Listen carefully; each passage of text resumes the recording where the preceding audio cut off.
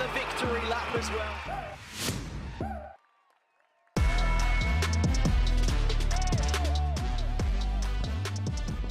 Hey, we are back. Hello, everyone. Welcome to eMLS League Series 2, presented by Coca-Cola Zero Sugar, live from New York City for our second event of the season.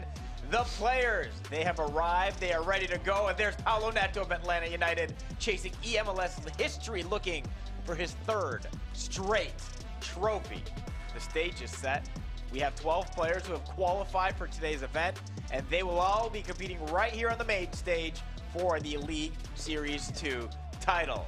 Gang is all here. Facing Kanisa, Dan Gaskin, Michael Bell, Jillian Sakovic, all hanging out, ready to go. Dan, how you feeling ahead of LS2? You know, it's that feeling again. It's the buzz in the room, the players. There's a little bit of excitement, a little bit of nervousness as well, I feel, from some of these guys. Everyone apparently terrified of Paulo Neto, doesn't want to go near him. No one will eat next to the man. It seems like he's got no friends. I just want to go and hug him, but yeah, I'm very excited. It's kind of our atmosphere with Mike. We don't want to sit or hang out with him either. Hey, I gave him a handshake. I gave him a hug. We talked. Our relationship's going great. I don't have to play against him. That's the question. Can anybody beat Paulo Neto? Here's the question. All right. We're going to figure it out. How you feeling? I'm just happy to be back alongside you guys. It was a long 2 weeks waiting to be back here. Yes. Missed us? Yes. No, not Mike. A ton. No. Equally. Well, you picked out his outfit. That's what I heard. It's true. She basically did. And Faisal's the only one choice. here on this set that I'd say, I really liked your sweater, and he'd say, I'll wear that just for you. well, thank you very much. Well, Thank Mike, you. we know, flies by the seat of his own pants. We want to make sure, Mike, did you get enough to eat before? I'm good. I had like some snacks. You know, Yeah, I had a but we know. breakfast situation. We I know. grabbed some tacos. We We're in can a good get you position. more food if you want. All right. I mean, if you're offering food on one of these breaks, I mean, I'll have you. Well, I'll give you a 5-star It review. doesn't even take No, a break for you I because don't earlier know. today, while we were rehearsing, the three of us here, foodless, plateless, starving, you just walk in with food. Oh, nice. Just Oh, devouring all that's the good. unnecessary. That's not. Is it? I didn't know this was going elsewhere. Yes, you did. This is like clean Yeah. multitasking. What kind of. multitask? That was your That was singular like a focus one at the time. gobble. You know, I was like a monster there, like Cookie Monster. or Was it something. worth it? I mean, I got what I needed. The nutrients are there. I just didn't realize that this was being filmed, but now I know. There's only 3 Yeah, cameras I here. was just gonna say, we live around cameras. If you have the audacity to walk in with a plate of food for yourself during rehearsals, you deserve that.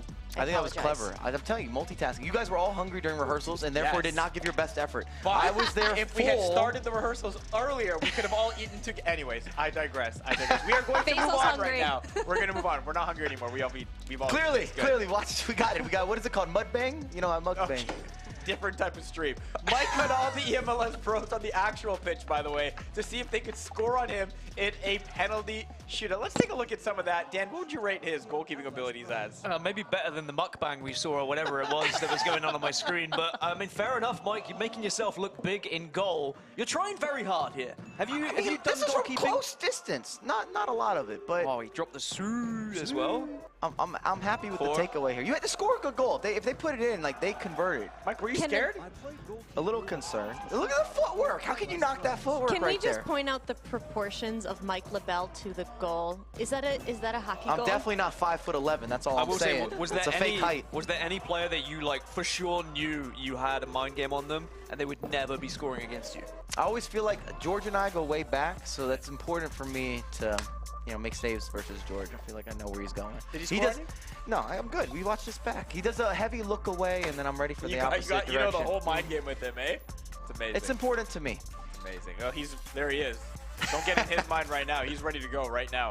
And we're going to get into everything in a bit. By the way, League Series 1, that was just 2 weeks ago. That's when this chemistry was built, by the way. We saw Paulo Neto of Atlanta United score goal after goal after goal after goal on his way to his second eMLS trophy in a row, winning most of his games in pretty dominating fashion over the course of 2 legs. And there he is, kissing the trophy and enlisting fear in the rest of his players. Yes, the closest match of the day were his 2-goal wins against Joxon and Thiago Capo. Closest matches, I should say.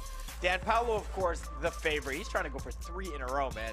And it looks likely. Honestly, with how he's been playing, he has just been relentless with punishing players every time he goes up against them. Slightly different this week, of course, because he's not going to be he didn't play yesterday, right? He just comes in and he has to maybe be a little bit cold. And we did see last time it was a little bit difficult for those players who had to come in on the next day. But I will say, he has to be everyone's favorite just with how he's been performing, but he's certainly got a target on his back, and people, if they can take him down, that would be a mammoth victory. Well, the guy with the closest chance to do so last time was Lambs. Alan Avi had his chance as well. Mike, Jillian, those were the other two standouts. Talk about them, starting with you, Mike. Well, I was really impressed with Lamps up to the final. I thought that he did a really good job grinding through those results. The game versus Alan Avi, of course, extremely memorable. There were celebrations, there was an ambiance, there were pop-offs. Anytime Alan is on any sort of stage, I just feel like everything's going to be escalated to a certain degree. You see this long-range finesse shot, and again, Lamps looks over. He's got some of these celebrations. He's getting the dirt off his shoulder. There's some goalkeeper movement. He's pointing to the head. He's seeing things a little bit quicker. I want that rematch. I want that rematch in eMLS Cup. I'm just throwing that out there early. I want it. I want to manifest it. I want to sign it up, petition. You give it to me, I'm co-signing. Alan Avi. I liked the emotion that Lamp showed there, but it was coming off of a guy like Alan Avi, who's looking at the camera, so emotional during the games, passionate, let's use that word, but also successful. He touched the trophy and said, I want one of these this season. We'll see if that's in store for Alan Avi this year. But, you know, it's not only the game. See, how can you not love that? He warms your heart. He warms your heart. But Alan Avi, it's not just the gameplay that has the guy emotional. I'll leave it at that.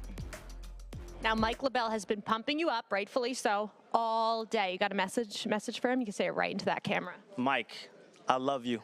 We share birthdays, and that right there is a sign of our connection, our love. I don't know if you my guy. Wow, this is getting emotional. Guys, I'll see you in a minute. Valentine's Day is just around the corner, I'll Michael. take it for chocolates, whatever you want to do. Alan, it's on me. All right, we share a birthday. We've got a certain bond and connection. I think he's the most entertaining player when you get him at a LAN event. I'll throw that out there. It is not on you, and I know that too, by the way. Is this the E-Mike League Soccer? What's like going on? I don't know. I got more feature than I expected. ML We had the penalty shootout. Now we've got Mike and his love affair with Alan Avi. I mean, I'm sensing a trend here. None of this was on the rehearsals, so I don't know. You guys added all this in. To be fair, he did invite us to the penalty shootout. We all chose. Yeah, all no shows. I put it in the group chat. We have to move on. We have to move on. Sorry, bro. We have to move on. Today we get to crown our. Sorry, man. It's just, you know, we're just time. Our second champion of 2023. That is not all, by the way. There are live viewer rewards for those watching at home. We have a contest running on Twitch where you can win MLS store gift cards, DoorDash gift cards. They're up to 60,000 FIFA points up for grabs as well. If you're watching on other platforms or channels, hey, come along to the MLS Twitch channel to enter. Here's how you can win. Throughout the show, you're going to see questions pop up on your screen from the Sport Buff extension. You also must be logged into Twitch to see the extension. The more you participate, the more correct predictions you make, the faster you answer, the more points you will earn. You can participate on desktop or mobile. And at the end of the show, the top 10 on the leaderboard will be eligible for prizing. Restrictions do apply. You can see the panel below for contest rules. All right, let's take a look at the eMLS Power Rankings presented by Avant. At number 1, no surprise, you win, you're at the top. Paulo Neto, back-to-back champion. He is number 1. Lamp stays in the number 2 spot after a second place finish. By the way, he's the reigning League Series 2 champion. And hey, man, we want that rivalry. Mike called for it for others, but we want this one too. Budding rivalries. That's what makes eMLS great. Joxen, up 3 spots to number 3. Alan Avi, up 5 spots to number 5. We highlighted some of the rookies last time, Mike. CVT Bruno up 15 spots. Thiago Capo up 8. And that's going to be the major takeaway here, that both these guys have kind of got themselves into the power rankings. We're going to see Thiago in action as well. It's just a matter of can he put it together now with a big run throughout bracket, cause some upsets, shake it up a little bit. But I would say the first 5 or 6 household names. You'd expect them to be in those types of positions. And that's why they are there right now. We'll see. We always know there are things that change after each and every single event. So we'll see what changes between now and eMLS Cup. There's so much to talk through with the players. But before we get to who qualified today, let's take a look at the league format for 2023. We have 3 events this season, 1 in the books, 2 going down right now, and at League Series 1 and 2, a new way to qualify. A few days before each event, all players compete in online qualifiers, and the top 4 move directly into the League Series bracket. The remaining players then battle it out the day before on LAN in a group stage format to determine the 8 players who will join them. At both League Series 1 and 2, 12 players qualify and compete head-to-head in a single elimination bracket for a $25,000 prize pool. Then, at our third event of the season, eMLS Cup, all of the online qualifier matches are tallied up to form the overall table. The top 11 move right into the eMLS Cup bracket, and the remaining players compete in a last chance qualifier for the 12th seed. For the first time ever, by the way, each participating club will live stream their matches. Then at eMLS Cup, the 12 players who do qualify compete in a single elimination bracket with a $50,000 prize pool up for grabs. That's not all. First and second place receive direct seats to the EA Sports FIFA 23 Global Series playoffs. Third and fourth place, by the way, direct seats to the Global Series play-ins. All then with the chance to move on to the FIFA eWorld Cup and be crowned the undisputed best FIFA player in the world. In the world. So here we are. We're at League Series 2. I like how you know. Let's talk to the players who've qualified for this event. All right, the online qualifiers, they happened earlier this week across 2 days. Matches were streamed on the club channels. Go check out the VODs or eMLS Twitter for the highlights. There were plenty of those, by the way. The players competed in 12 matches online. Let's take a look at the final standings. The top 4 qualifying directly into the League Series 2 bracket. They also get a first round bye, which not only earns them more money, but puts them one step closer to the trophy. If you look at the top, I gotta squint a little bit. Oh, that's Toronto FC. It's Goal Machine. That's Goal Machine, TFC. Listen, admitted he had a disappointing qualifying session for League Series 1. Told me he was obviously much more comfortable, and on that second day did not lose a game to supplant Lambs and finish number 1. But Lambs, Jocks, and Paolo Neto, your top 4. Pretty good group of players earning a bye into that next round. The remaining players, then they all traveled to NYC, competed yesterday on LAN in a group stage format to determine the 8 players joining them. And guys, we were there again. We know how tense it was, but there are some moments of love, brotherly love, in fact, from King CJ after he defeated his brother Cisse. Also, shout out Thiago Capo. He turned 20 Friday. We had to celebrate a little birthday cake for him as well. Hoping to ride that birthday luck into this tournament today. So here are the final standings from the 4 groups. The top 2 advancing from each. It's King CJ, Don Borello in Group A, Maxi and Fiddle in Group B, Viamore and George Adamo squeaking in through Group C, and R7. And there it is, the birthday boy, or birthday man. Yes, Friday, Thiago Capo in Group D. But the groups were tight. You knew they were B, because these players are so good. So after all of that, let's get to the League Series 2 bracket. 12 players competing for the $25,000 prize pool. We've got 4 rounds of matches all live here today. The first round, 1 leg. The rest of the rounds are all 2-leg matches. Dan, left side, break that down. And the 1-leg games, you know, it's so tough for some of these guys. You play one and then you are out of the tournament. If we start at the top left, King CJ versus Thiago, I think it is time we start to give Thiago credit. This is now the second broadcast he's made, the second knockout stage he's made in his first season. And I do think that he is a real threat to this bracket. But when you start against King CJ, one of the most practiced players in this league, it is certainly going to be a difficult task. And then, of course, it's the Goal Machine waiting in the wings to maybe just kind of prey on either of these players once they're through. As we look at the bottom side of this bracket, you've got Paolo Neto, our reigning champion, waiting for what could be a very impressive matchup against NR7. NR7 arguably the favorite here, but Don Borello, now making it to broadcast, might be able to take some of that momentum from yesterday. And I think either way, Paolo Neto is going to have certainly a tough game, but I would still put him down as the favorite, not just for the quarterfinals, but for the whole thing. All right, Mike, right side. I thought you'd never ask. And in my very biased viewpoint here with Maxi and George Adamu, this is the premier matchup that I want to see. I feel like George hasn't made a run yet. Maxi, we always talk about the 2v2 accomplishments with Jackson, of course, tag team, that partnership, multi-world champion. However, we've never really seen Maxi do it on the 1v1. It's been 5 years now. The time could be today. And then, of course, next up you have Lamps, who's going to be a favorite here. I've seen Lamps practicing, still looks good to go, very confident and comfortable. And I think that he wants a second chance, maybe a little rebuttal action from what we saw a couple weeks weeks ago where he couldn't had you, a right? less than stellar final, shall we say. At least he got to the final. Now, lower side of the bracket, we've got the likes of Viamore and Fiddle, both players new to not necessarily eMLS, but we haven't seen them in a bracket stage. We haven't seen them on LAN either in quite some time, especially with Fiddle, who I think is poised to maybe make an upset here, make a run. Viamore with FaZe has a lot of expectation. You got a whole team that came out with him, and then Joxton sitting in the quarterfinals. Always been a favorite amongst the North American players, champion when it comes to leading kind of the charge in North America. And we know Fiddle's been around before as well, just like as you mentioned. It's been a minute since we've seen him on this stage. Multi-eMLS champion, Yes, League Series 1 and a League Series 2, but no eMLS Cup. There you go. But still celebrated nonetheless, and again, we'll feel comfortable in this setting. All right, since we are playing through the entire bracket today, all the matches are going to be happening at the exact same time, but don't you worry, you can watch any game you want. For viewers on Twitch, we are squad streaming across the MLS channels. To enable, click the Watch in Squad Mode button right below the video player, and you can view all 4 games at once. We'll remind you of this, of course, when the matches do ultimately kick off. MLS is back on Saturday, February 25th. Teams take to the pitch in their 2023 debuts. All matches during the MLS is back opening weekend will be available to watch for free on the Apple TV app.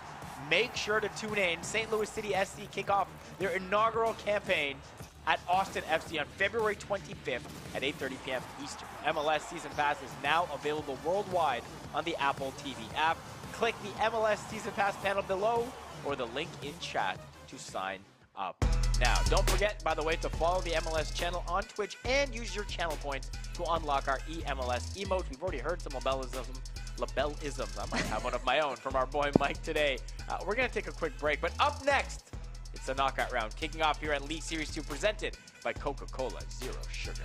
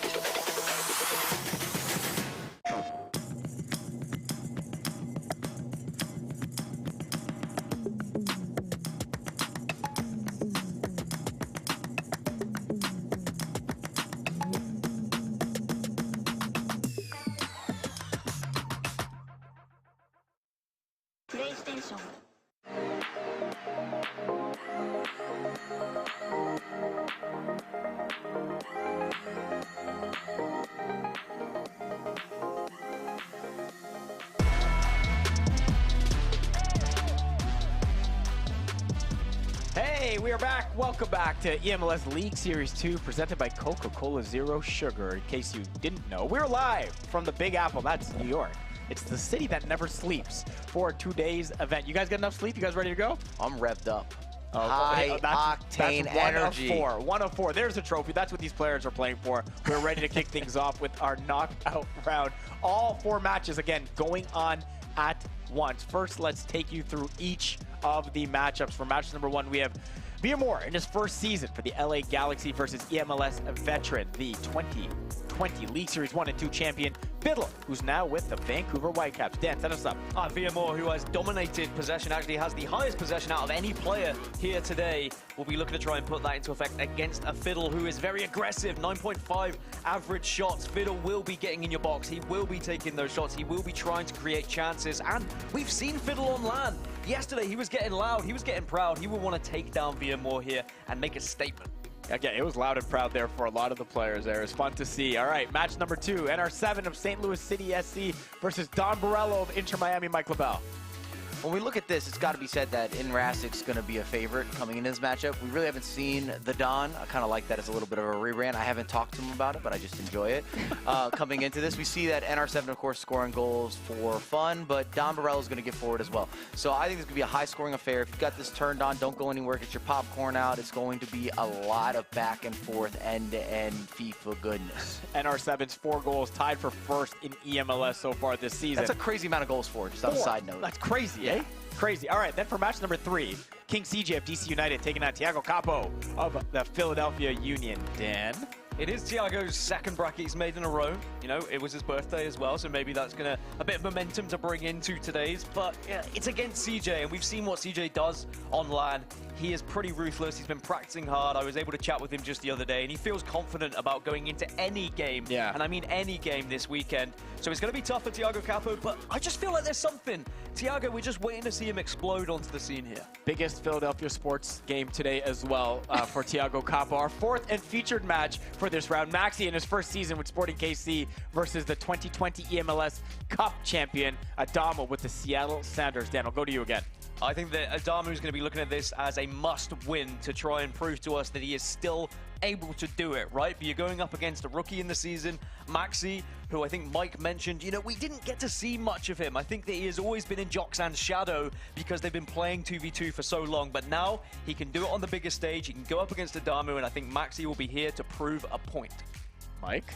Just looking at these goals against. I talk about guys not playing defense. This is so unusual to see, but it kind of tells you a little bit about FIFA 23 and what we're seeing at the competitive end. Guys are just flying forward. So technically here, they're giving up more goals than they're scoring, but they're just going forward, and they're going to throw everybody forward. I've seen George lately has just been overlapping with the fullbacks, so this is the matchup for me. Selfishly, that's great for us. Yeah, I'm just saying, I'm super biased. I want this game. I want this game. We want goals. He looks relaxed and ready to go as well. I think you're making him blush, Michael.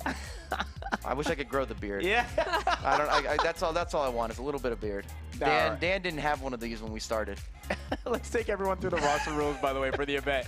And Mike, you can let us know who we can expect to see on the field. Super important, so pay attention, work with me here. There's no rating restrictions on MLS players, but you have to have 5 MLS players on the pitch at all times. So if you sub one out, another one has to come on, and this makes for some pretty interesting combinations. You might see Gareth Bale as a fullback. That's real. Sometimes he floats into the midfield. You have max 2 icons or Team of the Year players. You're probably going to see a lot of the Team of the Year Ruud Gullit as another side note here. And then you have 2 non-icon players that are over 90. You have max 2 non-icon players over 90. So that's where you have a lot of squad building strategy that kind of comes into how you want to orchestrate and articulate yourself on the virtual pitch. Yeah, I think because we don't have, you know, the Team of the Year Mbappe, for example, because you've got Gullit, you've got R9, that takes up those Team of the Year slots, and that's why we won't see Team of the Year items used. Shout out to Coronel and goal, holding it down. Yeah, I should say, I was going to say, tons of great MLS items to choose from this year. From what clubs? From what clubs? Tell me.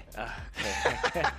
Don't forget about the Insigne. That was the first one this year, okay? Don't forget. All right, a reminder for everybody. We've got a contest for those watching on Twitch where you can win MLS Store gift cards, DoorDash gift cards. There are 60,000 FIFA points up for grabs as well. Yes, exactly. To participate, to win, excuse me, Mike, you're throwing me off. Participate in the questions from the Sport Buff extension to earn points. If you're watching on other platforms or channels, just come along to the MLS Twitch channel to enter. You also must be logged in on Twitch to see the extension at the end of the show. The top 10 on the leaderboard will receive a whisper, which is the opposite of what Mike does, on Twitch to claim their prize. Restrictions to apply. You can see the panel below for contest rules. Okay, I did it. All right, it's now time for the pre-match prediction. I'm just saying, it's presented unbelievable. by Avant. We get a chance to predict the winner. We'll be keeping records, of course, all season long. Can we pull up the current records if possible? I don't know if it's actually flattering or not this time for me, so maybe we won't pull up the... Hey, it's not so bad, eh? It's not so bad, is it, Jill? I forgot about that. Now he's back in the game. He's like, yeah, put those on screen. The confidence is all the way back now, but what's up? We're tied. We're tied. The four of us. Wow, I didn't know that I'm singled out like this. Yeah. Cool. Great start. Okay. That's okay. We can move on. You know what? Here you go. I'll let you go first, but I'll just remind everybody, the four of us will each make a pick. And the chat, you can also make a prediction by using the Sport Buff extension. Vote on that on Twitch. All right, Jillian, I'll start with you. Try to get some redemption early here. I'm going to say George Adamo. Okay. I think new to Seattle, Yep. ready to, we've seen what he can do with the Red Bulls, but excited to see A what lot. he does with the Seattle Sounders. You know, the pinnacle of clubs in Major League Soccer. And that's why I wore this shirt. As a TFC fan, that makes me very upset. But Yeah, that's okay. I felt his That's discomfort on the other side of the room. There's some beef there on the field. That's okay. We're cool today. We're cool. I don't think Maxi's getting out of Jackson's shadow today. I think George is going to get the job done, and I hope that you interview these guys afterward. I don't know if that's on the agenda, but I'd like to hear the interview.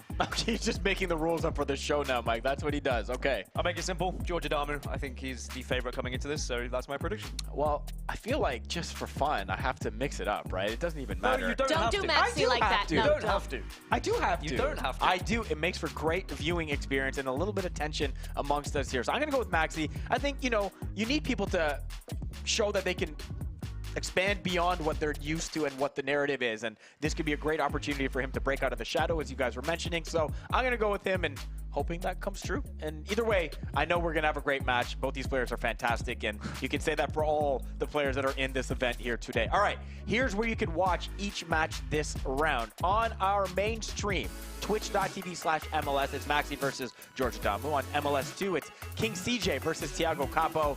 MLS 3, NR7 versus Don Borello. MLS 4, it's Villamor versus Fiddle. We're also squad streaming. I told you I'd remind you. That is on Twitch, so you can watch all the games at once. Tap the Watch in Squad Mode button right below the video player. Are you boys ready? Of course we're ready. Yeah, You know we're you ready. scared me a little bit there, Dan. Take it away, guys. Thank you so much, Faisal. And I mean, Mike, we know what both of these players are capable of right in the game. We saw the stats. They are very aggressive players. They might give up goals, and that might mean we will have a lot of goals in this game. But I think we're right. George Adamu, the favourite, but this is the chance for Maxi VIP to finally show us what he can do on the individual platform. Absolutely. If I was Maxi, I might have a little chip on my shoulder, because if you've been in the competitive season for some time, this has been a constant part of the narrative. Is Maxi really at the same level as Jackson? Is he able to replicate that form when he's not in a team atmosphere? Is he just a great teammate? Or is Jackson that good, is sometimes what people bring up as a potential argument. I feel like Maxi needs this. And I remember him qualifying for events 16 years old, but we've never had that breakthrough. We don't talk about him being on bracket. We haven't seen him in finals or semifinals or even quarterfinals. Why not change that here today? And you can see all of the players gearing up and getting ready for this first knockout stage. Remember, it is just one leg of FIFA here in the knockouts, and then once you get into the quarterfinals, that's when we start to get into two-legged matches. So it's do or die right now. You have to make sure you turn up. You can't afford to be just slowly earning your way into the game like we sometimes see in these two-legged matches. But for Maxi, you know, I think he was a great signing this season. I was so surprised that he wasn't already involved in eMLS when I was watching from Europe and I was seeing all these North American pros compete, but now's his chance to show up. He's 20th in the power rankings. That certainly is going to give any player a chip on their shoulder. As for George Adamu, he's had ups, he's had downs. You know, he's been a champion in his own right as well. We'll have to see whether he can manage to get the job done, as we are almost underway in our main match. And you can see all of the other matches are happening as well. Remember to check out the other Twitch channels if you would like to see any of those. Maybe they're your favorites playing over there, or maybe it's one of the teams that you support, Mike LaBelle. And we'll keep you updated with everything that's happening. We've got Faisal, who has the multi-monitor pulled up over here, and he's even got notes that look like they're sectioned off game to game. So we should have updates on even close chances, posts being hit, opportunities, pop-offs, smiles, frowns, tears, all of the above. And when it comes to the actual in-game meta, it's going to be fairly similar to what we saw during LS1. There are going to be maybe a couple of player differences. The biggest ones I'm going to highlight, Gareth Bale, his new item is going to be playing at left back, which is kind of insane, but you can understand it. He's got the height, he's got the pace, he can get involved going forward and getting involved going back. Well, here we go. We are underway then. eMLS LS2 kicks off in our knockout stages, and it's going to be George Adamu versus Maxi VIP. Can one of these players take this game by the scruff of the neck and just prove to maybe some doubters that they still have what it takes? And you also might ask, if you were looking at some of the stats, how do both these guys concede more goals than they score? Basically, they win big and lose big is kind of how that works. So when they drop points, there's a lot of goals going in for their opposition. Maxi already with a chance, but can't break past Lucio. George Adamu just making sure he's got the defenders in the right place at the right time, but already it's very aggressive pressure coming in from Maxi VIP. And it looks like George is just going to have to go back to Coronel and reassess the situation. Some very risky passes I'm already seeing in the early stages of this game. Maxi not making it easy. You see that instinct, not quite a constant pressure, but almost a team press from the get-go. And the idea is just to force mistakes. It makes for easier offense. And again, that's how you're scoring so many goals. You can already see the fullbacks being triggered from George as well. He's trying to create some of that space. And Maxi's doing a really good job of having pressure and micromanaging the players where there is no easy pass. You've seen a lot of swinging side to side. You're looking for that intricate or that splitting pass kind of to let you get into the final third. Just as a reminder, it's George Adamu kicking from right to left here. Maxi from left to right in the darker shade of blue. And Maxi will get the interception here with David Ginola. Here's Bale getting aggressive on that left-hand side. We spoke about how he's really going to help going forward. Alawairan making his way into the middle. And if Maxi can get an early goal here, I think that will do wonders for his confidence. It will just shake off maybe a little bit of the nerves for his first time here. And R9 actually breaks through, keeper comes out, and Coronel very good at getting off his line. He was such an important factor in LS1. Keep talking about Coronel. I think he's one of the most underrated goalkeepers in all of MLS. Happy to see him get included in eMLS, had these upgraded items. And essentially, both these players, you're going to just have the two center backs are the only guys that sit back. Everybody pretty much goes forward. And it just leads for a lot of space and a lot of runs where you have these 50-50s or overlapping space that you can work with. Speaking of overlapping, Gareth Bale darting down that left-hand side, but chooses not to use him. Instead, it's Kylian Mbappe. Now finds Bale. Needs some help and support, but this will go out for a corner. This is good from Maxi. He's making it his way into the box. No real shots, no real danger just yet, but he's certainly threatening George. Is now Rudollet. The new Team of the Year foot item comes into the equation as one of the biggest differences. Hullet manages to regain possession, plays it in. Mbappe can't get the shot away, and George just about clinging on. And that was dangerous. One of those, if you just mistime it ever so slightly, a big lunge inside the box, you've got a penalty. It kind of had to go for it. I was also going to say the first major mistake we had with George out of the back, making a mistake in a crucial area with one of those passes. And also with corner kicks. If you've been playing a lot of FIFA this year, for the first couple months, everything was direct. However, after the most recent patch, everything is now going short. They're trying to work it around. They're looking for those extra passes. We see different creative methods to trying to have those splitting passes again or the extra skill move, but either way, everything's going short. Yeah, not as much cheese involved in some of the corner kicks from what we saw months ago. There was a lot of direct corners that were scored, and even though I enjoyed that time of FIFA, I'm sure that pro players probably didn't, but here comes Maxi again. Very much in the ascendancy, is dominating this game right now, but needs a goal to show for it. Alawairan can't get past the centre-backs and is going to have to really just try and press once more. And every time George is trying to lob this ball over, trying to gain a little bit of space in the midfield, steals the ball away with Kylian Mbappe. We need to see George Adamu here just show that offensively he can match the pace of what we're seeing from Maxi VIP. And maybe it comes here from Mbappe into Chiellini and Hullet. Nice little 1-2 to work around the central midfielders. Gareth Bale's come inside.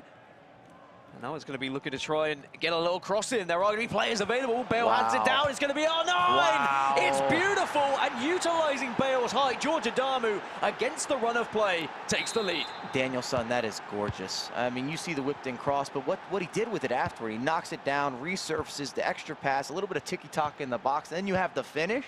Bravo, take a bow. What an opener. And against the run of play, it has to be said. It really was. I think that's going to be frustrating for Maxi. And you have to remember that Max did beat George in the qualifiers. It was 4-3. So at least he'll know he can get back into the game. He'll know he can topple George, but after 30 minutes gone, remember, it's only one leg here in the knockout stages. So George can now slow things down. He can look to try and dictate the pace of this game, whether that is just playing possession, whether that's frustrating Max. But he doesn't have to rush it here. As I say that, gives the ball away. Or does he? No, just about clings on. But Alawai ran so fast, gets to the ball first. I was going to say, based on the way that these guys are pressing, I don't know if you're going to get much tempo control. In FIFA, we always talk about being able to control the rhythm and trying to dictate what's happening with the pace of the game, but there's an all-out counter press. It kind of forces you to go forward. Whether you're going to score more goals or you're going to concede some, all the bodies are moving and all these runs are being triggered on both ends. Nice over the top through ball. Can Alan get on the end of it? No, Coronel is quick out of his goal. And fun fact on Coronel, I was speaking to the pro players. I was asking why they're not going for low-driven shots in LS1. And they said, well, Coronel has the save with foot trait, and it means he gets off that line, he gets his feet out, and it's very difficult to hit those low shots past him. So he really has been an important factor for these teams and has made a huge difference in how people want to approach scoring their goals. Here's a nice ball. Alawai does have support in the middle. We'll find it in Chiellini. It's George again, just trying to work something. He's going to probably think of sending some of those big boys into the box once more to maybe get a head down, but this time doesn't work out. And now we can see Maxi go for a break, but he's just tried to do it a little bit too quickly. Maybe slightly predictable with the entry pass for George. Again, you're seeing so much of the teammate press with these double teams and the micromanaging from Maxi, which does show you a lot of confidence, and I like that. In FIFA, we always talk about this as well. Offensively and defensively, if you want to play at a high level, you have to be decisive. The good, the bad, the ugly, you got to go for it. You cannot play in a passive position. You will lose possession. You struggle with some of the final thirds. You won't have that extra bit of ingenuity when needed. It just doesn't work in any facet of the game. Well, after 45, it's George Adamu who has the lead. It was a fantastic goal that he was able to You wouldn't know he has the lead. But frustration from George. I think that he knows he's been on the back foot for the majority of the time, and he knows that goals will be coming if he's not careful. Remember, the winner of this one will play against Lamps in the next stage, but it was magic, wasn't it, Mike? I mean, it's got everything you could ask for, from the vision to the extra passing to the knockdown, picking out the right players in the right instances, understanding those matchups. We talk about the importance, but it's all about isolating the correct players in those dangerous areas on the virtual pitch. Well, we know what's happening here. Faisal, what's happening elsewhere, my friend? Gotta say, goals are hard to come by right now. Viewmore Fiddle, 0-0 at halftime. King CJ, Thiago Capo, 0-0 at halftime, though Capo had two great chances, both stopped by King CJ. NR7 has a 2-0 advantage right now over Don Borello. 2 R9 goals in the first half. They're well into the second half. 60th minute, in fact, there. He's looking to close that one out. As for everyone else, it's going to be tight, guys, just like the game you guys are calling. Take it away. So at the moment, the only one comfortable will be NR7, but remember, things can still change, and we'll update you afterwards how those games went down as now the second half underway between Maxi and George Adamu. And I don't think Maxi has been playing particularly badly. As I say that, a ball comes through to R9 on the spin, does not manage to connect with the shot, but George Adamu still threatening. And as a man that loves a good stat, I'm going to throw one out there. From League Series 1, if you had that bye round, I'm almost calling it a bye round that's a curse. 3 out of 4 competitors, which mean the highest seeds, went out early. They were eliminated, so 75% went home. So these games are really important because I think you build a little bit of momentum where those guys are a little bit cold. They've been sitting, they've been waiting. They're watching you play, sure, but their hand's not on the sticks. That being said, the winner of this game does play Lamps, who was the 1 of 4 who actually was able to win the game that you were speaking of. So maybe stats are not in favor for in either all George. the other games, Every it other works. one. Yeah, maybe just not for George and for Maxi, but the curse could maybe arrive onto Lamps. As here comes George over the top through ball. Kylian Mbappe should be able to finish, but again, there is Coronel coming off his line and making sure that he can stop that once more. He is such a threat between the sticks. And a lovely entry pass there. You see the chip through balls. You're going to see a lot of that at the pro level. Obviously, the pause was cued shortly after. And even in that circumstance, there's not much you could do differently from a finish. You could try to take it down, maybe work around the goalkeeper. You could go for a first-time chip, but it's just such a small margin to take that off the bounce to beat the goalkeeper. So a lot of times you go for the volley, exactly what you saw there, but Coronel was in the right place at the right time, secured the save. This is now where Maxi's going to be starting to think about upping the ante ever so slightly. How much more ante can he up? I mean, the guy's already on a full press. He has been pressing so much, but as we look at this replay, I mean, George had potentially the game to be sewn up here, but you're completely right. Where else do you go? That's the occasion where I'm thinking a low-driven would work, but as I mentioned earlier, Coronel low has the foot trait save, and he was able to make sure that all of it was stopped. But George from the corner still applying the pressure. Gareth Bale twisting and turning on the edge of the box. Manages to get the pass actually into Mbappe, who still is on, and more anyone but Chiellini, and maybe there was a chance as George Adamu looks extremely frustrated with that one. Maxi's lucky in that circumstance too. I'd agree with you. Any other player, that's surely hitting the back of the net.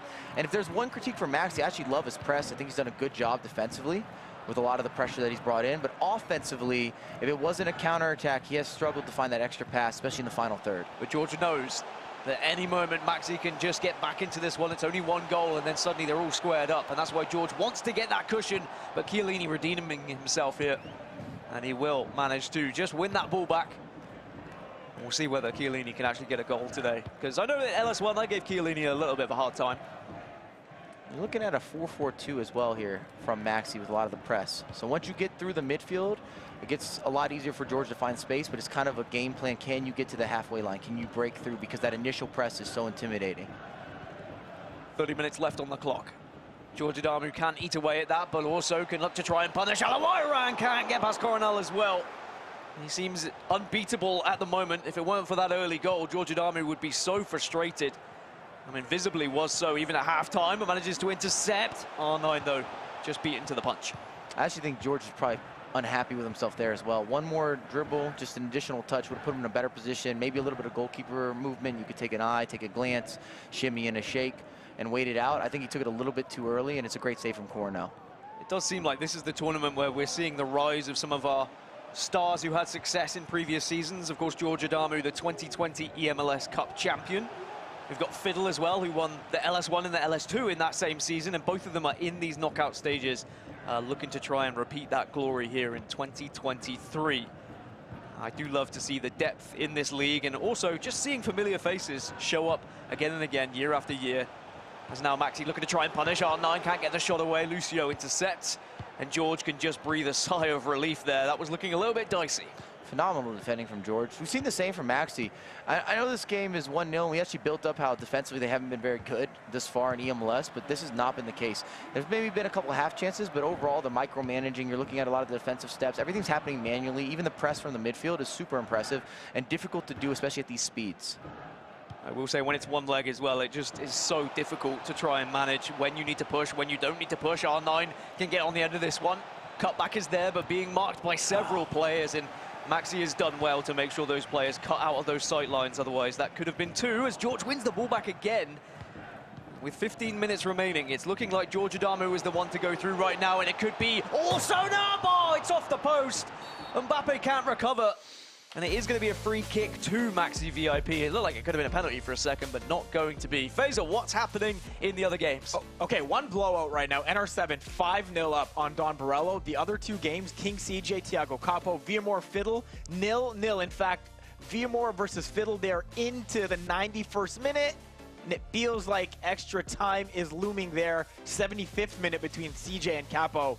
No goals to talk about yet, though there is a chance here right before the stroke of extra time. And yeah, no, it feels like we are set for inevitably sudden death, basically. Again, these games are all like that, Dan. It's one leg, as you know, but this just speaks to the, I guess, importance of winning this one. These are tight, these are close. Both teams in both games have had chances, no goals to show for it. So we didn't see extra time at all during LS1, but it looks like it could be happening straight away in these knockout stages for LS2. I'm not upset about the additional drama. Who knows? Maybe a penalty shootout could be. I knew you were going to go there. Yeah, could be on the horizon. I felt it. It's definitely possible. But in our feature game, still 1-0 to George Adamu. as we get to see what's happening elsewhere in all of these other games. I mean, NR7, by the way, absolutely dominating, it would seem, on his side. I think that's what we expected, though, Mike. Yeah, I actually think that NR7 maybe under-delivered a little bit in League Series 1, coming into the league, being a world champion on the international stage. This guy comes in with quite the reputation, and his consistency's always been there. That's always been something we've complimented year in and year out, that we know that we're going to see in Rastic in a final, which is hard to say, especially in the 1v1s and with the amount of players and the depth that we have every single season. One last roll of the dice for Maxi. With 12 minutes left, he's made his changes, he's made his subs, he's got fresh legs, he's maybe got some fresh tactics. Here's Mbappe, maybe he goes for one more, and has he gone too much there? Did he need the extra pass would be my biggest question. He didn't need it, he had him. It's one of those split-second decisions. I was just going to say, George is in a very dangerous position. You think about it, he's missed 2 half chances, he hit the post earlier. Could be punished now as well. Here's Mbappe on the other side. Twists, turns, finds one more. Bale finds the next. And it's going to be the final nail in the coffin, surely. George Adamu celebrates. And he's now 2 up with only 8 minutes to go. And I think I heard maybe a fiddle celebration as well. I don't know if I have the update from Faisal, but I heard the yell. We're close enough to the action that we're getting a little bit of that secondary sound. What's going on, Faisal? Tell me. Because I know you have it all pulled up. You're right. We have a fiddle celebration. Ruud Gullit scoring for him in the 95th minute of extra time puts him up 1-0 right now. Meanwhile, CJ and Capo, they're into the 90th as well. In fact, extra injury time. And they look to be heading towards extra time as well. Fun matchups we got, guys. And you see the dangers in this game as well with the likes of George and Max. You saw the constant pressure cued from Maxi. I think it was a little bit too early. Maybe a tad bit. That's why he gave up that second goal. Just way too much more space. I mean, he had the chance. It's got to be said, he had the chance, but that's kind of where you're going all for it. You got to get it and get out of it, basically. You can't stay in constant pressure for more than 5 to 10 minutes, it feels like, without giving up a clear opportunity if someone's able to break through. You can see it on Maxi's face. I think he knows his chance was there. And unfortunately now I think it's thrown away with only 8 minutes remaining. We have seen crazier things happen. We have seen 2 goals scored in this amount of time. So I'm not saying it's impossible, but at the moment it's very probable that George Adamu will be the one going through. And it's off the back of what I think some players would see as a must-score opportunity from Maxi. But from the kickoff, Maxi needs a goal now. He needs it here. Cannot afford to lose possession. If you lose possession, this game is done. It's dusted. R9 will lose possession, and George Adamu comes in hard with the tackle. And you have to imagine, Mike, that surely this game's over now.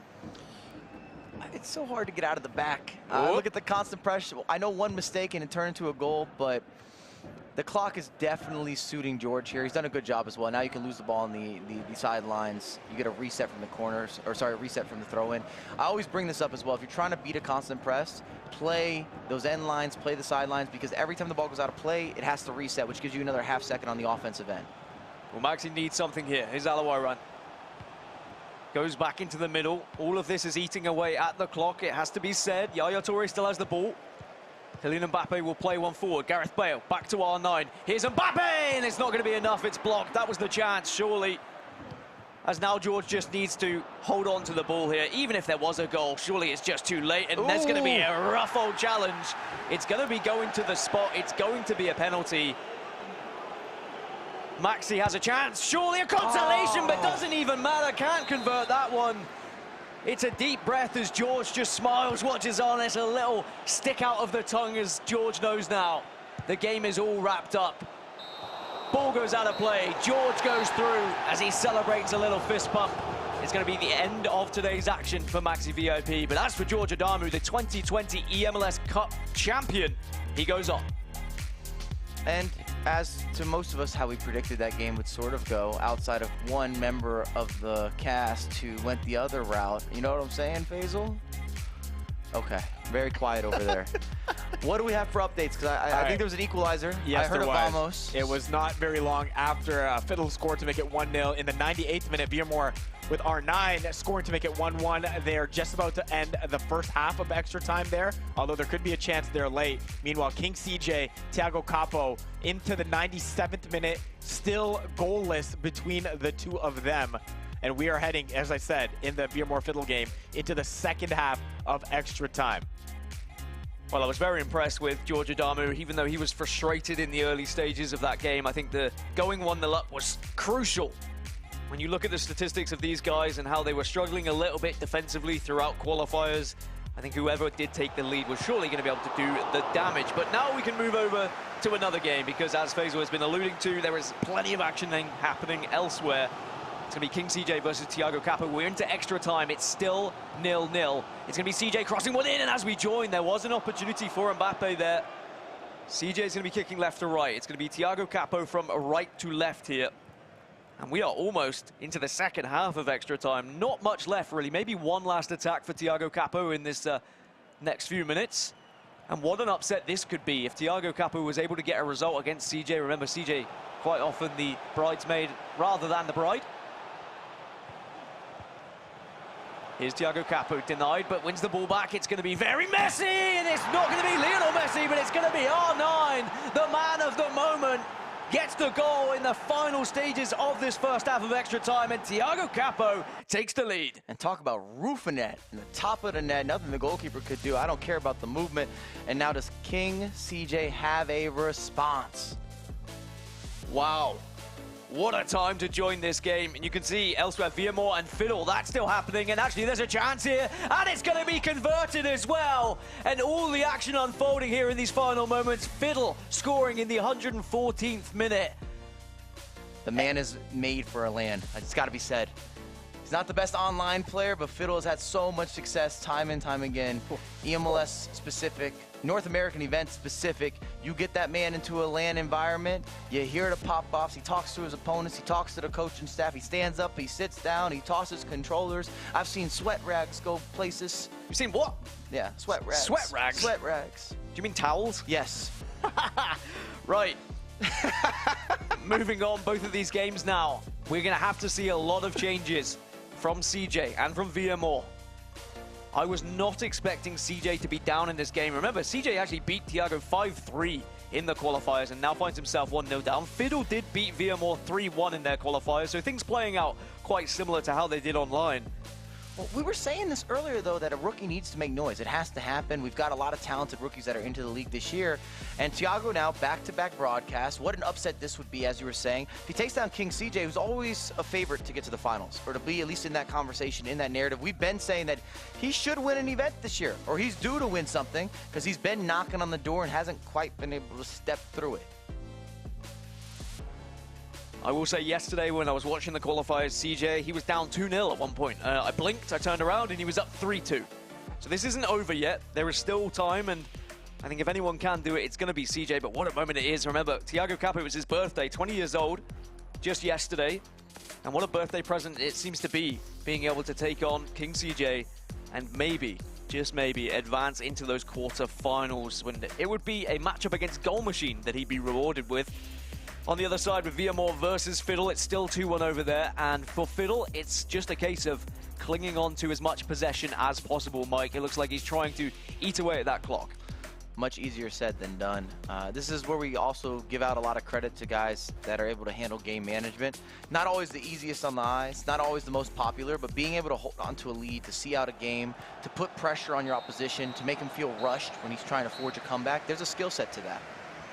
Well, we go back underway, but then, of course, halftime whistle is blown in extra time, and it's a chance to, again, go into the tactics screen for these players if they so choose to, Mike. And it is a game. And I'm not talking about FIFA here, but in terms of the tactical and strategic adjustments. We see this happen time and time again, where it's pause being queued, after pause being queued, formation swap, then this goes in, then these substitutes. And it's all a matter of trying to isolate a matchup, and when players get tired, you have fatigue, you have a better opportunity to maybe have a fresh leg player versus someone who's running out of gas, shall we say. And when it comes to these elongated pause times, who does this benefit? Is this CJ mind games or is this Thiago mind games going on right now? I mean, we're not in the head. I'd definitely rather be in Thiago's situation where you're up a goal and you're thinking to yourself, all I got to do is see this out. If he leaves me space, I can go forward with it. And again, we say this time and time again, but it's easier said than done. When you see that constant press and it's in your face, especially that initial press, it is a swarm. It is immediate. It is relentless, and they cover body-to-body matchups so well. You often don't have an easy outlet. You kind of got to take a risk or a 50-50 where you're lobbing towards the wings and you're looking for a knockdown. And just looking across the statistics of both of these players, I mean, quite similar across the board. The main difference that stands out to me is just goals against. Like, Thiago Capo has conceded a lot more than King CJ, but on this occasion, it doesn't look like it's phasing him playing here on LAN. He hasn't conceded yet. 15 minutes to try and hold on to a 1-0 lead. Now, I know, and Mike, you know as well, the pressures that this holds. It is not comfortable to try and do so. King CJ is going to go throw everything at him here. So maybe one of the best ways to answer that is to look for a second goal. Well, this is what separates the men from the boys. We talk about the best players in the world. They're able to handle these moments when they're ahead, when they're behind. They can face adversity. They don't rush. Because in FIFA, as we all know, if you rush your attack or your defending, there's going to be a lot of mistakes. It's going to be error. There's too much that has to align with the timing aspect. And it looks like last kick of the game between Villamor and Fiddle. And it's going to be from a free kick and maybe a chance to do something in our game as well. CJ has an opportunity, but that gets denied. And it's going to be, I think, the final whistle over between the other two. Villamor and Fiddle is going to end up with Fiddle winning that one 2-1. So he'll be through into the quarterfinals as we now get to focus on our main game once more. CJ has possession, going forward with Mbappe. R9 making the run through the middle, but it's actually going to be on this left-hand side that you're going to have a lot of opportunities to do something. But defensively, Thiago Capo making sure he trades blow for blow, and now the counter-attack is on. This could be the game here for Capo if he can break past, but no, that's why you need some pace at the back. And that's an error of judgment. You should have been taking that out wide with Landon Donovan coming on as a super sub. Make sure that you secure maybe the extra 4 or 5 minutes of game clock as opposed to going for the goal. He takes the angle to the middle. This could be it, though. Can you get the ball down? And just like that, CJ, he roars, he erupts, because he's back in this game. I called it, Dan. Maybe a curse of the commentator. He had a chance to break through, to work the clock to his advantage, doesn't do that. And then you see what champions are made of. This is why we talk so highly of CJ. The rebuttal, the whipping of the cross, taking the extra stutter step, picking out the top corner, going towards the near post instead of across the body. We might get those penalty kicks that you asked for. You requested them. Well, I don't know if I requested them. I always like to see... You put it in the group chat. I always like to see a penalty shootout, but I don't think either of these players would want this to be resolved with penalties. I don't care. We're just doing this for us now. I want the penalty kicks. And I will say, though, CJ, now he has that in his locker. Now he has been able to get back into this game. Will we see Thiago crumble? Look at this ball. And then he just has the composure to strike past the keeper. Landon Donovan may be not who you usually expect to be getting that goal, but I tell you what, he is an incredible foot item, and he showed up when he needed to. And that version, that iteration in particular, the World Cup upgrade for the hero item is brilliant. I actually use them in my squad still currently, often off the bench, and I don't have any of these squad rules. I'm just putting people that I want to see into motion, but I'm telling you, he'd be a surprise player this year. They got a lot of upgrades that have played a major factor in terms of fitting into the meta. I did see Griezmann on the left-hand side as well, featuring. I wasn't expecting to see that. The double 5-star. And he moves better than you would expect. Again, we're getting kind of into the intricacies and the details here, but Griezmann on paper, you say, maybe he could be good. But then when you get him in game, there's a certain float, there's a deceptive nature. He's a storyteller. I'm learning French when I play with him. Well, we'll have to check your... I don't want to do that. Faisal speaks French. We don't need to do this. French lesson a little bit later for Mike Lebel. Maybe that can be a segment for the show. But look at the concentration on the face of both these players. An entirely different mood as well. Thiago maybe thought that this game was going to be wrapped up, but no. CJ, as he always does, responds in what was maybe his last opportunity to do so, because Thiago now has the ball. And we've only got 4 minutes left. It's over the top, does not work out. And now CJ suddenly will have the chance to steal this game at the death and perhaps really punish Thiago a day after his birthday. Not the present he would be hoping for. Here comes CJ. Cross in. It's going to be Hullet. Gets it down. Oh, and it's gone wide. What a chance that was for CJ and DC United. Frustration on his face, but has to just lock in. Can't afford to lose focus now. Wins the ball back. Still CJ with the chance. Otherwise, we're going to penalties. Donovan into R9. Tries to play to Hullet. That'll be denied by Lucio, and it's going to be Thiago Capo now, maybe with one more opportunity. You've got to go forward, though. No, final whistle done. We are going to penalties in our first game of the day here in knockout stages. One of these players goes home after this. One will advance, and it's going to be a very interesting game that you go into. You go into a match with Goal Machine. Can we see the first one converted? Yes, it's going to be a comfortable one for CJ. Goes top right. Now Thiago has to reply here. Does he go the same way? No, he goes down the middle and it's saved. We've got R9 from the spot. This could be huge for CJ. Can he extend the lead? And he converts. Beautiful penalty. Thiago needs this. Went down the middle on his first penalty. There's a lot of mind games here. You see some of the goalkeeper movement. Ramos, save. 2 for 2 for CJ. Things could go from bad to worse here for Thiago if another is converted, which it is. And now Thiago, he's suddenly in a position where he has to score, surely. CJ can't save another. Surely he doesn't this time. It does go down the middle. This could be game, set, match from the spot. That Griezmann that you talked about lines it up, full power, picks a side, and he's moving on. Easy as you like. King CJ does not look phased whatsoever. Thiago Capu had the opportunity. He had the chance. He was 1-0 up with only 5 minutes remaining, but King CJ, the man of the moment, he will move on. It was a penalty shootout that was required, but when it came to pressure situation, CJ seemed to have it all day, every day. You could feel the momentum slightly shift in the game. A couple bad giveaways in that second portion of extra time. Beautiful cross, the finish, of course, from CJ. And then from that point forward, CJ had that confidence back. A little bit of that championship swagger. It was a lot of swagger, very much indeed, as we can bring Faisal back in. I mean, already excitement, already drama. Dude. We get a penalty shootout to start the day. Are you okay? I'm fine. Like, I'm looking at you guys going all in, and I'm like, this is round one. This is round one. 2 extra times, penalties, a tight featured matchup, and a blowout. It's everything you could ask for and more. I got notes that, you know, all over the place that nobody else could decipher but me right now. And Mike, I will teach you Francais a little bit later if you want, because it's Griezmann there that get things done.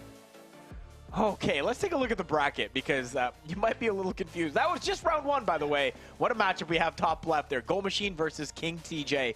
Paulo Neto and R7. That's the left side. Lamps, Adamu, Joxan versus Fiddle. Oh my God. Everywhere you look, it's a star, and it's a player that could get it done at some point this day. And my God, what a first round we had. I can't get over how dramatic that was, how great that was, how fun that was, and we are only getting started. Let's head over to Jillian. She's standing by with King CJ after that dramatic win. CJ, you didn't waste any time waiting for the drama. You complete the comeback. How'd you do it? It was a tough one.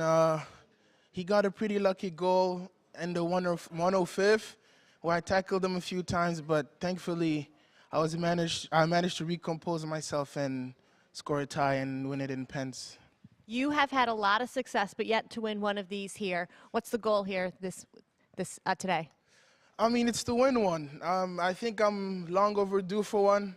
I've lost in the final step a few times, so hopefully I'll win it today or even one day. Who knows? God knows. All right, well, you have Goal Machine next, a guy I know that you know well. What's the scouting report on him? Goal Machine is a good player, one of the best players in NA every year, so let's just hope that I can beat him, and the rig is in my favor. CJ, thanks so much. Faisal? He can see it, guys. Like, he wants it so bad. Hey, Jillian's not that short. I just want to throw that It's out her there. That's a big boy. That's a big boy. CJ just comes at like super size, That's okay? a big man, and you needed to be a big man moment in that game as well when it came down to it. You could see the look on Thiago Capo's face when he gave up that goal to equalize. He's like, oh, was this the moment? Was this the moment? And guys, I was telling you guys that we didn't have a goal in the first half, but we had chances like that from Thiago Capo. We have this one as well. Point blank, it was just blocked in front. The MLS items getting things done. That's Dejanek making the stop. In the second half, this was a great little through ball here, and Mbappe in alone tried the chip, but Mike, you mentioned it. It's a tough one to pull off if you don't get it right, and he didn't there. And then Thiago again. This in the 70th. R9, you would bet your life on him putting it in, Mike. And that's what I was trying to say earlier. I didn't get a chance to touch on it, but Thiago had all the chances. And that's the difference between sometimes having the experience being in a land setting. This is his beautiful goal here. Fumbles around a little bit, extra pass to R9, and absolutely puts that into the back of the net. No second guessing, but he should have already won the game up to that point. He should have a lead, and we talk about it time and time again, but it's really important when you're looking at the pros and the difference makers. Here's the King CJ goal, but Mike, there was a moment right before this where you alluded to Thiago. He had the ball, it's a misjudgment. He had numbers, and he's like, maybe I'll go for a second goal. Instead of trying to kill the game off, you're probably 90 seconds real time away from ending that game, and now, 10 minutes later, you're out. You're conceding, and the momentum has shifted. And then, of course, going to penalty kicks. Another place that King CJ, I don't want to say is comfortable, but has a lot more experience in even more so a land environment. Because remember, you don't get any assistance on those. You're having to aim them. There's a little bit of a mental mind game. A lot of times it's whoever's playing rock, paper, scissors a little bit better. But you talked about the mental mind game. For a guy that's been there before in King CJ, the psychological advantage at 1-1 probably goes to him, right? And so we saw that he could get things done there, and now he is moving on for a great matchup against Gold Machine. All right, there was another tight game as well. Veermore versus Fiddle. Let's go straight to extra time again. We needed to because there were no goals first, and then no doubt Rude Hullet's going to get things done, but it didn't take long for Veermore to get one right back. R9 in the 98th, and nice ball over the top. Good touch, good composure, Mike, and good finish. The winner. R9 doing what he does best. Put him into positions, let him succeed, give him a pat on the back. It's going to be a heavy price tag if you're trying to get him an ultimate team. Are you okay? Sorry, are you okay? That was not. Ow! This is abuse. It's on camera, Mike. Everything's being filmed. Those are love touches. I love how we knew that a goal was going on in that matchup because we heard the screams from outside the glass right now. Not our feature game, not mic'd up, but we knew just based on their emotional level that they were going to get goals in there. Yeah, and I think I love seeing that, right? I Yeah. love seeing these it's guys amazing. get loud, get proud. I know that, you know, Lamps was getting a little bit of grief on Twitter because he was stirring the pot a little bit. Oh. You know, let these guys have fun, right? If you don't want them to be robots, we want to see them celebrating. So I'm all for getting loud and proud. It feels like forever ago that we had that feature matchup between Maxi and George Adamo as well, guys, because, again, every matchup had in itself a storyline that we could follow. But, Dan, I mean, you called this one. Take us through some of these, especially here. It's the 29th, left foot, R9 across goal in. And it was against the run of play. Yep. I mean, as you say, it feels like a lifetime ago now, but it was an important one for George. He was being pressured by Max throughout the entirety of the early stages, but then once he took the lead, George looked far more comfortable. And even though he wasn't able to convert this one, I thought George was still looking like the better player, but Max did have chances. And what we didn't see just prior to this goal was Max having an opportunity. He had the chance. Right? Oh, that was a chance. And Mike, you said an extra pass maybe. One too many, rather. Yeah, he made an extra pass when he didn't need it, but again, those are split-second decisions. You're trying to outthink your opposition. I actually thought that might turn into one of those games where George hadn't converted his chances. He had hit the post, he had missed a couple half chances, and when that happens, FIFA has a funny way of punishing you. I feel like it could be a very cruel title. You missed your opportunities, your opponents feel more motivated, and here we are. Don't play with your food, right? But George was able to get it done. Okay. Whew, I think we all need a little break right now. We're going to take a quick one. Up next, it is our quarterfinal round. The top 4 seeds are next. Goal Machine, Lamps, Jocks, and Paolo Neto. It's eMLS League Series 2 presented by Coca-Cola Zero Sugar.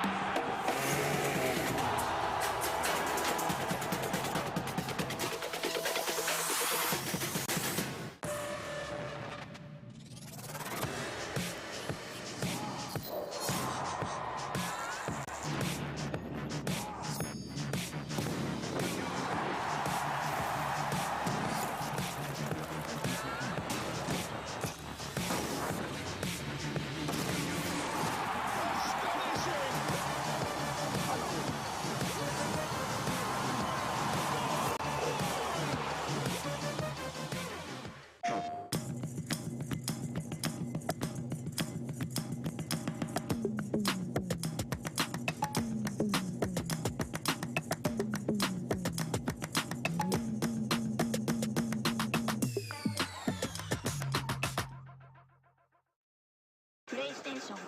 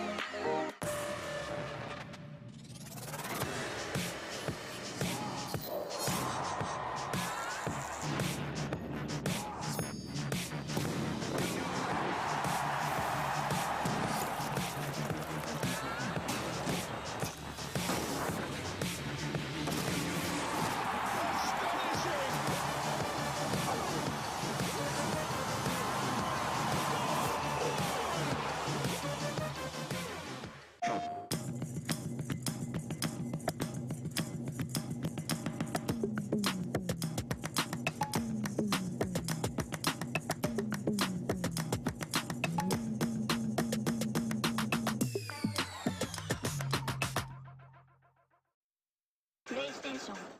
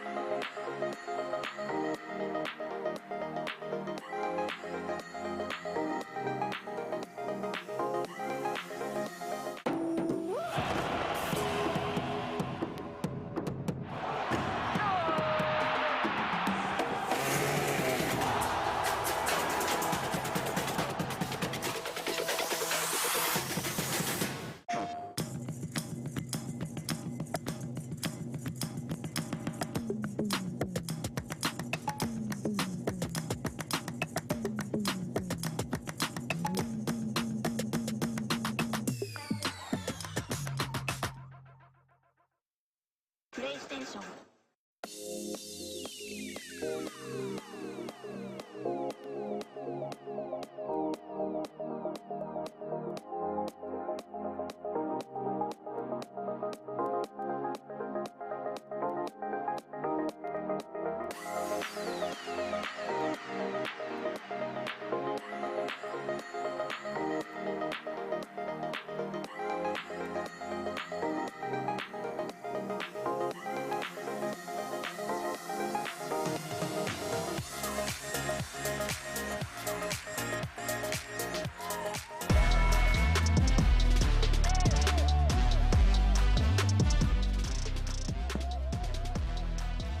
This is the moment that King CJ saw himself through after a dramatic big win over Thiago Capo, and he sets up a good matchup, a great matchup, in fact, against Gold Machine. Everywhere you look, it's a great matchup. This is the bracket. Paulo Neto, NR7, Lamps, George Adamu, Jackson, and Fiddle. Welcome back to eMLS League Series 2 presented by Coca-Cola Zero Sugar. We're live from New York City for today's event. We just finished our first round. 4 players are moving on. These are your matchups for the next one. As mentioned, again, that last round was super dramatic and super tense, and I imagine it'll be that way for the rest of the day. Basil, Dan, Mike, Jillian, all hanging out here with you. You guys good after that round? Yeah. Say it with Could your be chest. better. What a way to wake up. No kidding. Huh? Yeah. It was chaos on the floor, I can tell you that. I believe you. I believe you. I saw it out But the there too. best The kind. players that were here that are not participating were watching with, faint expression as well. So it was fun. And again, we're only getting started. By the way, if you haven't heard, PlayStation FIFA 23 tournaments are happening daily. They're that sweaty as well. If you're trying to enhance your FIFA Ultimate Team, you're going to want to compete in this. Check out the eMLS Fan Cup tournaments tonight. After the show, they're free to enter, and you can win some incredible prizes like cash, FIFA points, and more.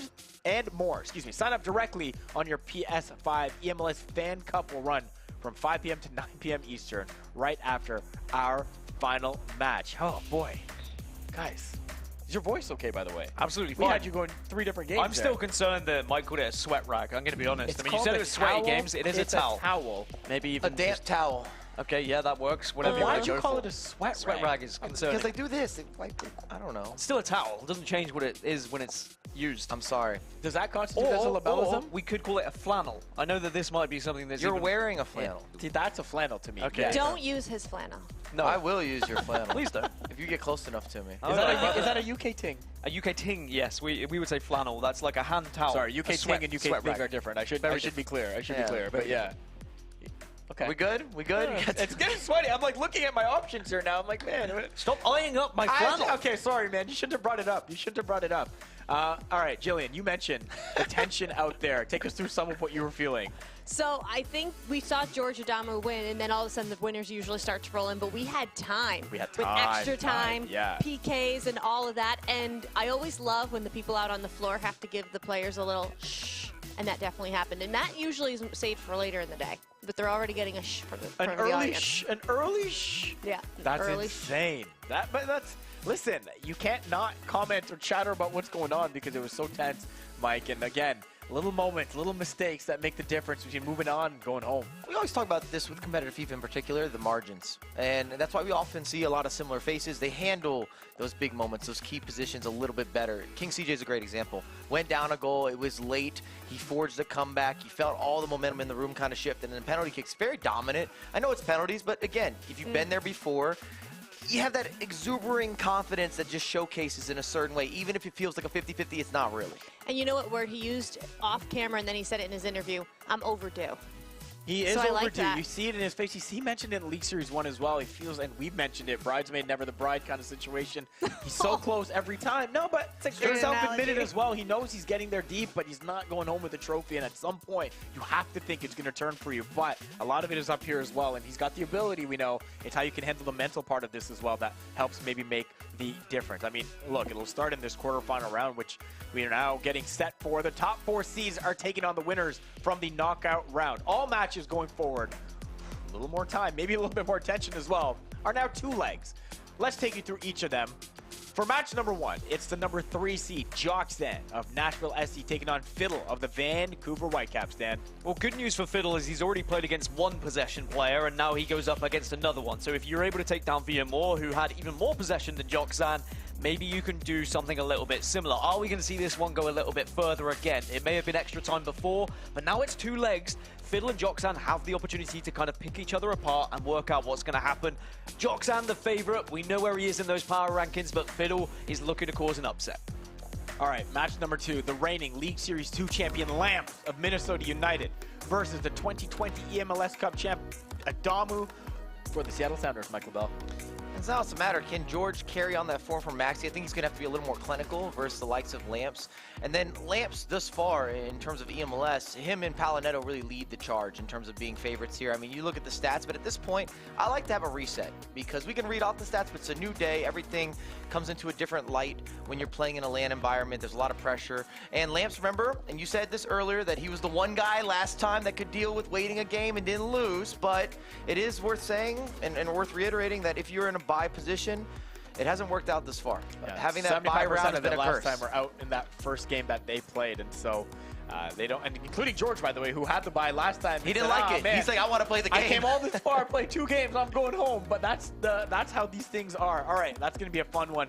This one's going to be great as well. The number 1 seed Goal Machine in our 3rd match of Toronto FC versus King CJ for DC United. These guys have some history too, Dan. Yeah, and Goal Machine did actually take down CJ 4-2 in qualifiers, and I think that is going to give him a little bit of confidence coming into this one.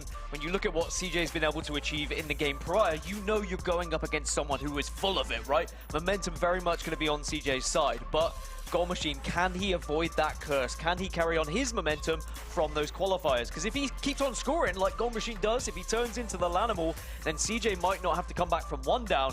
Maybe he'll have to come back from 2 or 3. Got to see him defend, though. I think that's what his Achilles heel was in the first event. We'll see if he can clean that up for this one. Our 4th and featured match for this round, we have the League Series 1 champion Paulo Neto of Atlanta United. Speaking of scoring, guys, starting his quest for 3 eMLS titles in a row. His opponent, NR7 of St. Louis City SC. That is what's standing in his way. Dan, could another upset be in the cards here? Well, it's the first time we've had a 2-time eMLS champion across 2 seasons. So Palinetto has already broken records, and he'll be looking to try and keep breaking records as he carries on today. Look at the amount of shots that he puts down. He is ruthless when he's attacking, but NR7, I don't feel like we've seen the best of NR7 yet, and that's worrying, right? Because if we start to see NR7 at his championship level, he could really throw a spanner in the works. He could change the script, and suddenly we may see Paulo Neto eliminated at this stage. I believe NR7 could beat Paulo Neto. I feel he is one of the only players here today who actually has a genuine chance. That is our featured matchup as well. And if he's not at his top form yet, NR7, 5 goals in his first match will certainly send a signal, Mike. Talk about being in form, and I kind of like want to mirror what Dan was saying here. There's not that many players in the competition that I actually think can match up properly against Palinetto, whether he's playing like 2 weeks ago or he's playing even a couple levels below that. I think NR7 is one of those guys that can rise to the occasion, and he's known to be able to adjust to offset oppositions. That's why he's had so much success over the last few years in the FIFA scene. Well, let's see if you put your money where your mouth is. It's time for the pre-match predictions presented Send it by my way. Avon, where we will all get a chance to predict the winner. So the 4 of us will each make a pick, and of course in the chat, you can also make a prediction by voting in the Sport Buff extension on Twitch. Faisal, we're together. That sounds so bad. You know what? That's fine. That's fine. I'd like to be above everybody, to be fair. So don't love that right now. Don't love that, but that's okay. That's okay. Everyone is over 500 though right now. Everyone's got a winning record. That is the positive. All right, Dan, let's go with you first. Over 500. Should it be over 50% is what you mean, right? This is America, We say it Dan. in America, North America. It is a different I feel like we word. had this conversation last We year did. as well. We did have this last year. We did have I this last apologize. year. I haven't got with the times yet. You asked me to go first. That is tough. I know. I have never gone against Paolo, so I'm not gonna change anything. I will go with Paolo Neto. I think he's the reigning champion. It would be disrespectful Hard not to. go Hard against not him. to. Hard not to. Mike? I think I'm feeling disrespectful then. I mean, we're As looking per at usual. NR7 just won 5-0. He's in form. We've seen him have so much positivity in terms of his career. I mean, Paolo Neto's been sitting and waiting. I'm not saying he's going to upset him, but today I'm taking the upset. I think that he's got a good chance. If there was a time, I think this is that moment. Paolo Neto didn't have to play any games yesterday. Stop. We're good. We're good. You're seeing this, right? He's been going to the gym. Are you okay? He's spreading HR complaints Oh, right no. now. Jillian? I have him on speed dial. Don't worry, Dan Gaskin. So, Mike, if there's a time for anything, though, it's a title three-peat. And I'd love to see that from Paolo Neto. Also, what up, Atlanta United? So I'm sticking with Paolo Neto. I'm going to go with Paolo as well. Look, it's hard not, just for the Dan reasons, it's hard not to be convinced that the champ is here to get it done again. He made such an impact last time when we were talking to players after, and they're like, yo, no one could stop that guy. And you know what? Until he stopped, I'm not going to go against him in this occasion. So I feel like that feels right. It's good to have one on the other side, but respect for the champ is due, and he's getting it from 3 of us at least right now. Okay, let me, by the way, a reminder, go predict as well. Here's where you can watch each match this round. Twitch.tv/MLS Paolo Neto versus NR7. MLS 2, Goal Machine versus King CJ, Lamps versus George Adamo in MLS 3, and Joxan versus Fiddle on MLS 4. We are squad streaming on Twitch. You can watch all the games at once. Tap the Watch in Squad Mode button right below the video player. Dan and Mike, you're up. It's time. Can we see anyone take down Paolo Neto? Would it happen in the quarterfinals? Surely not, but as Mike and I have alluded to, if anyone's going to do it, there is just something about NR7 and what he's achieved in his history in the game that maybe he has the potential to do it. And maybe we're really reaching here, but we haven't seen Paolo Neto in action at all this weekend. So I'm just saying, if there is a time, there might be an upset. I'm not trying to justify my choice. I just feel that in Rasic coming off a 5-0 victory, just came off the sticks, been playing, been actively involved, had to go through that group stage. If form gives him some sort of boost, then maybe Paolo Neto's not as good as he was 2 weeks ago, because he was unstoppable, remarkable, brilliant. I could insert a superlative on a superlative on a superlative. Unstoppable, phenomenal, pure FIFA goodness. I mean, golden glove material. I don't know why he had gloves on. Golden ball material, golden everything. Right. All gold everything. Well, I guess in theory, you control every player on the pitch, so it could be golden anything, as you say. But for NR7, our first German in the league, I mean, our first kind of European player. I know that we have Lou as well, but it is a player who was competing in European leagues and successfully doing so, makes the move over to play in eMLS. As for Paolo, I mean, he is from South America, and we are going to see, again, someone who is not native to North America, and they're going to go at it against one another as we are underway. Paolo Neto from left to right for Atlanta, and it's going to be NR7 kicking from right to left. And there is a big opportunity here for NR7 to cause a massive upset in this tournament. And I think when you look at maybe NR7 here, the statement or the one-liner, he's our first 1v1 world champion that joins the league. Here's David Ginola into R9. Defensively, though, NR7 is sound, and you are right. I mean, he's a champion. He's done it all across the world, as have other players in this league, and I think that's why this league is becoming more and more competitive every single year that goes by. That's one of the things I do love about eMLS, is just how competitive and how deep these tournaments go. But we are starting to see repetition now. We are starting to see the same faces crop up in LS1 and now LS2. But you want to be able to write your own narrative. You don't want to be having to be like the rest of the pack and going down to Paolo Neto like everyone did last event. Here's NR7.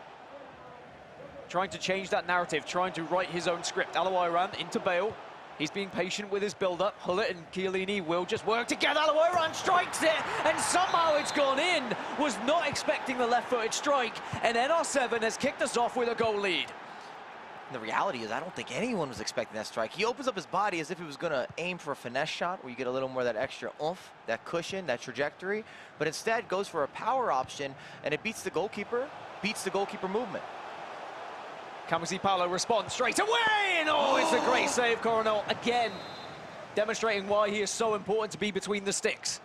Still though, pressure from Paolo, strikes again, regains possession, R9, tries to dink one back post, but NR7 will defend, will hold on, and it's very important that he did stop that instant reply. And if you're looking at Palinetto's gameplay, what he does that's super noticeably better than everyone is triggering runs. He has more movement offensively than any of the players in the competition. That's all being manually triggered. And you're also seeing NR7 trying to slow down the game a little bit, adjust that pace of the game, because I don't think he can play at the same speed as Palinetto. Daviginola out wide to Mbappe, and here's an opportunity. Oh, it's lovely. It's beautiful. He fools the goalkeeper, and just like that, our reigning champ is right back into this game. As easy as a ball roll and a pass across, NR7 could not do anything about it. I thought that maybe Mbappe had overstepped, but it was well managed by Paolo Neto. And I think this game could be an absolute goal fest if we are not careful, if these players defensively just can't seem to match up. As again, there's an opportunity, it's one more pass. The pass isn't great, but it's enough. As R9 able to just dink it by, and goals are flashing in from everywhere. And a rare mistake there from Palinetto. I'm not even talking about on the defensive end, but his goalkeeper movement, he went a little too early, and he only stranded the goalkeeper, where he was so far out of position. Even though that's a strange animation with the shot, it kind of goes down the middle. The goalkeeper was mispositioned, and he couldn't correct it. Surely not. Surely we're not going to see another goal so quickly. Remember, this is 2 legs of FIFA. These players don't need to be going at each other's throats like they are, but a demonstration of how good both of these players are at going forward and attacking. I mean, when you look at the stats, NR7 has dominated this league, but also Paolo, we saw in LS1 how ruthless he was with his offensive ability. I mean, goal difference, goals for, goals per game, it's all NR7 from regular season. And he's looking to add to that at the moment. Gareth Bale. Back to Ginola on this left-hand side. Alawaran is trying to make a run through the middle, will come in support as well. But now NR7 slowing it down ever so slightly and happy to recycle play. You're seeing some of the offside traps being queued, just trying to line up the back line. Also forces your opponent to go forward a little quicker. R9 denied. Chiellini will then get the ball away, and now it's a chance for a counter-attack from Paolo Neto. Triggers that run that you were speaking of. Very good at the player lock, switching to either bait the player or commit to it a little bit later. Now has his own chance to build up slowly. Doesn't have to rush things, has plenty of time to work with. And if you take a risk, you will, of course, put yourself at the possibility of a counter-attack. Here's Kylian Mbappe, plays it inside, denied though. And outside of those obvious big moments and finishing and being clinical, a lot of this game is going to come down to build-up. And make sure you're not losing the ball in those dangerous areas or areas that maybe should be a little more safe in terms of some of that build-up play. You see a lot of the pressing, the double teams, and then you always have that initial press that you're trying to beat. And R7 coming forward again with Ginola. Ball rolls across, just trying to get away from the man and maybe create a little bit of space, but Paolo Neto was not fooled. And it means now there's a ball through the middle, doesn't use it. Instead, the right-hand side is suddenly opening up for Kylian Mbappe, and he's so quick, he surely should get the shot away! And he will, and we're all tied up once more. And this is going to be one of the best games that we see today already on our screens. Most definitely not going to be low scoring. Again, matchup management there. You send Mbappe on the run, you trigger it, you get a little extra space, you get the timing, the alignment, in behind you go, and Mbappe has a 2-for-1. Does he want to make the pass? Does he want to go direct for the shot? Either way, it is an offensive, maybe an offensive situation. I think one thing that we credit Paolo Neto on with performance last time out in LS1 was how unpredictable he was in those final thirds, right? He was always finding a different way to score. He's making it very hard for his opponents to try and read him. And maybe we're seeing more of that here today. Daviginola makes the run through the middle, but Paolo more than happy to recycle play. 5 minutes left before halftime of leg number 1 here, as Bale showing and proving his worth at left back. What are your thoughts on Bale at left back? I'm curious, Mike. I'm good with it. It makes sense to me, especially with the players that you have available. Who would he take, like, placement-wise in the midfield? That's kind of the situation. Or who could you interchange or exchange with him as a fullback? You could take another MLS fullback, but he's not going to be higher rated, not going to be more talented than Gareth Bale, at least when he's on the ball, or some of the physical attributes as well. So it's just a matter of what you're looking for, but I expect all players to be using Gareth Bale, and I just don't think he makes it in the midfield or the attack for the majority. It's a very fine balance, trying to work out what your squad's going to be, how you fit in those MLS players and where they go. But it does seem like the majority of the field have come to an agreement that Gareth Bale is a left-back for this tournament. 2-2 then at half-time in the first leg. But there is games happening elsewhere. Faisal, what's going on, my man? Yeah, all right. Bit of a late start in our other matchups right now. I can tell you Goal Machine got a 16th minute goal from David Ginolala to go up 1-0 right now on King CJ. Meanwhile, Lamps and George Adamu, 3 goals in the first 12 minutes of that game. 2, though, courtesy Lamps. He's up 2-1 right now in that game. Jocks and Fiddle just getting underway. So plenty of goals across the board. As now eMLS LS2 has come to life, it would seem, after that penalty shootout. A lot of close games. There were 0-0s in the first round, but now we're into two-legged affairs. Surprisingly, more goals. You'd think it might be the other way, but I guess it can be cagey when it is a one-legged affair, as now you've got more time to try and analyze your opponents. But 2-2 in this one. And it's going to be NR7 in possession, coming forward with Hullet. Mbappe gets a ball, dinked over, can go backwards as well to R9, but there is going to be plenty of players there to deny. Now Paulo Neto again just gets the breakthrough, but this is brilliant from NR7. You have to ensure you stop that counter-attack, and then actually you can get a counter-attack of your own. It's a very fine balance of how aggressive you want to be with some of your players. Hullet plays one more. That also does not get through, and this is end-to-end action, Mike. And if you know Paulo Neto's style in particular, he wants to go forward constantly. Sometimes the best way to counteract that is also to bring the same type of energy offensively. And I think that's what we're seeing here from Inrazic. He's not known for the same type of attacking player, generally speaking. Chiellini not going to hit it from there. Surely not going to hit it from there. No. Alawairan, however, did see him hit from distance. Here's Gareth Bale. Back to Alawairan. Chiellini again, just holding it down in the midfield, but giving the ball away. And now Paulo Neto looks to launch this counter-attack. He's got men moving through the middle. Patiently, though, and very successfully goes back to Hullet. R9 has support on the right and the left, but he goes right. Had he have gone left, maybe could have been through, but it was not an easy ball. It was a slightly longer delay, and it was a matter of how much time he had on the ball in terms of trying to find that secondary overlapping run. Nice interception, but a quick, risky ball is not going to work out, but it wasn't too punishing for Paulo. He knew he had players in a position to make sure he covered if he lost it. I think that's what a lot of these players do very well nowadays, is they will analyze how much of a risk it is if you lose the ball and whether it's worth taking said risk. Mbappe for NR7. He's had the lead twice in this game. Can he manage to find it a third time? R9 still has the ball. The step-overs, though, are not going to fool anyone. And Paulo wins it back, and now Paulo again can launch the counter-attack, and neither player has really looked to play the possession game here. And I thought we might see a back-to-back with that heel-to-heel roll. It's new to FIFA 23. It gives you a little bit of an unusual movement, kind of side-to-side. Sometimes you can draw a penalty kick inside the box. Well, NR7 starting to get a bit frustrated, not able to break through this back line of Paulo. And what you're seeing Paulo Neto do defensively here, he's trying to make sure that the entry passes have to be made from the likes of a Chiellini or even one of the fullbacks, which is just more difficult in terms of accuracy. Over the top, keeper's quick off his line. Coronel is going to be out and exposed, but the defenders and the midfielders work together to make sure they covered his backside. And that was definitely a risky moment for NR7, but he'll be thanking Coronel, as so many players have done before in this tournament. Yedlin now plays it into Chiellini. I like what you mentioned about trying to force the passes and making sure that it's going to be a player who maybe doesn't have as good stats to make those passes. It's kind of like even on the offensive end, if you can make the final finish not be R9. It's a small percentage play, but we like playing percentages, and if you're at this elite level in FIFA, anything that can work towards your competitive advantage, you should do it. Why wouldn't you add that little benefit in? Maybe there's a better chance of putting it to the side of the post or hitting the post or a goalkeeper making a save, something that's not perfect on the conversion.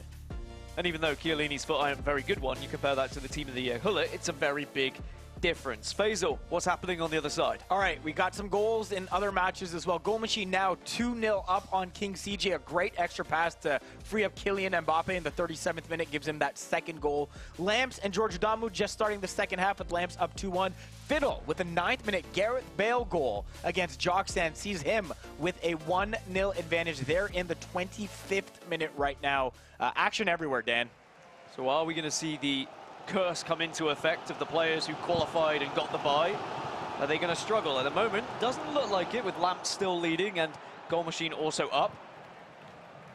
As we get back underway, suddenly Gareth Bale's been able to steal the ball away here. Will take the shot, McCornell saves, and that was an opportunity that should have been converted, Mike. And just spectacular goalkeeper movement.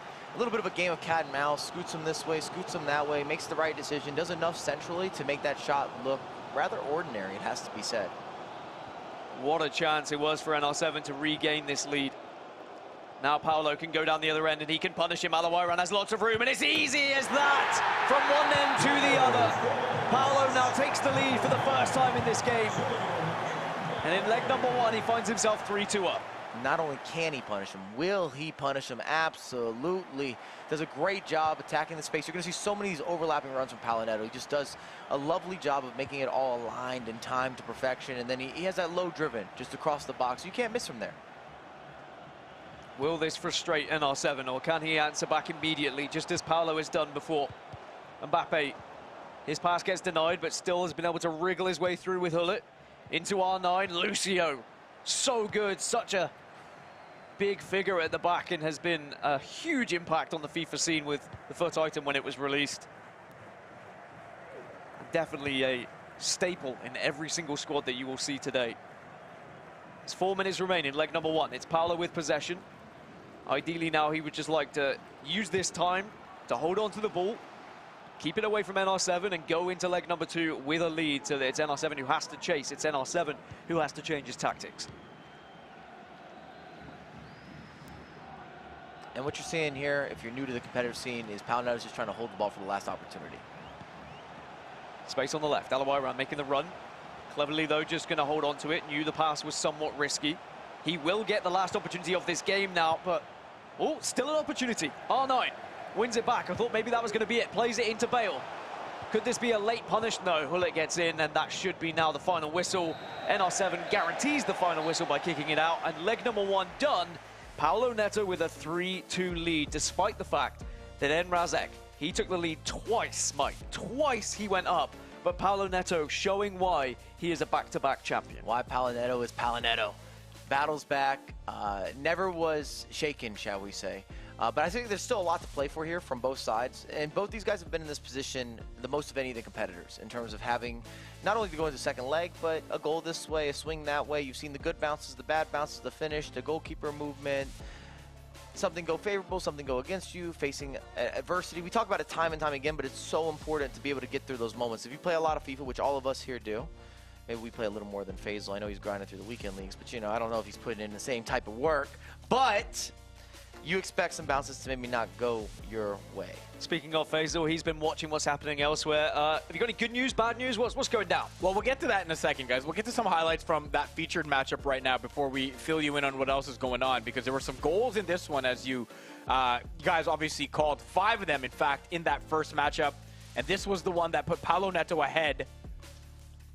Sorry, that's coming up.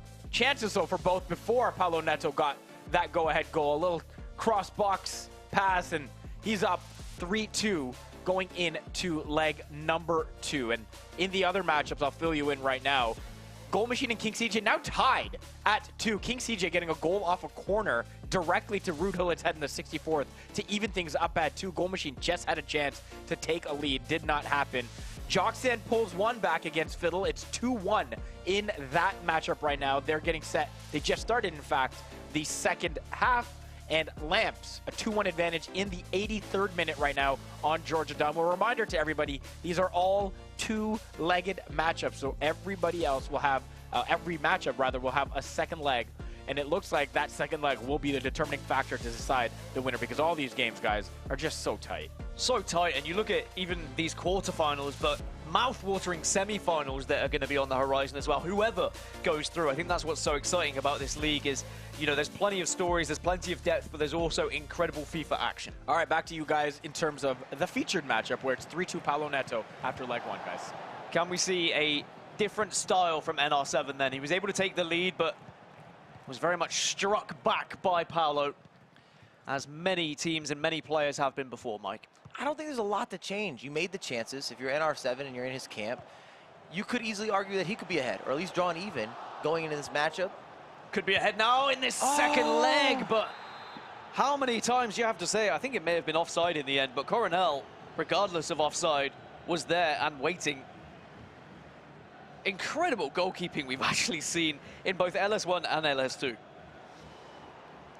Elawiran steals one away. Ginola now into R9 as NR7 is exploding out of the blocks in this game, but it's one more offside because Paolo Neto has been triggering those offside traps every single time, really, that NR7 has the ball, and Paolo can't get through either.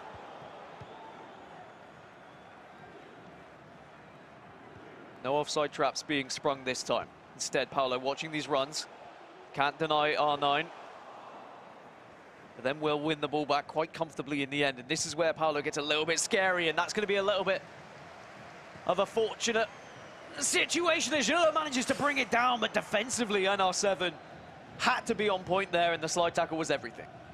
And you're seeing different entry methods to trying to work it inside the box. You've seen whipped in crosses, chipped through ball, some of the double taps, quick passing, tiki-taka, skill moves. Everything is getting thrown into the mixer. Space on the left, finds it. Gareth Bale back into Elawiran. He's already scored one from distance, but this time it's Mbappe now on the edge of the box to maybe do something, a little bit of magics perhaps.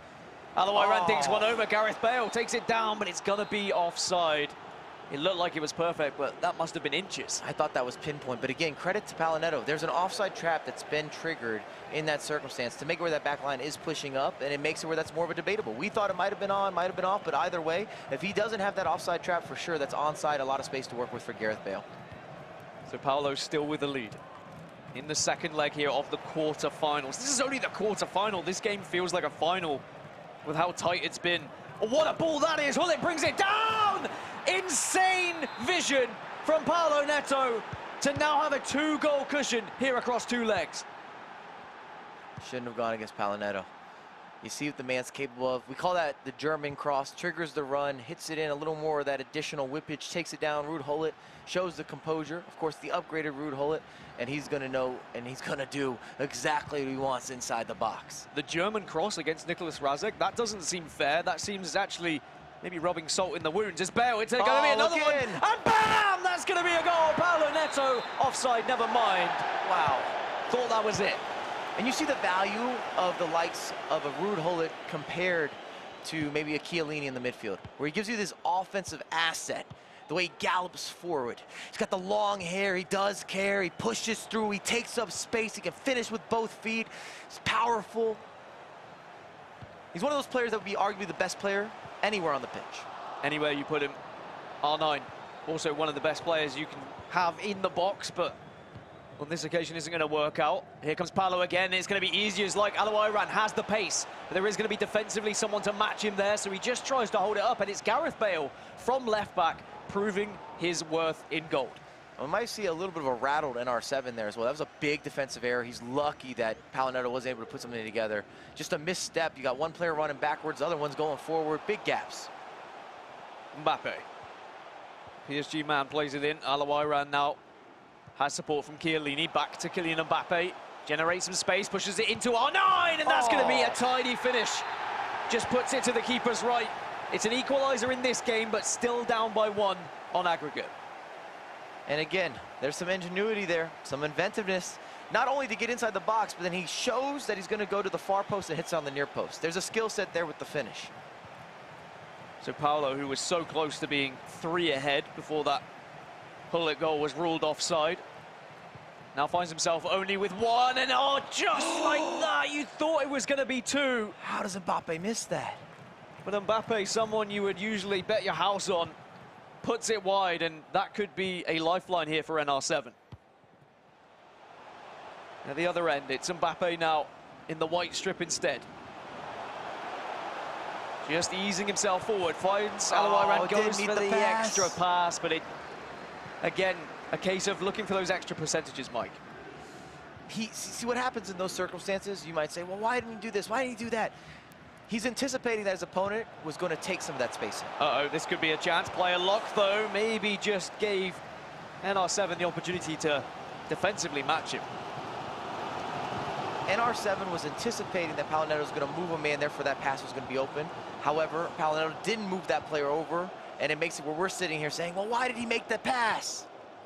There's a little bit of a guessing game when it comes to playing at the pro FIFA level with some of the final intricacies inside the box. Mbappe with some step overs will get the space. It's timed red, though, so that one goes into the side netting. Perfect example. Expected the goalkeeper to scoot a little bit. Thought that NR7 would be playing for the cutback, which he was. However, missed time shot didn't really challenge the goalkeeper. You're going to need something special to beat Core now. R9 intercepts. This could be huge because the counter-attack is on. There's going to be a big switch. You don't want to go into that player, though. Ginola's offside. There was a player running through who was onside, but unfortunately just couldn't lock on. Paolo, though, looking for that cross every single time, looking to try to penetrate with the through ball. And NR7 needs to be aware of it, and whether it's via offside trap or matching it with one of those fullbacks, as long as he's got something to deal with it, he might be able to stop Paolo from one of his ways of scoring.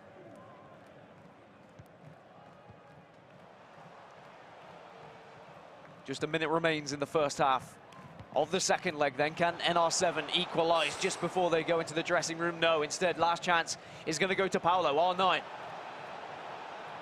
tries to make a big stride, will make strides, does get matched though. That's great defensive work from NR7. And we're seeing different stylistic approaches as well. NR7 has a little more build, and then he starts sending runners. They're almost on a secondary delay, whereas when you're looking at Paolo, he sends them immediately. He's looking for those quick counterattacks, those quick outlets, and then he also overloads very swiftly with some of the additional wingers, or even the fullbacks that then become wingers.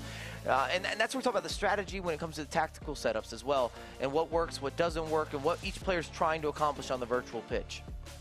Well, Faisal, elsewhere there's games happening, and I have just seen a goal go in that maybe brought a smile to your face. Yes, his goal machine in the second leg of their matchup, getting the first goal of that game. He scored a late one with Kylian Mbappe in leg one to take it 3-2. It's Kylian Mbappe in the 9th minute right now, putting him up 4-2 on aggregate right now.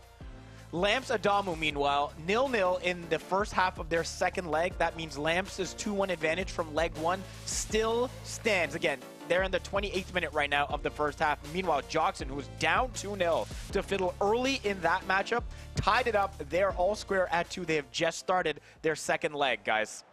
Thanks for keeping an eye on everything and keeping us updated, Faisal, as we go back to our feature then. Paolo Neto versus NR7. 45 minutes remaining. Well, actually, already been cut down to 40. That's how quickly these minutes go by in FIFA. Paolo still has a goal lead. Our reigning champion from LS1 and eMLS Cup of 22 holds the lead for now, but NR7 has been matching him, has shown that he's making it very difficult for our champion and really trying to take away that narrative of potentially back-to-back-to-back trophies. Alawiran, nice little skill in the box. Hullet manages to recover. The shot is not going to be good enough, and Paolo desperately trying to get the ball away. Looks a little bit flustered in the box at the moment. So NR7, can he take advantage of it? Back to Jones, and he can reset, but Paolo Neto just needs to be careful here. Can't afford to let NR7 have too many chances, and there's going to be the extra pass. Keeper movement denied. Alawiran equalizes. What a game we have on our hands. And you see the mind games, the head-to-head, the thought process, the goalkeeper movement early. You're wiggling, you're working. He was down 2 goals. And now NR7 in Rasic is back in action. Will this wobble our reigning champion? Alawiran into Ginola. NR7 looking to try and punish, looking to try and take advantage maybe of a Paolo Neto who's a bit flustered. But we know what Paolo's like. He has a level head. He can very easily turn things around and flip the script himself. Ginola dinks one across. It's going to be Kylian Mbappe on this right-hand side. Has support, but needs to beat the fullback first. Will beat him once. Make it twice. Can he do it thrice? Looks like he'll try and do it 4 times, but in the end, Gareth Bale will win. There was just nowhere to go after Gareth Bale was so close and so tight to the man. And you see that value again of having Gareth Bale. Yes, he's an attacker, but he still has some defensive characteristics. Of course, started his career as a fullback. He just matches up physically so much better against the likes of an Mbappe or even an R9 if he gets caught on the wings. So 4-4 at the moment, 65 minutes in. During qualifiers, actually, Mike, it was a 4-4 tie between these two players. No one was able to come out on top. Very different. For reference, Palo Neto was up 4-0, and it ended 4-4.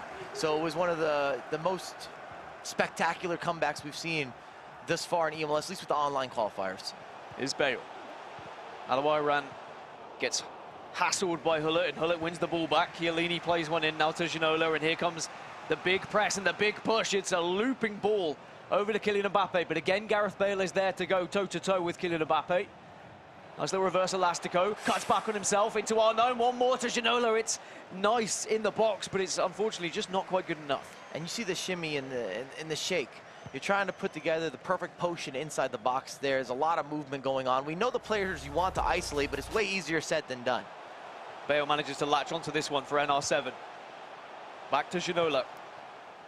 Someone in the box needs to be receiving it, though, and he's gone for a risky pass through the middle. And Palo Neto is so clever. He is leaving Chiellini for those entry passes, where he's forcing him to do it just because, again, a percentage play, not nearly as gifted going forward as the rest of the midfield or even some of the other attackers. Well, NR7 trying to spring an offside trap to catch Palo Neto out, but he didn't bite on it. Bale back to Ginola. Ginola manages to burst through. Could get a shot away, and he will! He goes near post, and somehow it has crept in, as again, our reigning champ takes the lead. So what you're seeing there is goalkeeper movement. He moves him back, just pushes him back to make sure he stays on his line. There's a slight scoot, and he challenges him on the near post. It might seem like a strange animation. You might be saying, why does the goalkeeper react? But it's because he's been manually moved, manually controlled, that he's not going to have the same animations.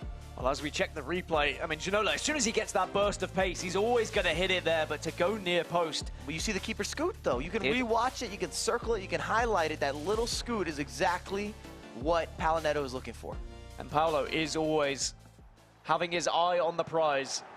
And he knows exactly how he wants to punish his opponents. Regains and reinstates his goal lead, and he's looking to maybe try and inflict a little bit more damage here. Alawai ran on the left-hand side. There's the player switch into R9. Has to beat the man, can't quite beat the man. It was looking good, but maybe Paolo slightly overdoing it. I'm surprised to see the elastico come out there, the reverse elastico.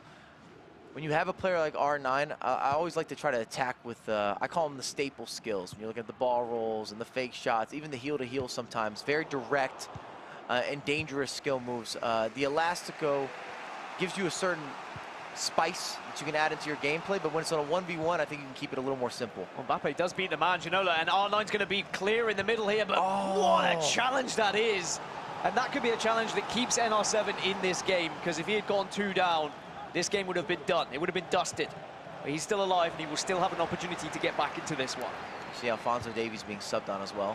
Gives you a little more attacking options to flourish down the wings. Can he be the difference maker for NR7? So Bale, he'll move into a more central position, a more attacking position.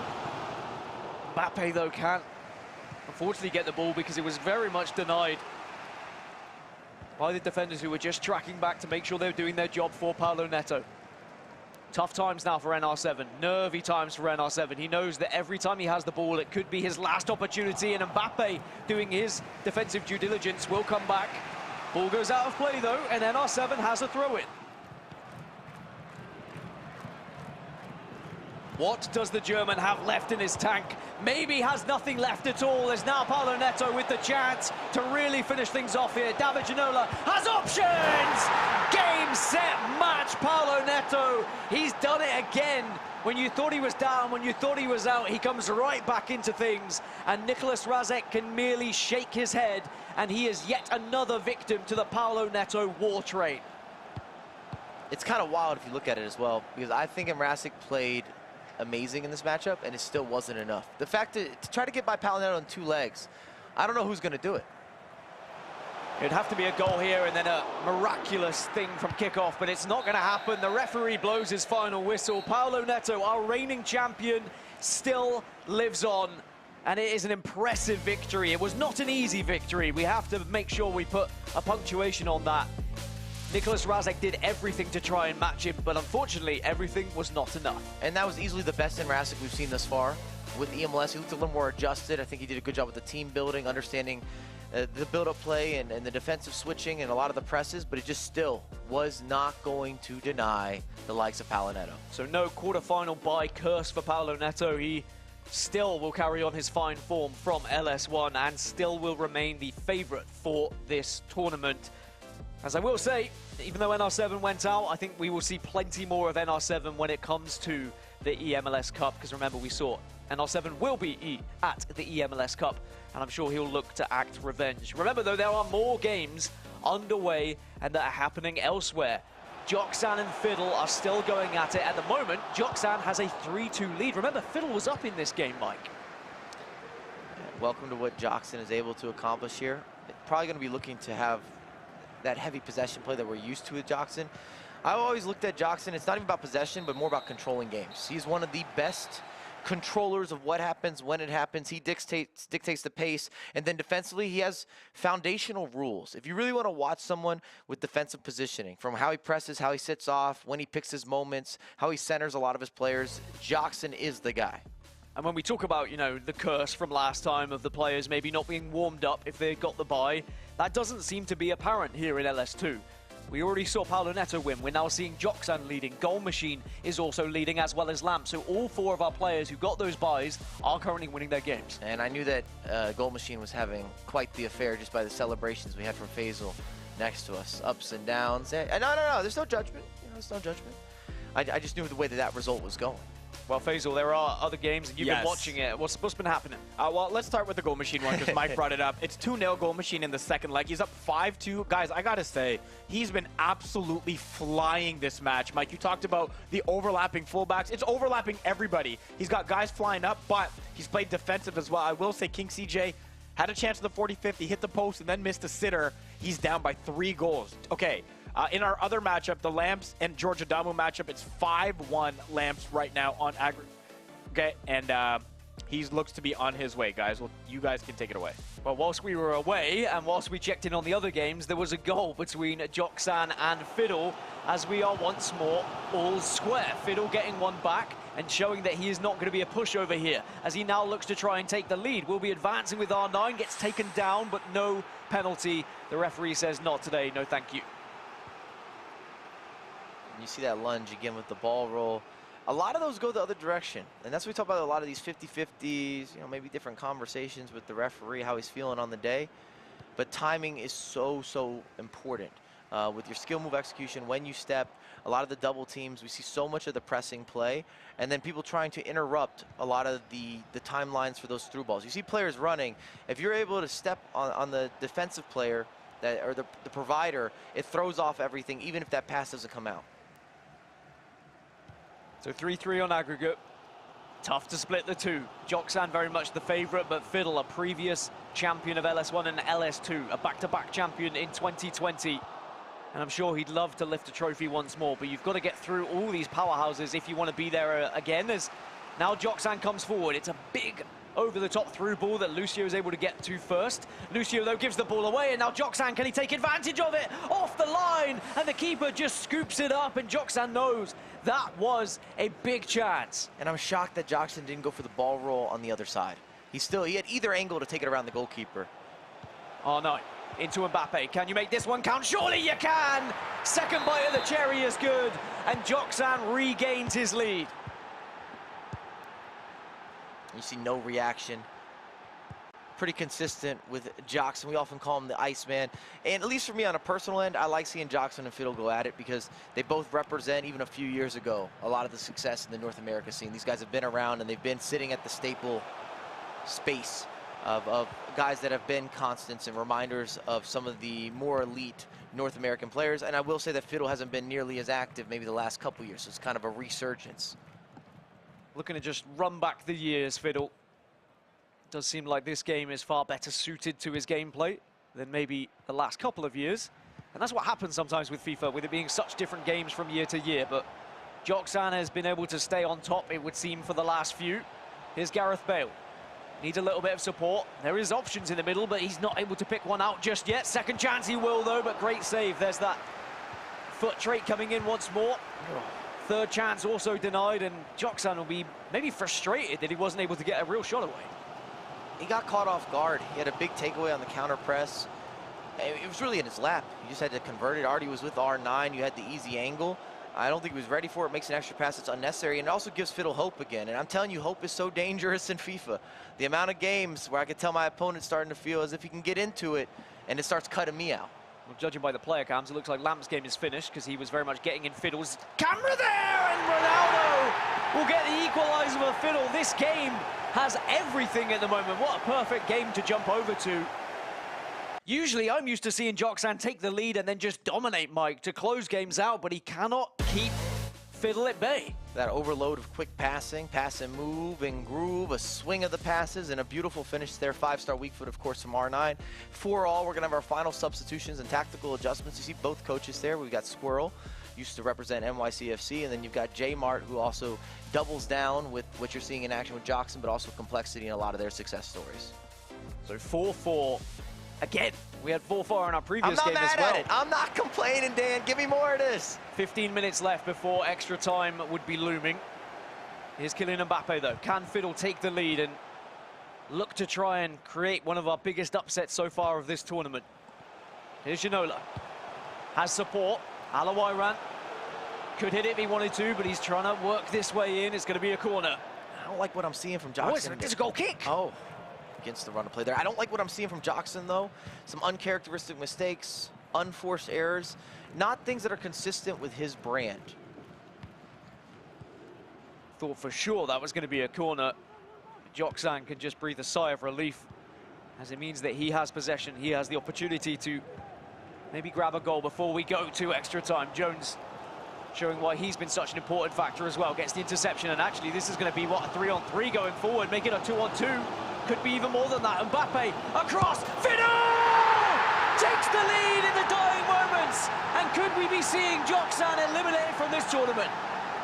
I'm telling you, Fiddle is different on land. I actually feel the last couple years we didn't see him in action because everything went online. And I don't think he had the same adrenaline push, the same connection to online play comparatively when he's sitting next to you, standing next to you, talking next to you.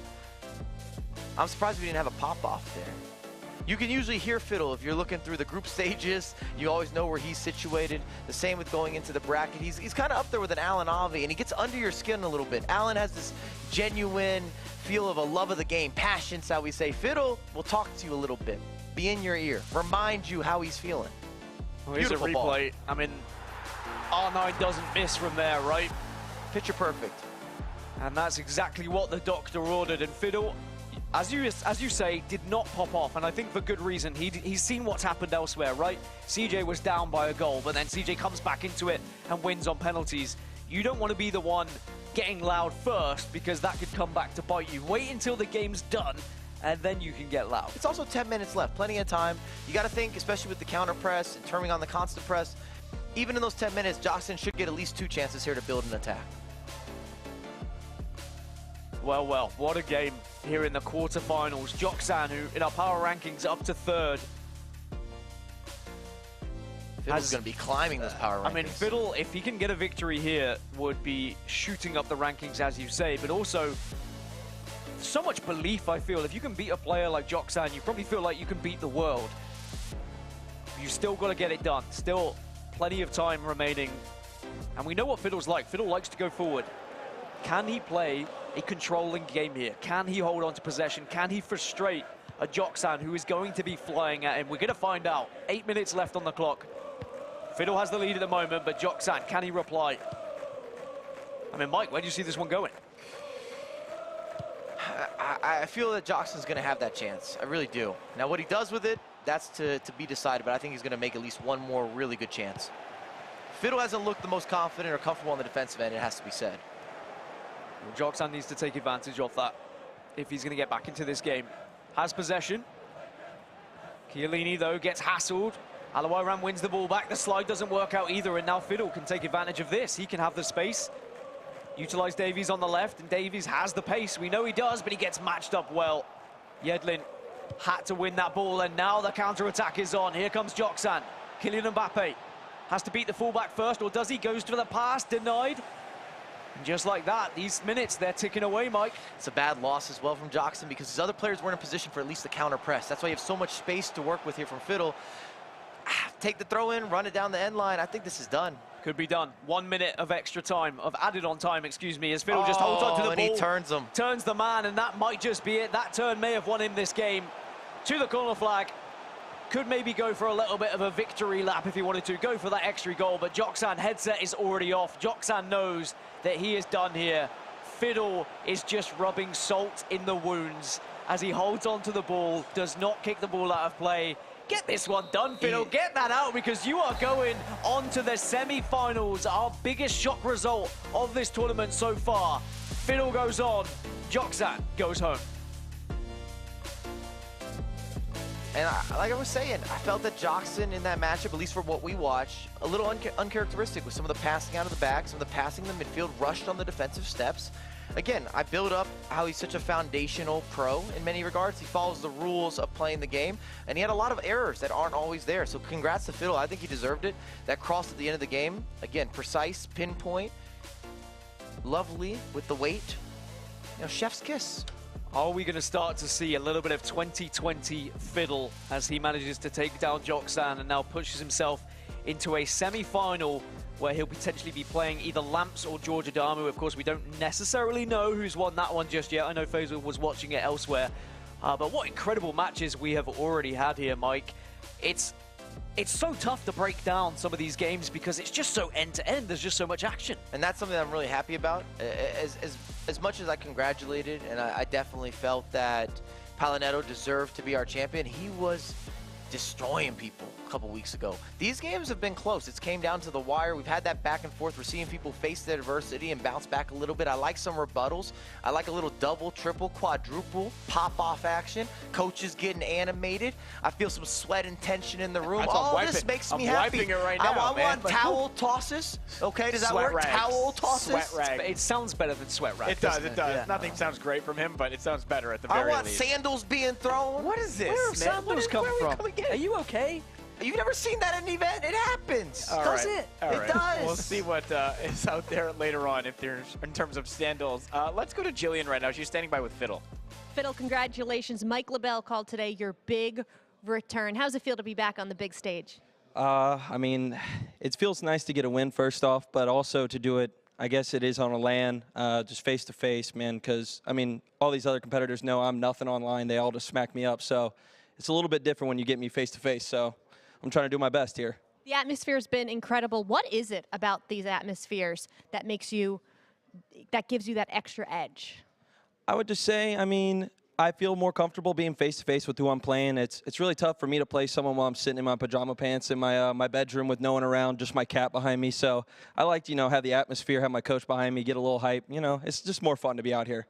And you're out here and you get the win over a guy like Joksan. How satisfied are you with that performance? Oh, very. It was really tough, man. He's a great competitor. He's had plenty of accomplishments, far better than me in the accomplishment standpoint. But, I mean, when it's your day, it's your day. We got a next one coming up. Job's not done yet. All right, and that next one is against Lamps. What is going to be the key? Oh, man. He is a very tough player to play against. The key is going to be hopefully he takes it easy on me. Fiddle, thanks so much. Guys? I was going to say he's got a good belief in himself until the Lamps question comes around. You say, I hope he takes it easy on me. People know Baby Goat could get it done. Let's get to some highlights. We'll talk through that interview through the course of it, guys. But it was such a great game. And Fiddle, man, not short on confidence, Mike LaBelle. But that goal from Alawiron got Joksan rolling in that first half. And that second half is when we saw all the action. And it was a lot of that guy, Dan. R9. R9, I mean, you would bet your house on him every single time. He's just going to get that job done. That's why he is so important. That's why we're not seeing the Team of the Year items be included, right? Because you have to have R9, you have to have Bullet, and if you can only have 2 icons or 2 Team of the Years, I think I know where I'm going to be putting my money as well. But that's the semi-finals. Again, no matter what happened in those games, we were going to have mouth-watering semi-finals for sure. Oh, come on. This is good money. This is amazing. I'm excited. This is amazing. Like, Palinetto and Goal Machine, neither of these guys no defense, so I'm just expecting another 7-6 thriller. Why not? Lamp's been on fire. Fiddle's going to go forward. He's not a guy that's filling up the possession stats. And what's the saying? They're feeding the lion, feeding the bear. Feeding the giraffe. You'll figure it out. They're feeding R9. Yeah, you'll figure it out. Lamps was feeding the back of the net in his matchup against Jordan Down with 6 goals. I got to say, some celebrations that would make me upset on the other side if I saw the little penguin waddle on one of them as well. And, yo, listen, when you're there, you're there. We go to the zoo together. Okay. Goal Machine, meanwhile, put 6 by King CJ in his matchup. I gotta say, guys, he was, again, I mentioned it earlier, he was flying. He had a chance to put in a bunch more. 6-3 was the final on aggregate there. And finally, Paulo Neto, NR7, you guys called a great game because it was just that, a wonderful game. If you missed any of what happened, let's take you through these highlights of leg 2 because, man, it was just so great, man. The control by Ruud Gullit to get things done. And you know, when you go down, that's the face you make when you're going down against Paulo Neto, Dan. But to NR7's credit, he got himself back into the game pretty well. He did. This is one of my favorite games that I think I've watched so far in eMLS because it was just a battle of 2 titans who knew exactly how they wanted to score, and there was so much strategy that had to be implemented by both to ensure that defensively you were also on point. But in the end, it was Paulo Neto again, Mike, who he just shows up. When you think maybe someone's going to be able to break him down, he turns up at the right time. And last year, not only eMLS Cup champion, but also top 10 player in the world. I feel that he's playing at the same level this year as being another repeat champion we've seen, another top 10 player in the world statement. I'm looking forward to the end of the year with him. It was just a master class of mentality between both of them and those adjustments. It was incredible, the adjustments they're making on the fly in terms of formations, players, overlapping runs, triggering the runs manually, pulling players this way and that way. Here we go. And job's not done for either of these players. I'm looking at some of them right now through the glass. They look pretty calm and cool and collected, but we'll see when the games actually get going again what the faces look like then. Goal Machine versus Paulo Neto, Lamps versus Fiddle. That is your semi-final. A reminder, MLS is back on February 25th, and MLS Season Pass now available worldwide on the Apple TV app. You'll get access to live broadcasts and replays of every match of the MLS regular season, Audi 2023 MLS Cup playoffs, and League Cups all in one place with zero blackout. You can watch your favorite team and all the highlights from anywhere. You can click on the MLS Season Pass panel below or the link in the chat to sign up now. All right, quick break. Up next, it's the semifinal round here at eMLS League Series 2 presented by Coca-Cola Zero Sugar.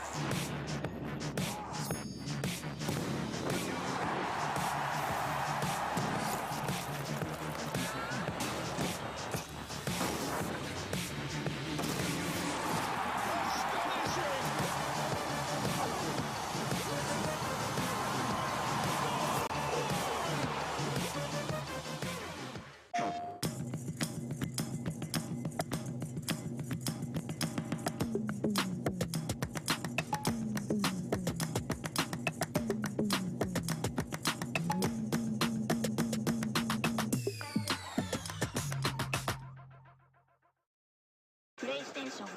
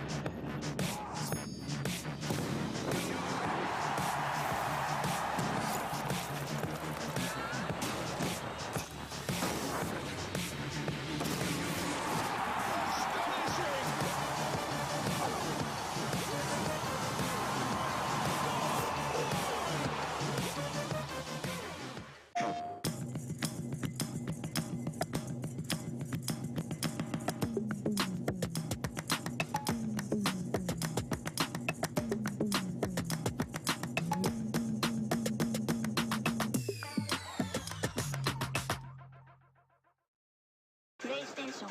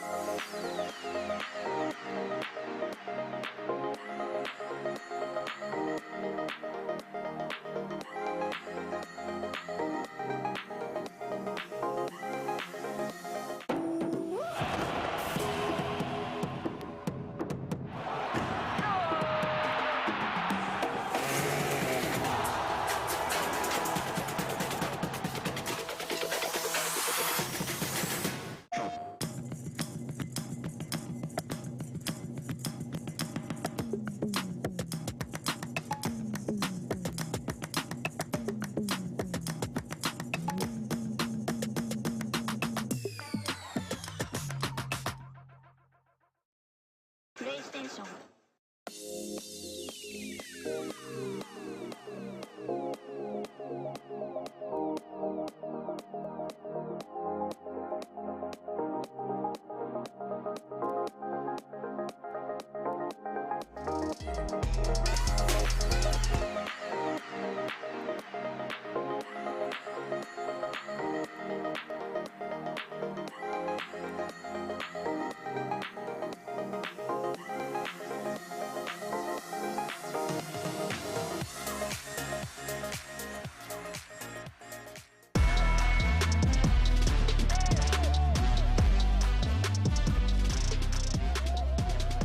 Look at the reaction from Fiddle. He is moving on to the next round of eMLS League Series 2, getting set to take on Lamps. Welcome back, by the way. It is eMLS League Series 2, presented by Coca-Cola Zero Sugar. This is the bracket.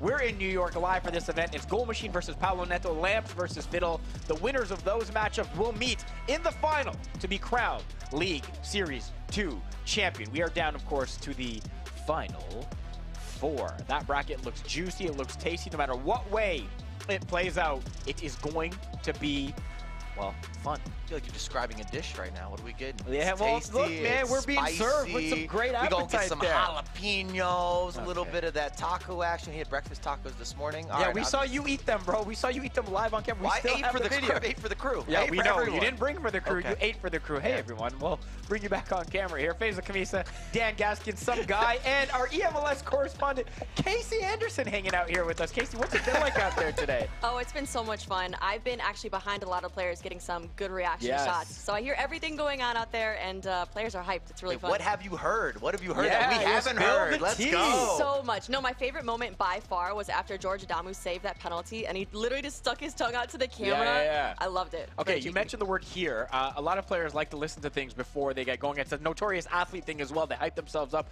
You had a chance to speak to some of the players about what their favorite hype-up songs are. So we got 4 guys left. What do you got?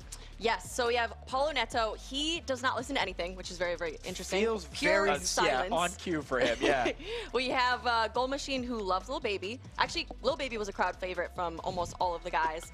And then Lamps has Eminem 8 Mile, and Fiddle listens to Denzel Curry. Eminem 8 Mile, my God, wasn't around when that movie came out, man. Oh, I don't think man. I I think can any of see them the were. little baby movement, right? You need like Yeah, some motivation. yeah, This yeah. is upbeat. Gotta say, I'm a Got little upset that Goal Machine's not going with a little Jersey Drake action, you know? Yeah, but that's okay. I'm from Toronto. Can we talk about Paulo now just not listening to anything? I think that's That- very... that's kinda makes That's sense. very It's on Paulo. It just feels on brand. It's on brand. brand. Very It feels Paulo. on brand. He's like at the gym, like getting a full pump on the go, but he's just completely... It's just silence, man. White noise in the ear. just and like that's death it. stare to anyone who walks past. Yo, but that's kind of how he plays here, right? We don't get the over-the-top reaction. He'll just kill you with goals, man. And that's his business. It's just it. All business, all business, all business. It's going to be great. All right. It's now time for the semifinal round. Both matches are going to be played at the exact same time. Let's talk through our first semifinal match. Goal Machine of TFC versus Paulo Neto of Atlanta United. Both guys who can score, Dan. Both guys who know each other very well and keep Yes. facing each other, it would seem, every now and then. But Paulo Neto seems to know how to beat everyone at the moment. But Goal Machine, maybe a slightly different Goal Machine this event than what we saw last event, seems to be far superior when it comes to the final third. He is actually scoring goals, right? Has the sweat rag as well to help him. Please just, can we stop with the sweat rag? Nah, It We we're makes gonna- me- started it. we're gonna keep it I going. thought it was normal to talk about. It's definitely not. It's just a towel or a flannel. Don't even touch me. Over But- under 12 goals between these two. Between over the course of the two? Yep. Oh, man. I'm going to Under. go over. Under. Under, over. Over. I think they're going to Pepsi-Cola. get 12. Over. Under. Okay, we're split. Okay. We're split. I like it. I don't like being aligned with Mike Lavelle, but that's okay. Yeah, dangerous times. Dangerous times. Again, we both know these guys can score goals, but I gotta say, guys, in that King CJ match, a guy that can also score, I was impressed with the defense from Goal Machine as well. Came up clutch a bunch of times to not only keep his lead, but grow his advantage as well. We have another semifinal. That will be our featured match for this round. The reigning League Series 2 champion Lamps of Minnesota United. That's not a towel. Look at it. Versus the 2020 LS1 and LS2 champion Fiddle, who plays for the Vancouver Whitecaps. Dan, what you got here? I think that Fiddle is on a roll. Fiddle has that belief. He said, oh, well, I hope Lamps goes easy on me. But I will say all these players just seem to be quite humble and they don't want to say anything out of line. They want to be nice to their friends. But when we get into the game, that's when things get different. Lamps is the villain, right? Lamps knows he is the guy here to ruin everyone's day. He wants to get to another final. He wants to make up for that loss in LS1. And he won't care who is in his way. I think that Lamps is going to be very much looking to make a point here going into the final, and he'll be looking to win this one by a large margin. Mike, what do you think? You don't need to predict yet, but you can skip some Fiddle's thoughts. riding a lot of momentum, riding that wave. I think there's a little bit of a mind game saying, like, I hope Lamps takes it easy, and you put a lot of pressure off you then in that type of circumstance. And I'm kind of hoping Lamps scores a goal, does the gritty, and then also does the gritty in real life. In real life, yeah. That's where I'm at right now. I saw him in between. Don't He think was I've talking seen about a doing gritty yet. celebrations. I'm waiting for the gritty on gritty. I want double gritty. Would make me happy. So if you're listening, double gritty Lamps in this matchup. We'll get that on stream. I promise you. All right, it's now time for the pre-match predictions presented by Avant. We all get a chance to predict the winner. The 5 of us are going to make a pick, and the chat, of course, you can also make a prediction by voting in the Sports Buff extension on Twitch. Casey, welcome to the panel. 100% record for She's Casey. got I was just going to say, she has not been wrong yet. I mean, it's 1-0, but that's okay. Can you keep it 2-0? What you got? Absolutely. I'm just going to go back-to-back. I won with Lamps last time, so I'm going to keep it with Lamps, and I definitely think he's going to win out this match. Mike. Lamps is a more complete player than Fiddle, even with the momentum, and he's barking at him. I think Lamps is going to get the job done. We're going to see him in the finals again. I think that Fiddle's interview just saying he wants him to go easy on him. I think it would be weird to not predict Lamps as the favorite here, so I'm going to go Lamps. Feels weird because Vancouver, of course, Canadian as well, and my second favorite city in Canada behind Toronto, but I'm not... I remember Lamps last time. He just came to me and said, yo, you keep going against me. And I was like, I learned my lesson, my man. I learned my lesson. So this feels like, in this room at least, a clean sweep for Lamps right now. Jillian, she going to give us a prediction as well? Jillian, what you got? I'll give you my prediction in a second. But guys, you have Casey on the desk with you. Yeah. She's your guest. Yeah. Please stop talking about sweat rags. It's disgusting. Oh. And we need to move on from them. But as for my prediction, I'm going with Fiddle because I love how much he loves to be here. It's almost as much as Mike LaBelle loves to be here. And also, I think it fares pretty well that I only picked the guy that you stand me right next to. I mean, I did it for Alan Avi last time and it worked. And then you just stick me right here next to Fiddle. So how could I not pick Fiddle? And he's all like, what do I do with my hands now that the camera's back on me right now? Why is this reporter standing so close to me? Why is she still so close to me? Why is she still talking? All right, well, at least, again, we got one going the other way as well, which is, again, makes for great entertainment for us. All right, let me let you know where you can watch each match this round. Twitch.tv/MLS. Lamps versus Fiddle. MLS 2 is where you get Goal Machine versus Paulo Neto. Of course, we're squad streaming on Twitch. You can watch both games at once. Just tap the Watch in Squad Mode button right below the player. I, of course, will be updating you as I can. Dan and Mike, though. Casey, by the way, thank you very much. And happy birthday to you as well this weekend. Thank you. Also celebrating. Hopefully you get to celebrate with the correct prediction. Go 2-0 heading into Cup. But it's your turn, guys. Dan and Mike, take it away. So here we are, Lamps versus Fiddle, the baby goat, the villain-esque man on your screen, whatever you want to call him. Lamps is here to change this narrative of being second place. It was an embarrassing final for him in LS1. I think he knows that, 9 goals being scored is not something that anyone wants to be on the receiving end, but this is a different Lamps. I think he'll be coming into this one far more focused. You can understand why those kind of big game goal differences happen as well when you're pushing to try and get back into the game. But he's going to get past Fiddle first. And this is a very different game to what it will be against Paulo Neto. Remember, Fiddle, a very complete play style in how he approaches the game. Mike, how do you see this one going? I think it's going to be more one-sided. I just feel that Lamps has a little bit of an edge. I know that Fiddle's got the momentum. He's coming off a big upset versus Jockson. Lamps just got a fresh cut. Look at the fresh trim. That means he knew he was going to be in this position. The hair is done, the beard, it's lined up. proper. And again, I think he wants that rematch versus Palonetto. It's kind of setting up to potentially look that way, even though I know we didn't go over those predictions, but I would have said that Faisal would have been going for the hometown upset. I don't know if it is an upset at this point, but Gold Machine maybe beating the likes of Palonetto. Well, I think one of the most impressive things to come out of Lamps and his season so far is just how little he concedes. His record's incredible throughout the qualifiers. He's only conceded 18 goals, which is extremely impressive when you look at just how many goals some of the other people will concede. But right, Mike, when you look at these two guys and you look at who's going to be going at each other at their throats in terms of getting loud, getting proud, it's on land, you want to get in each other's face. Do you think these guys are going to be going down that route, or do you think it's just going to be more of a case of, hey, we're just going to focus on our game here? I'm telling you, I'm looking for the first gritty on gritty. I've put it out there. I've teased it. They can hear us. I think we're on the same page here. I feel that Lamps is kind of at that point, too, where he wants to add something into every game. He doesn't just want to win. It seems to be like whether it's a certain emotion, a certain pop-off, a certain celebration. It's starting to become one-to-one with his brand a little bit, and I like it. I don't even think it's a villain. It's just a competition. Yeah, he got a lot of stick online. You guys in Twitch chat, I know what you like, all right? You like to get in people's DMs and you like to try and make life difficult for them. I like some toxicity. I'm just made for a little bit of that. Just sparkle it or sprinkle it, put it into the, the equation. I need that in my competition. Well, as soon as Lamps became the bad guy and he started celebrating, he started getting loud, when he loses, there are always going to be people who are happy about that. But unfortunately, that is the role that you play when you are the villain and you start to show some emotion. But I am all for it. I want to see these guys, when you want to celebrate, celebrate. You wouldn't see footballers in real life not celebrate after a goal, right? These are big moments for big money on one of the biggest stages here at the eMLS. We are underway in the semi-final. It's Lamps, it's Fiddle, it's the baby goat against the old goat. Who's going to take each other down? And what's impressive a lot of times with Lamps too, it's the mix of balance and having certain poise, especially for being so young. You gotta remember, he is 19 years old right now, and we're talking about him already being the next player up, or potentially even the best in North America, depending who you're talking to. Well, Lamps, who was able to win LS2 last year round, and then you had Fiddle, who was able to win LS1 and LS2 in 2020. Both of these guys know how to win these tournaments. But you heard Fiddle's interview earlier. He's far more comfortable on LAN. He gets thrashed around online, but a completely different environment here. He likes the atmosphere. He doesn't want to be in his pajamas. Personally, I wouldn't mind playing in my pajamas. I'd be far more comfortable. But are we going to see Fiddle now get an early goal? It's a good strike. But Coronel dives to his right and makes a good save. And playing LAN versus playing online often deals with focus, concentration, adrenaline. It mixes into the complete equation of kind of FIFA goodness, or even esports.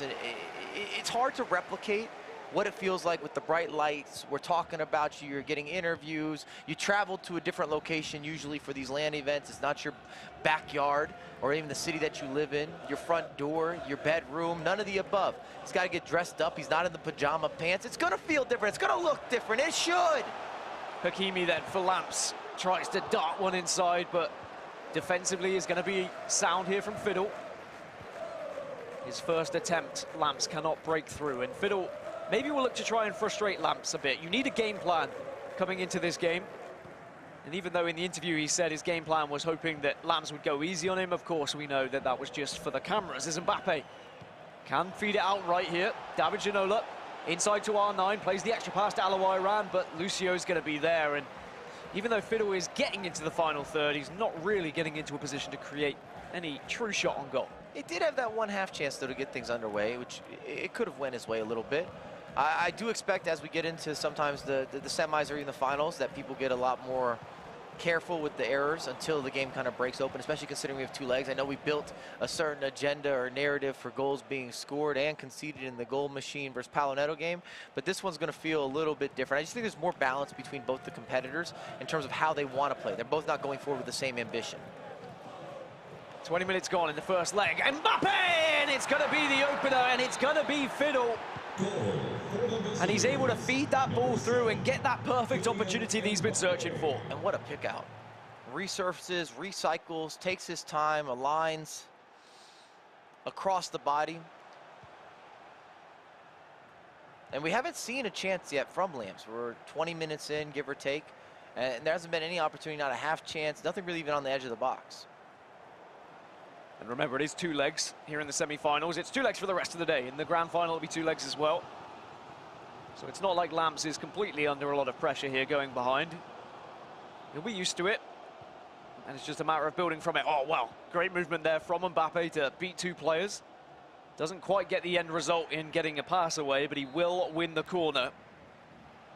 Can he do anything dangerous? Plays it short, as everyone does now. Mbappe. Chiellini will find one more. Lucio into Bale, tries to twist and turn, plays it on, and he finds the extra pass. And Mbappe on the other side now ties us up. And put that on a highlight reel. That is corner kick greatness. Picking out the right passes. Again, you have these drop-off of vision. You got the alignment where you have some of that quick move and groove, and that extra pass to Mbappe makes it a 100% conversion.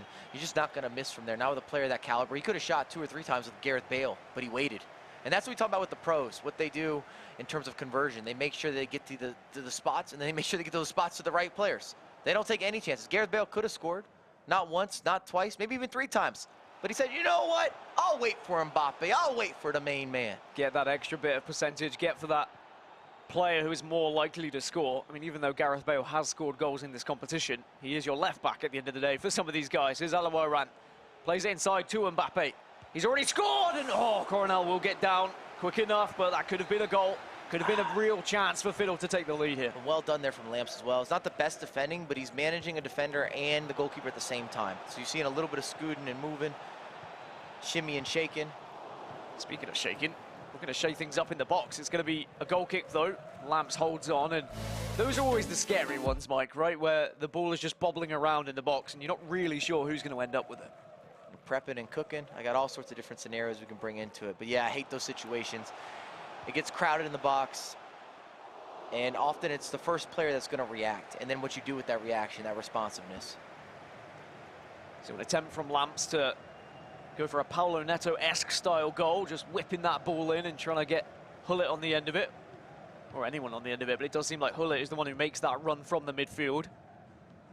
And now Lamps, as he has the goal, has looked far more comfortable, but Fiddle has been dominating possession. Here's Bale.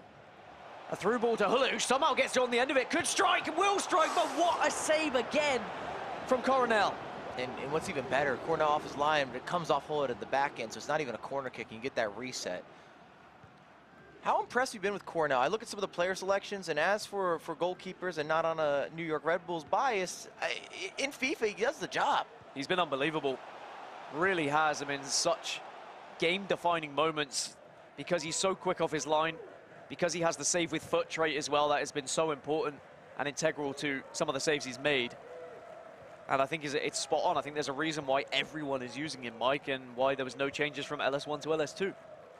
Yeah, look at the different squads, and most of them include some form of a Ginola sighting, which had lost us in some of the competitive play, but of course with our squad rules, it's beneficial from a rating perspective. You've got to have Gareth Bale, but he's almost always utilized or going to be maximized out wide unless you have a super sub or some sort of substitution come on and maybe you push Bale into the midfield and have some fresh legs down the wings. Ruud Gullit galloping through the midfield, undefeated.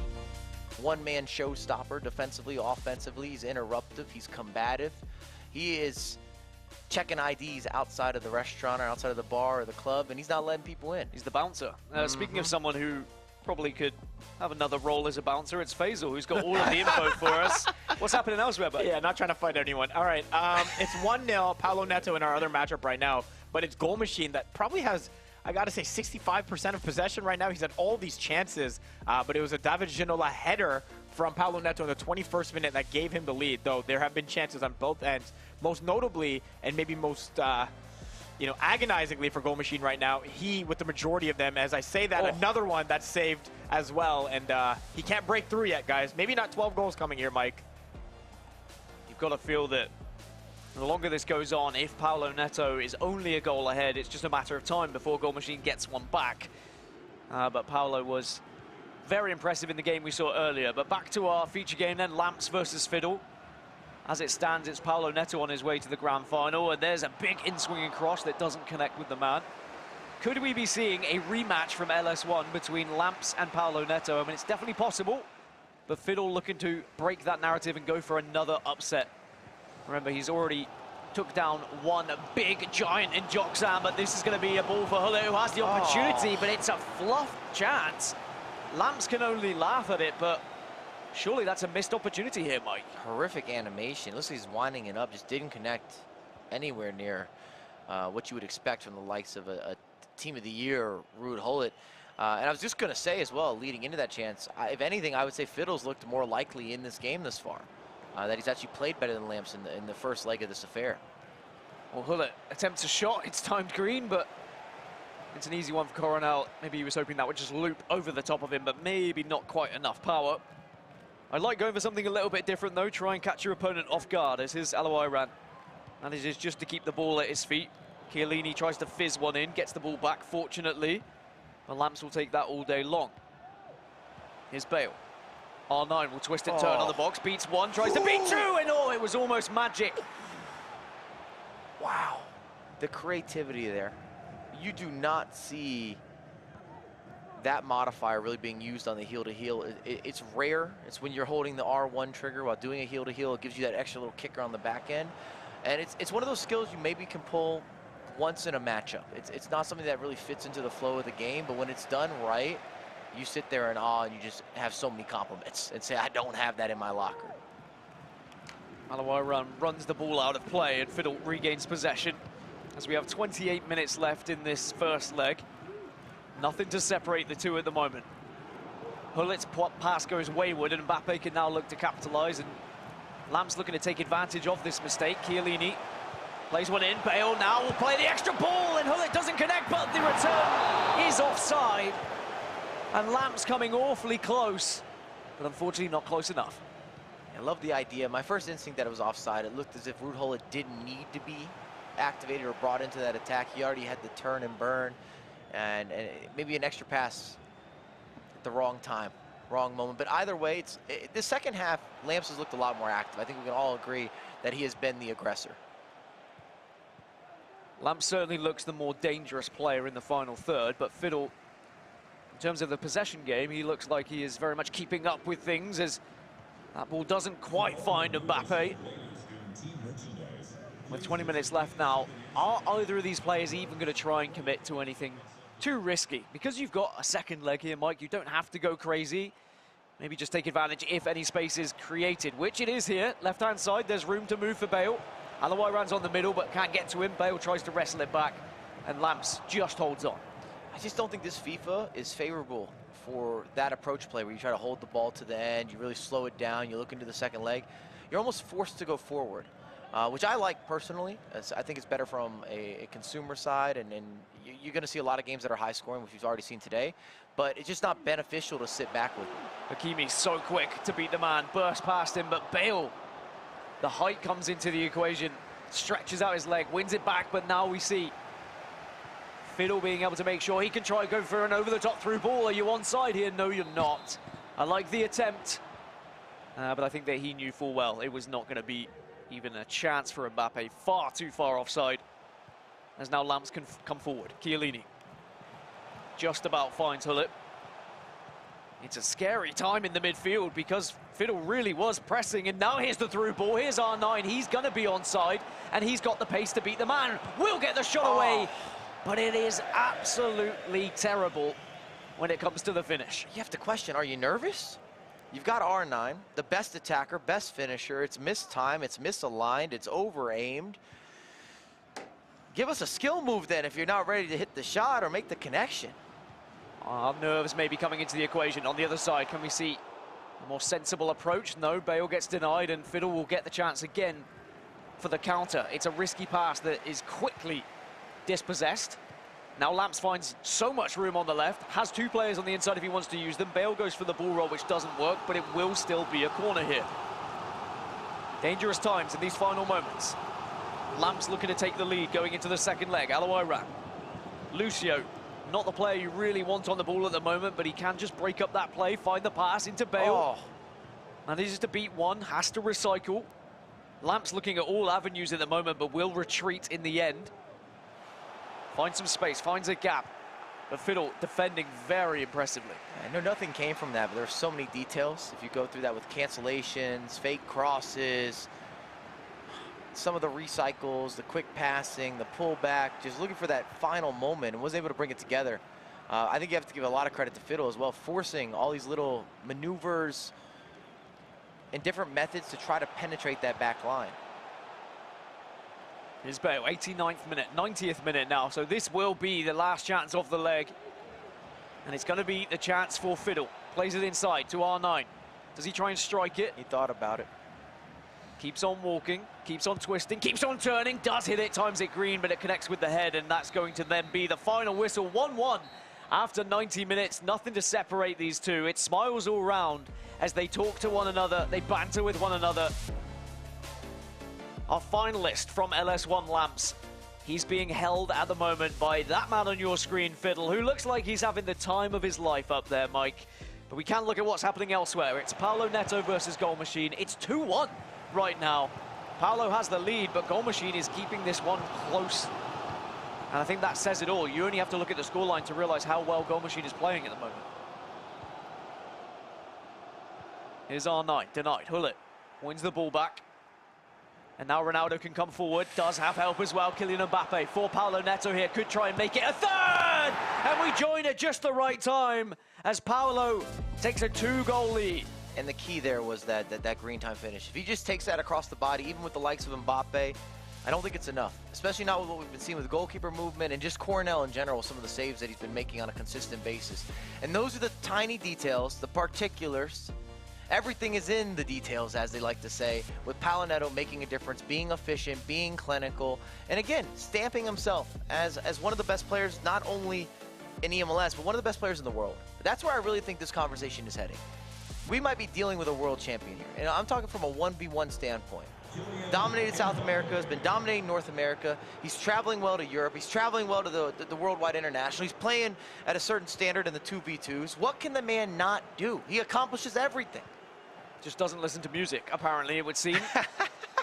But maybe Goal Machine can get one right back, and that is such an important goal for the Lanimore himself to just wrestle one back and make this a very tight game going into leg number 2. That's one way to shut Mike up. An instant rebuttal heading into the 90th minute. It also changes the dynamic significantly as we do head into that second leg, because we were already writing it off, saying he's going to go in 3-1. Paolo Neto switches off. Great from Goal Machine. And that sometimes, even though he's down a goal, you can carry that confidence and carry that momentum into that secondary matchup. I don't think he has anything to be worried about. I thought, having watched the entirety of that game, he was the more offensively threatening player and a defensively sound player as well. Paolo Neto's second goal coming off a penalty that I'm sure Goal Machine would argue as well, seemed, at least on the first glance, pretty clean relative to what this game has given before. We'll show you some highlights. Maybe you guys could be the judge of that. That's Goal Machine versus Paolo Neto, a game that ends 3-2 in favor of the champion. And it started with a save from Cornell, as we are very used to, but then David Ginola off a cross, gets the head on it, and it's 1-0. For Goal Machine, again, up possession-wise like crazy, fluffed the shot there a little bit, probably a bit unlucky.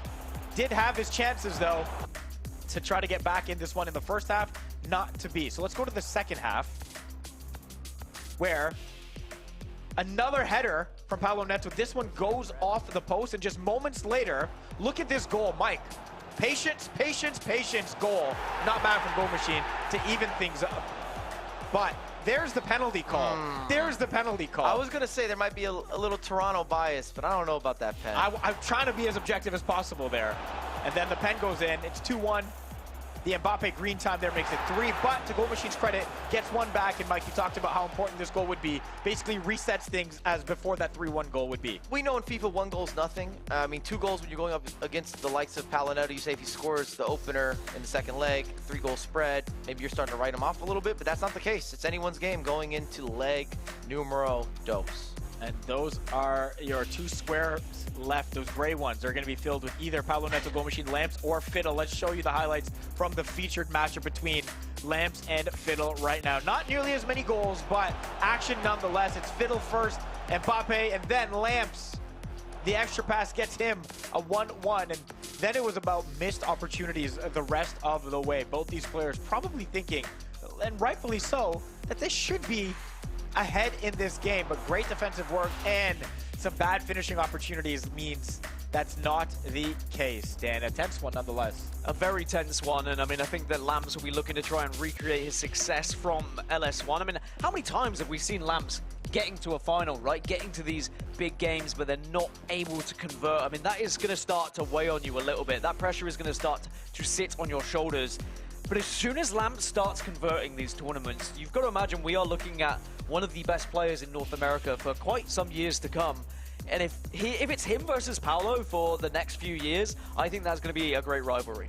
All right, a reminder, we've got a contest for those watching on Twitch. You can win MLS Store gift cards, DoorDash gift cards, and there are 60,000 FIFA points up for grabs. To win, participate in questions from the Sport Buff extension.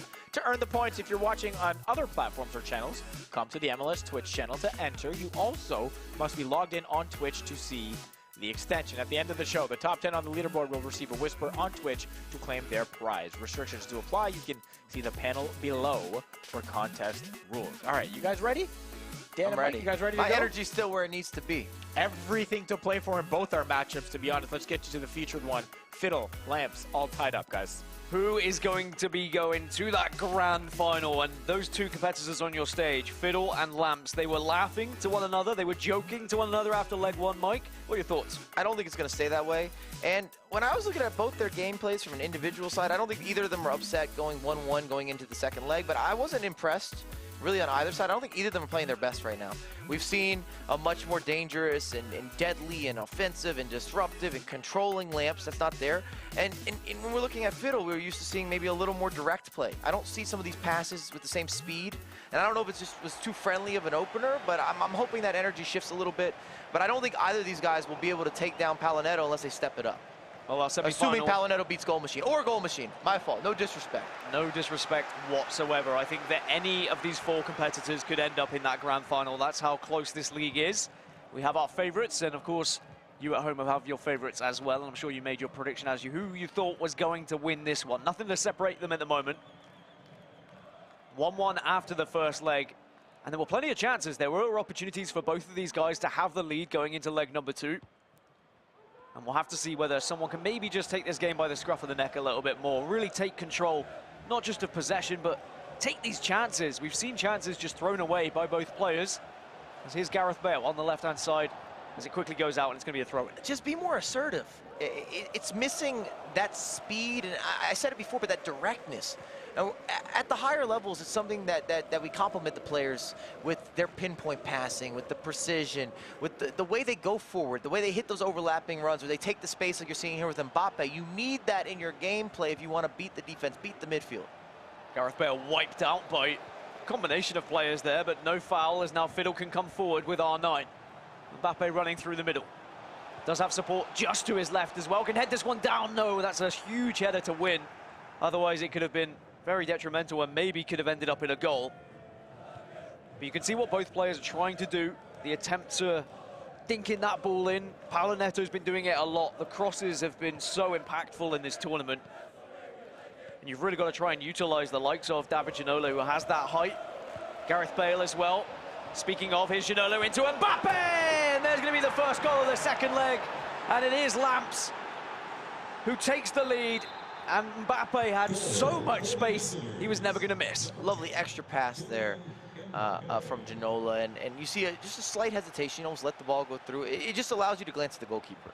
And I always stress that because we see the difference between some of these matches, especially at these very close back and forth, come down to those key moments. Does the goalkeeper scoot this way? Do you see what's going to happen? We saw that in League Series 1. We've already seen it in League Series 2. I think that's going to be consistent in the FIFA scene. Seen a little more of that counter press as well from Fiddle. And I'm impressed that we're seeing a little more diversification with the gameplay. Where do you go from here? Plays it across, and Lamps, no hesitation there. Knew exactly what he wanted to do. And now he has that 2-goal cushion. Lamps, who maybe could have been criticized from LS1 with not having that decision-making, not able to score those goals against Paolo Neto, looks a bit more ruthless in front of goal here today. You see some pain there in the eyes from Fiddle. They had a little zoomed-in shot. He's still got a lot of time to work with. 20th minute, you're only down a couple goals. But he definitely knows giving up that second was a problem. It makes things tough for Fiddle. A goal here, though, would bring him right back into things, but Lucio in the right place at the right time just to scoot that one away. And now here comes the counter-attack. Can Mbappe get on the end of this? Yes, he can. Somehow wins it, but he's going to have to just recycle. Ball rolls away. Another dink through. R9 cannot rise to the occasion. But Lamps looks confident in this second leg, and he's able to press here with Hakimi, who beats the man.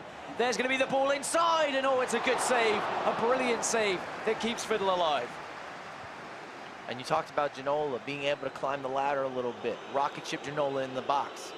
He gets up there long here. He's going to touch something. Goalkeeper with a great save, a reaction save. But we are seeing more of these crossing goals or even the knockdowns being relevant to scoring or adding in, again, a different bit of variety with your offensive options. Variety is important. He was offside anyway. Oh, you have to manually aim the headers, and that was just not done well. But it might make you feel better that it is offside. It's coming back.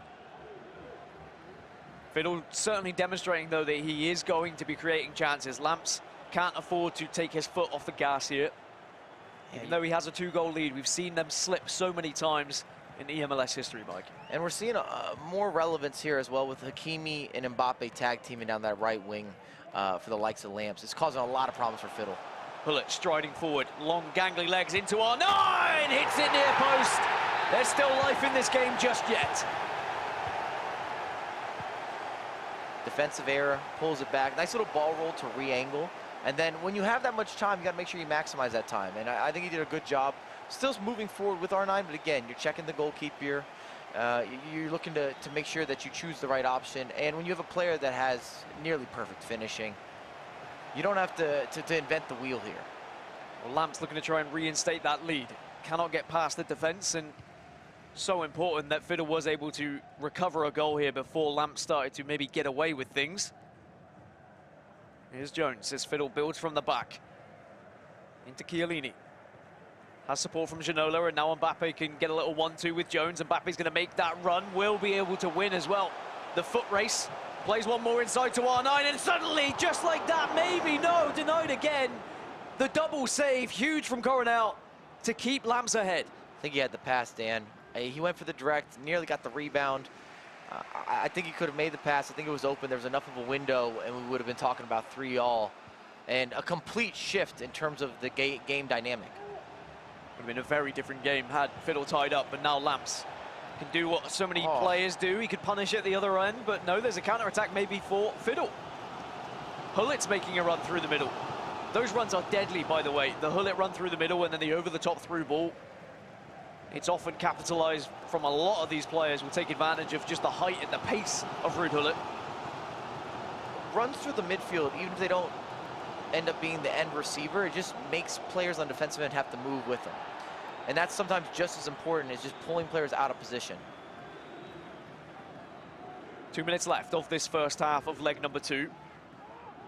Lamps, who has the last attack of the game. It's over the top, it's to Hakimi. We know he's got the pace to get on the end of it, but has to go up against Hullet. And if you want anyone to go up against it, Hullet's probably the best man. So Lamps still has the lead, but it's a very narrow lead indeed. Faisal, what's happened in the other game?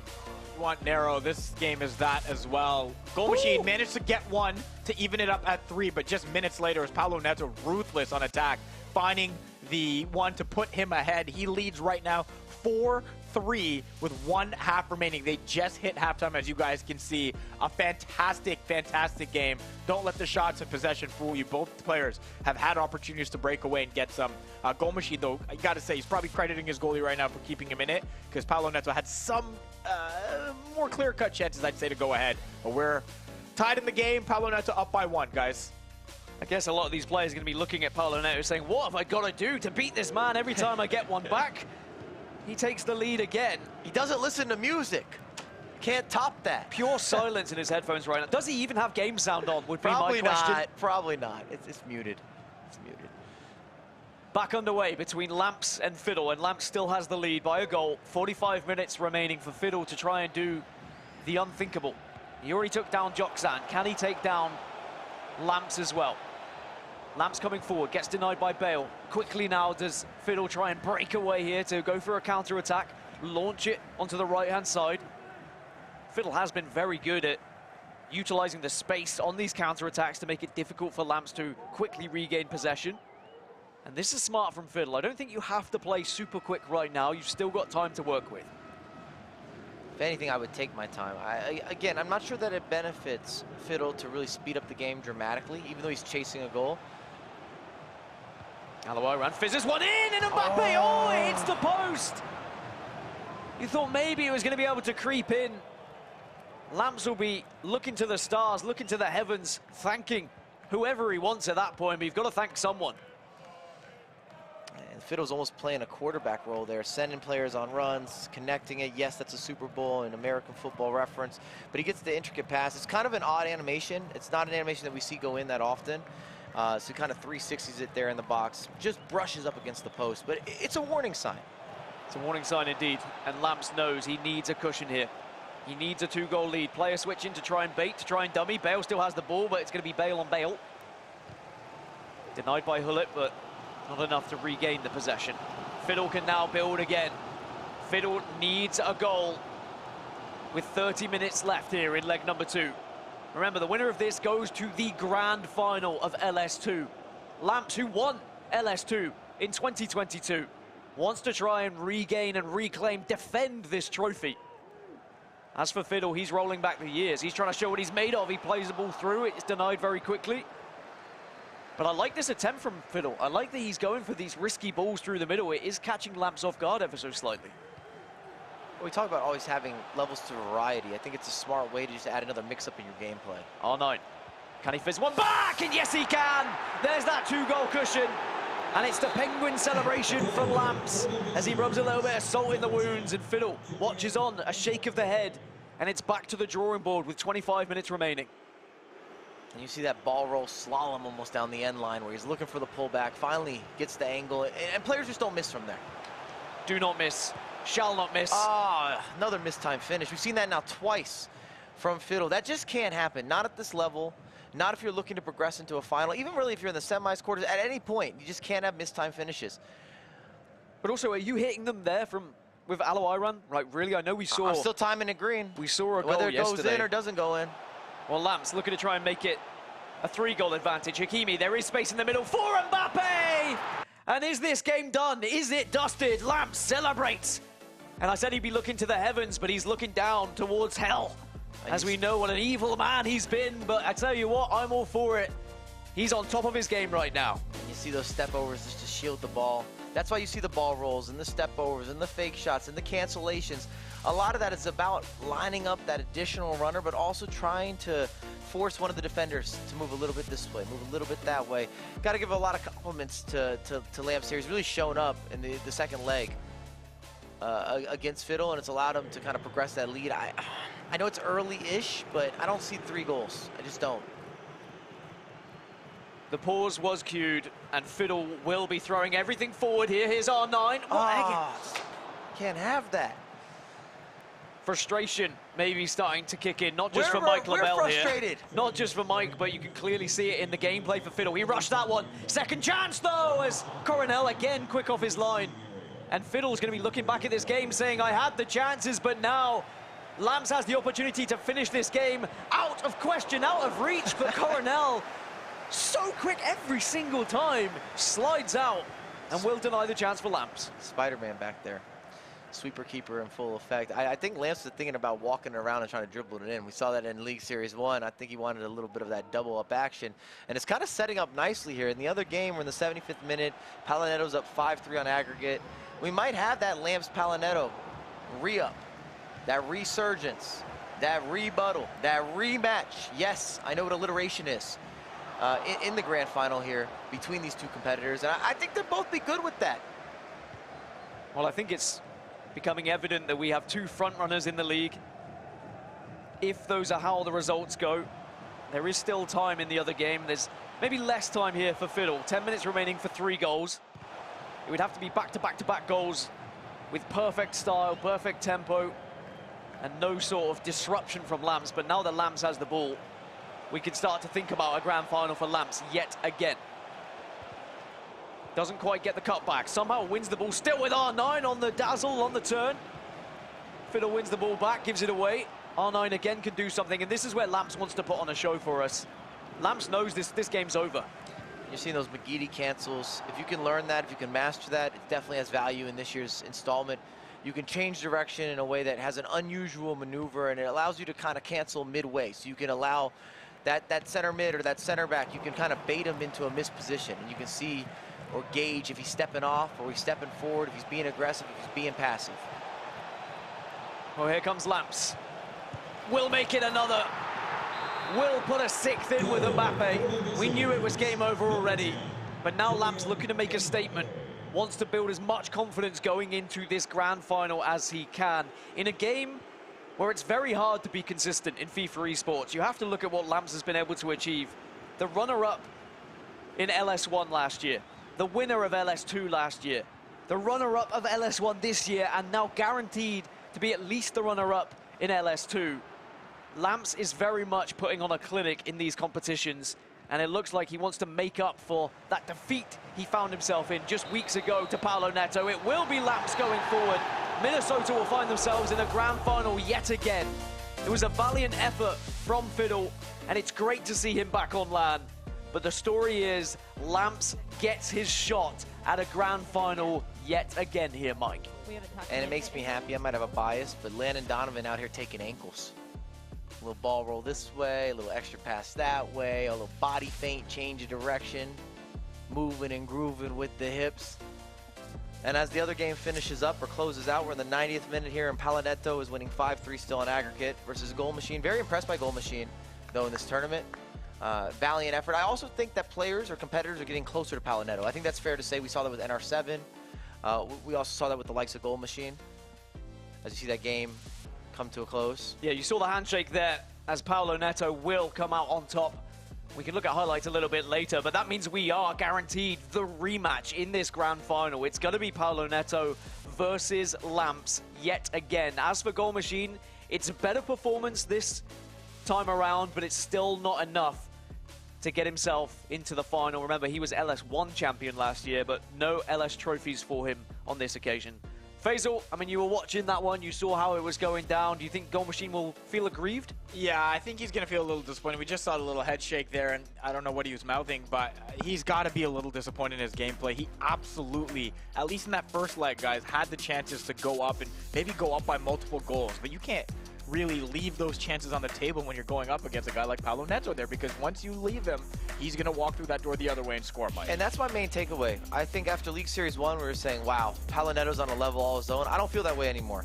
I feel that the likes of Paolo Neto, Goal Machine, Inrasic, and then, of course, Lamps are kind of in the same page, same playing field. Some of the other guys, maybe one step below, but we now have 4 that are in that elite division. In a different game, different finishing, Goal Machine has that upset. The same with Inrasic as well. I don't even know if you'd call it an upset, though, right? Because they get the win. They take the win. You're right. Take the win. And look, fair enough. It's a guy that Goal Machine beat before in League Series 1. He's obviously won one of these events before, although, again, online versus LAN are very different games. But Goal Machine fancies himself a better LAN player, and we've seen why. The last, couple matches he's played today, especially the dismantling of King CJ, was very impressive. And right there with Paolo Neto, I know the differences too, but the matchup was a lot closer than that. And the only goals that King CJ scored against him were corner kicks. Corner kicks, man. Corner kicks, yeah. He didn't even get a run of play goal. And I say that also because if there's a critique on Goal Machine, it's that he scores a lot, but he also concedes a lot. That wasn't the case. Not the case. I know we said 12 goals here, but, we're ambitious. I know we were, and maybe we were hopeful. And the other side, of course, it's Lamps with the dominating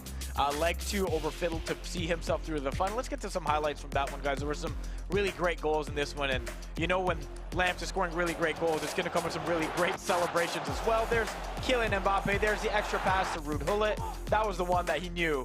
Okay, a little bit more comfort now, a couple goal advantage. Fiddle, to his credit, kept fighting, kept trying, but could never really get going. 2 chances here with R9 to get himself level, but then Lamps, much like what we just said about Goal Machine and Paolo Neto, if you leave him with the door open, he is going to bust it down and waddle your way into the final again, don't you, young goat? Baby goat, I should say. Baby goat. We got another matchup, of course, going on at the same time. It was Goal Machine versus Paolo Neto, in case you missed the goals that I was fortunate to see. We've got you covered. It was, again, Paolo Neto with chances, sure, but Goal Machine as well, getting the first goal of the game in the 35th. Kylian Mbappe leveling this one, but just a couple minutes later, and yes, there was a corner there, but it was off that corner. That possession still kept by Paolo Neto that led to that goal. A very impressive rebuttal, as Mike would say, from him. This was a great chance from Goal Machine. Patient again. Man in the way, though. Man in the way. And there it is, the moment that Paulo Neto sees himself through. He is going to be back in our final. Let's head over to Jillian, who's standing by with the reigning champion, Paulo Neto.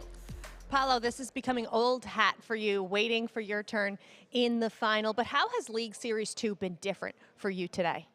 I think that was two very tough games against Razek and Goal Machine. But yeah, I could have the wins, but I'm happy how I play, and I hope to keep the form to the final.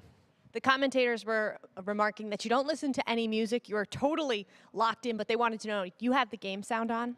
Yeah, I have the game sound on. I don't have any music, but yeah, I just like to hear the game, the ball, the stadium. So yeah, this is what makes me focused on the game. All right, well, this is going to be an instant classic, a rematch from just 2 weeks ago, Paulo Neto versus Lamps. But you know Lamps is going to come out with a vengeance with the way that he lost just 2 weeks ago. So how challenging is that?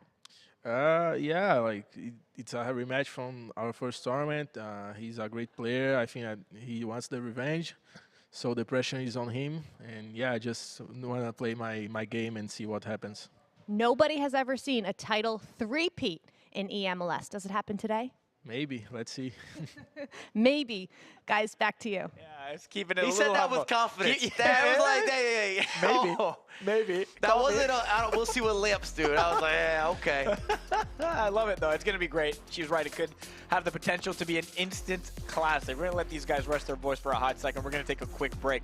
Up next, it's the final round here at eMLS League Series 2, presented by Coca-Cola Zero Sugar. A rematch between Paulo Neto and Lamps for the title. Don't go anywhere. You don't want to miss it.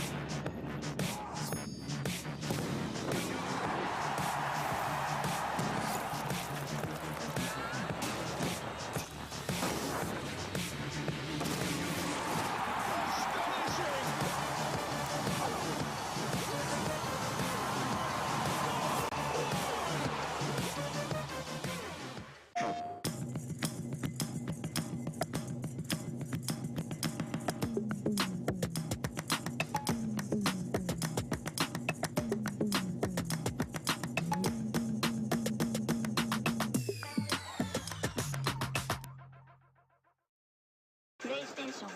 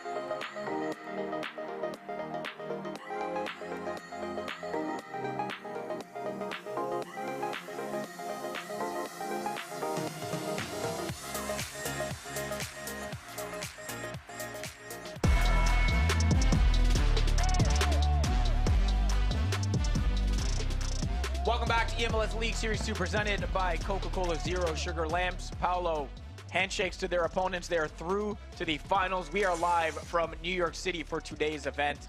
There is the stage. That is what they are playing for. The beautiful League Series 2 trophy. And, of course, the pride of saying you are a champion. It's something both these players know, something Paolo Neto knows a little bit more recently and a little bit often as well. He has done this twice in a row. Of course, the one he didn't do it, though, 3 times in a row was because Lamps won League Series 2 a year ago. We just finished the semifinal round. This is our final matchup. Paolo Neto versus Lamps. The rematch. The rematch, Dan. The rematch, the one we all wanted to see. Lamps, can he get that revenge? Or is Paolo Neto going to make it the three-peat? I did not think anyone would be even close to a three-peat when we look at this league and how difficult this league is. But Paolo Neto, honestly, has taken this league, he has stomped all over it, and he has made it his playground. Dan Gaskin there, breaking that down very nicely. Mike LaBelle, Janine Sakovitz here with you as well. We cannot wait. We will set this one up, Mike. Pretty good, eh? You asked for, you just made it sound like recess. Okay. Well, We're on playgrounds. It's pretty good. Oh. It's child's play. Child's play. Wow. You just took it further. Wow. I was gonna. That's better than where I was gonna go. I was gonna start naming like tetherball. Don't say anything. Then. Don't say anything. Just don't say anything. Don't say anything. Jillian, what was it like out there during that semifinal? It's a lot of smiles because everybody knows whether you're watching or you're playing, we're in for something really, really special. Probably the only 2 people not smiling were the 2 people that lost to those 2 in that semifinal matchup. Overwhelmingly smiles. But no, that's cool. No, I was gonna say everyone yeah. else though smiles in their faces. Although they do have to play them at some point as well. And again, it kind of confirms what we heard from some of the players last time, when at least in regards to Paolo Neto, where they're just, I don't know how to beat him. And Goal Machine, I know, I just saw him on the way out. He felt the same way. It's like, I thought I did everything I could, but sometimes you just need a little luck to go your way as well, and it wasn't there for him. Yeah, when you start to see players, you know, get a goal back, they equalize, and then suddenly straight away, Paolo, It's right away. he regains control. He just takes all of that off of you, and then suddenly you're again trying to get back into the game. But surely someone's got to do it eventually, and if anyone's going to do it, the person who would have studied most film from last event would have been Lamps, right? He lost 9-1. There is no way he didn't go home and watch that over and over to really work out what went wrong. Well, you mentioned film. This is about to be a movie, guys. I'm going to try to hype this up as much as I can. It is now time for the League Series 2 final. We have Paolo Neto of Atlanta United going for 3 in a row versus the reigning League Series 2 champion, Lamps of Minnesota United, trying to defend his LS2 title. This is the rematch we all wanted.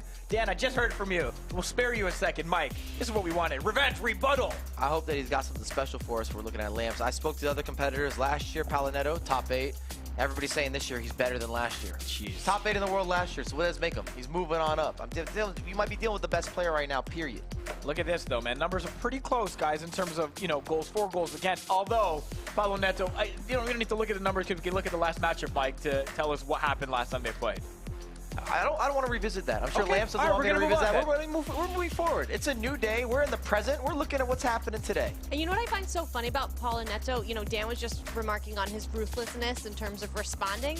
And in person, oh, he's so kind. Couldn't be a more gentle soul. That can't be how he feels inside, no, Jillian. that's what I think. There's like a fire. I know you're cerebral when you're only listening to game sound. When you want to hear the ball get kicked and the crowd noise and the net bulge when that ball hits the back of it. Were you guys surprised by that? He No. really doesn't listen to music. No. When I play, and again, I'm not this guy, I like it to be relatively silent as well, to be honest with you, just to concentrate. There's something about the ball noise from pass to pass, like you feel like you have that connection. It sounds weird, but it is actually very important to hear game sound. I think a lot of the guys who said they like music is probably before the game. Sure, maybe not There during. are some crazy people who listen to music whilst playing, but that would be too distracting for me personally. All right, look, 9 wins isn't going to get there by itself. Okay, we have to talk about Lamps as well because, again, while all the praise can go to Paolo Neto for getting here and winning it the last 2 times, let's not forget this guy did win it in League Series 2 last year, and despite the result, was in the final and could have gone either way because he looked very dominant on his side of the bracket, Mike, just a couple weeks ago. And he's been battling through. I think what makes me happy is that we have the top 2 players clearly in eMLS. It's back-to-back events now. They've both been performing. You can't argue the ways they had to get here either. They've had very difficult paths, and we're looking through both those events. And here we are. And there's no way this rematch is going to look like last time. That's all I'm going to say. I'm not going to revisit Heavy. It's not. Let's hope it's a little bit closer for our sake. Every game's been closer with Palinetto. I agree. No, I'm with you. Look, I'm with you, man. But we didn't know last time what we were going to expect. All we can go is based off the last evidence. But things change. Let's see if the predictions do as well. It is the last one of the day. Time for the pre-match predictions presented by Avant. We all get a chance to predict the winner. The four of us will each make a pick, and chat, you can do so as well. Predict using the Sport Buff extension on Twitch. So that is how you vote. Jillian, thoughts? Palinetto. Oh, okay. Simple. So, okay, sorry. He has not let us down yet. Nice and quick, eh? I thought the upset would have been within Rasic. Not here. I've got Palinetto. Okay. I haven't gone against Paolo for the last, 2 years? Yeah. Even though Lamps has made every League Series final in the last 2 years, I still think Paolo Neto is going to come out on top. I don't even think it's disrespectful to Lamps to do this. I think he loves it. I think he loves it. He can be fueled by it all he wants, but you got to get the result at some point as well. And I think the consistent messaging for us has been, until someone takes him down, it's hard not to go for him to get it done again. So I think this, from our perspective at least, is going to be a clean sweep at Paolo Neto taking it home again.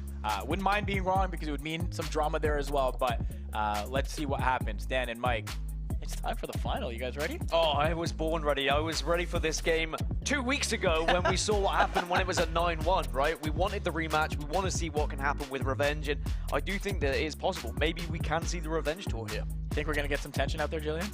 Yes. Yeah. Look, it's a packed house. Yeah. Everyone's totally watching. Well, we're showing the wrong side. But yeah, on the other side, yes, we do have a crowd here. We do have a crowd here that's watching. And the food is out there too. And it's still full right by the screen, so you know it's big. Yeah, it smells like tension is what it smells like right now, Mike Lavelle.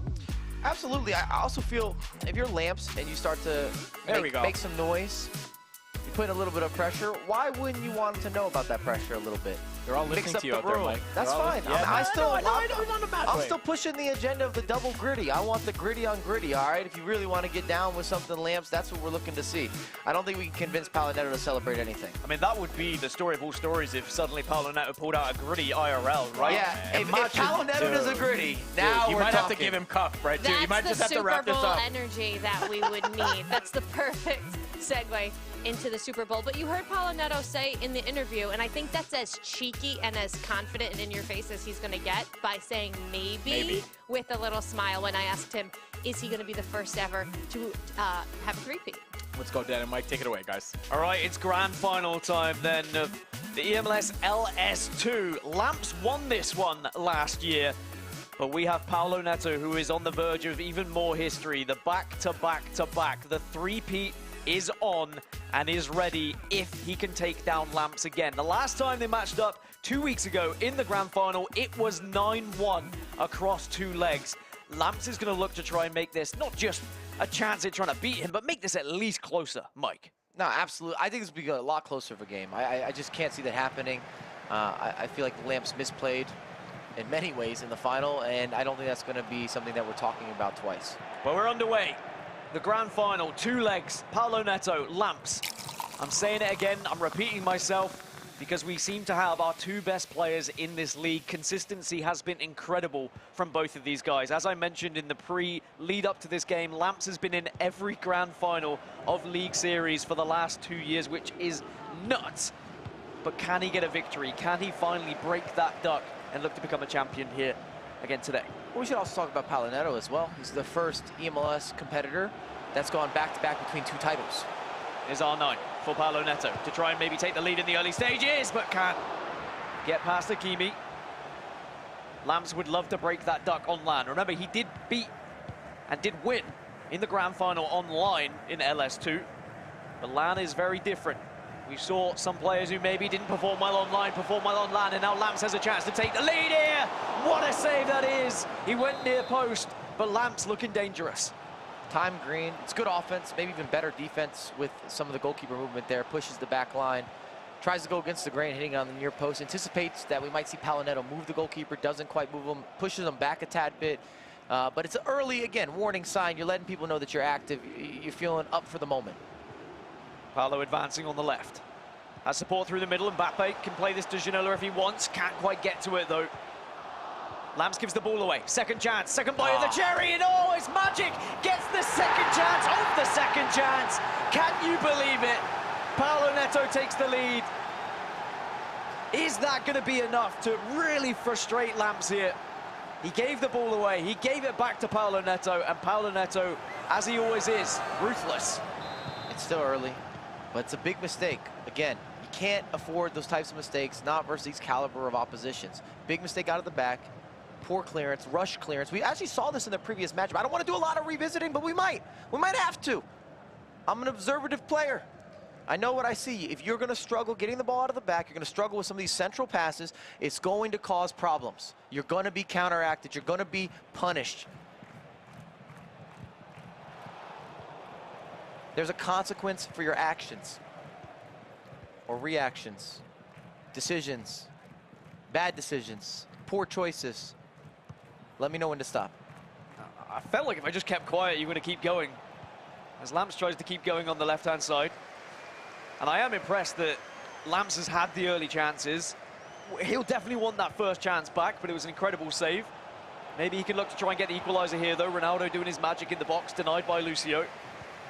Paolo Neto, I have credited him for the last 2 tournaments that he knows how to attack. He has 3 or 4 ways of how he wants to score, and he keeps implementing them. He finds which way is working most, and he punishes his opponents.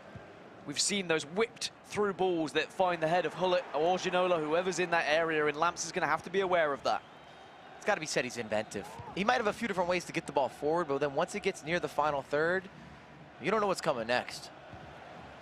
He's very unpredictable when it comes to what he wants to achieve in that final third, and I think that's why he's had a lot of this success, but Lamps has demonstrated he has an element of that as well. But here comes Aloiran for Paolo Neto, a chance to make it 2, plays it across, it's as easy as that, it's 2-0, it's Paolo Neto again.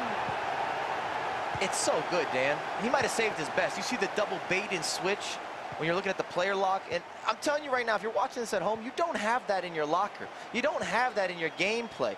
It's complicated to use, even at a lower level, yet alone as a pro, and he's just using that to give himself more space. Could be 3! Oh, great save from Coronel, and a very important one to keep Lamps alive.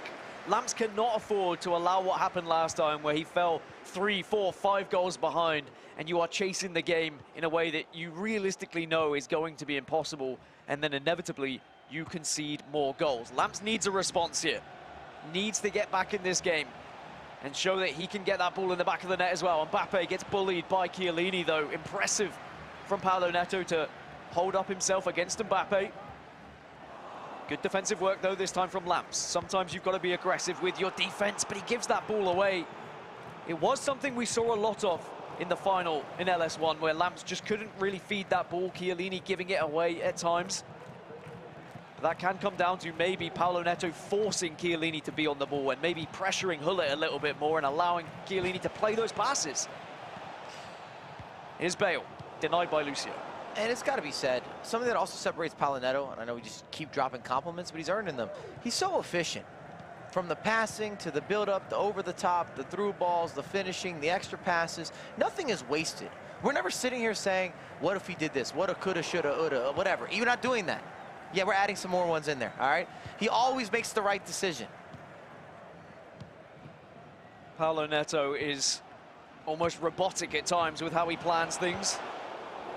And it is so impressive to see his consistency. The same can be said for Lamps when you talk about consistency and how many finals he has been in. But he would love to be able to hoist a trophy in a LAN environment. Chiellini tackled and then possession regained by Paolo Neto. And you can see every single time Paolo Neto has that ball, it is constant and instant thought about goal. It's about how am I going to score? It's not about holding on to the ball. It's not about possession. It's I want to go forward. I want to get more goals. I want this game to be done in the first leg. Remember, this is a 2-legged affair in the grand final. Currently 2-0, but maybe this could be the opportunity. Ginola goes for the Elastico, and it was able to beat 1. Not good enough to beat 2. Well, Paolo Neto just feels invasive.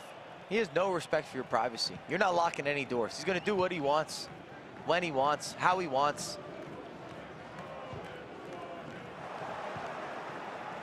I'm definitely not inviting Paolo up for a cup of tea. This is why people haven't been going. They're not going for dinner with him. They're not hanging out with him. I understand. I understand. He's taking advantage of you.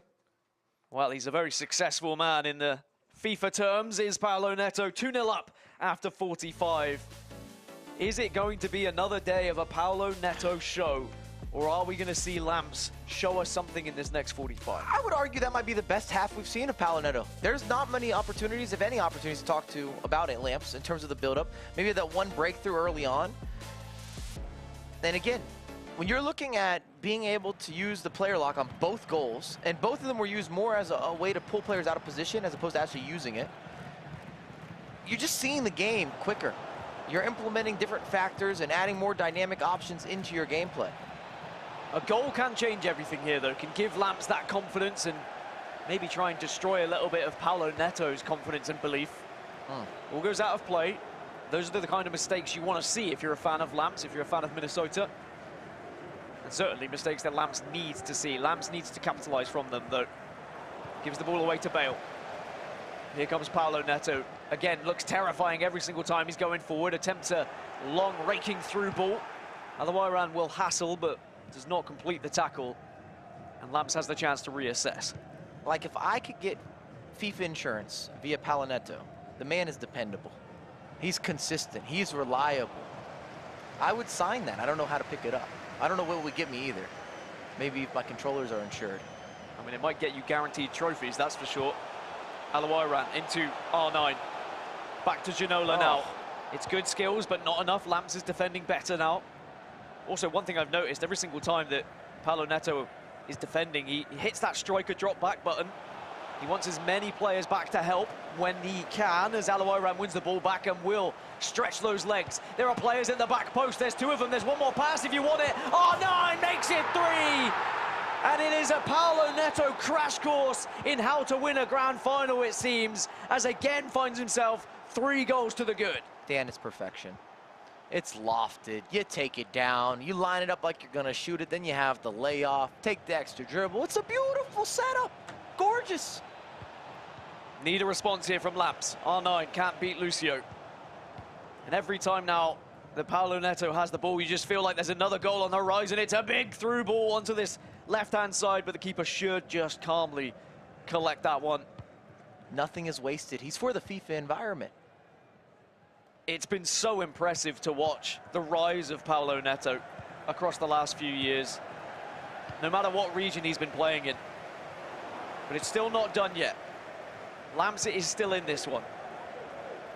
We've seen players come back from bigger deficits before. Here's Gareth Bale, though, wins the ball back for Paulo Neto. Alawaran has support. R9 runs through the middle, but was slightly offside, so he went left instead. But here comes Lamps.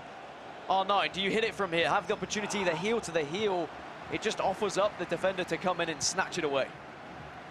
A lot of space to work with there from Lamps. I think he chose the wrong skill move. Needs something that would change directions, where the heel-to-heel kind of attacks the forward space. He needed at least a shifting skill. Again, a body feint, a step over with a change of direction. Maybe even the simplicity of a ball roll would have been helpful. A little bit of fortune for Lamps. Mbappe bullied off the ball, though. And it's just the passing game that we're seeing from Paulo. Like, he always seems to be one step ahead. Knows exactly where he wants to go, what pass he wants to make. He's triggering those runs. He's got the player lock. He creates the space on both sides of the pitch so that he can manipulate the game in a way to play it wherever he wants, whenever he wants, that you were mentioning. So here is Chiellini now, alongside Bale. Fizzes one in, and we've seen this. This is vintage Paulo Neto. It's going to be offside. Lamps wise to it.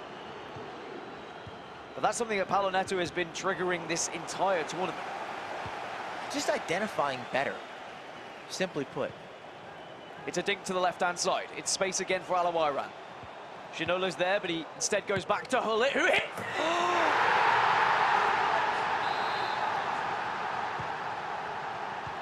What can't he do?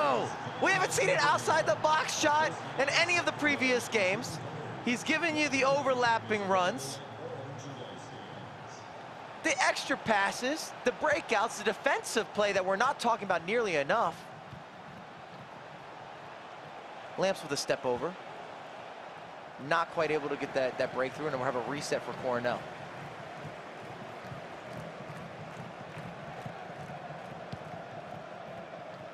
Perfect outlet, as we would expect.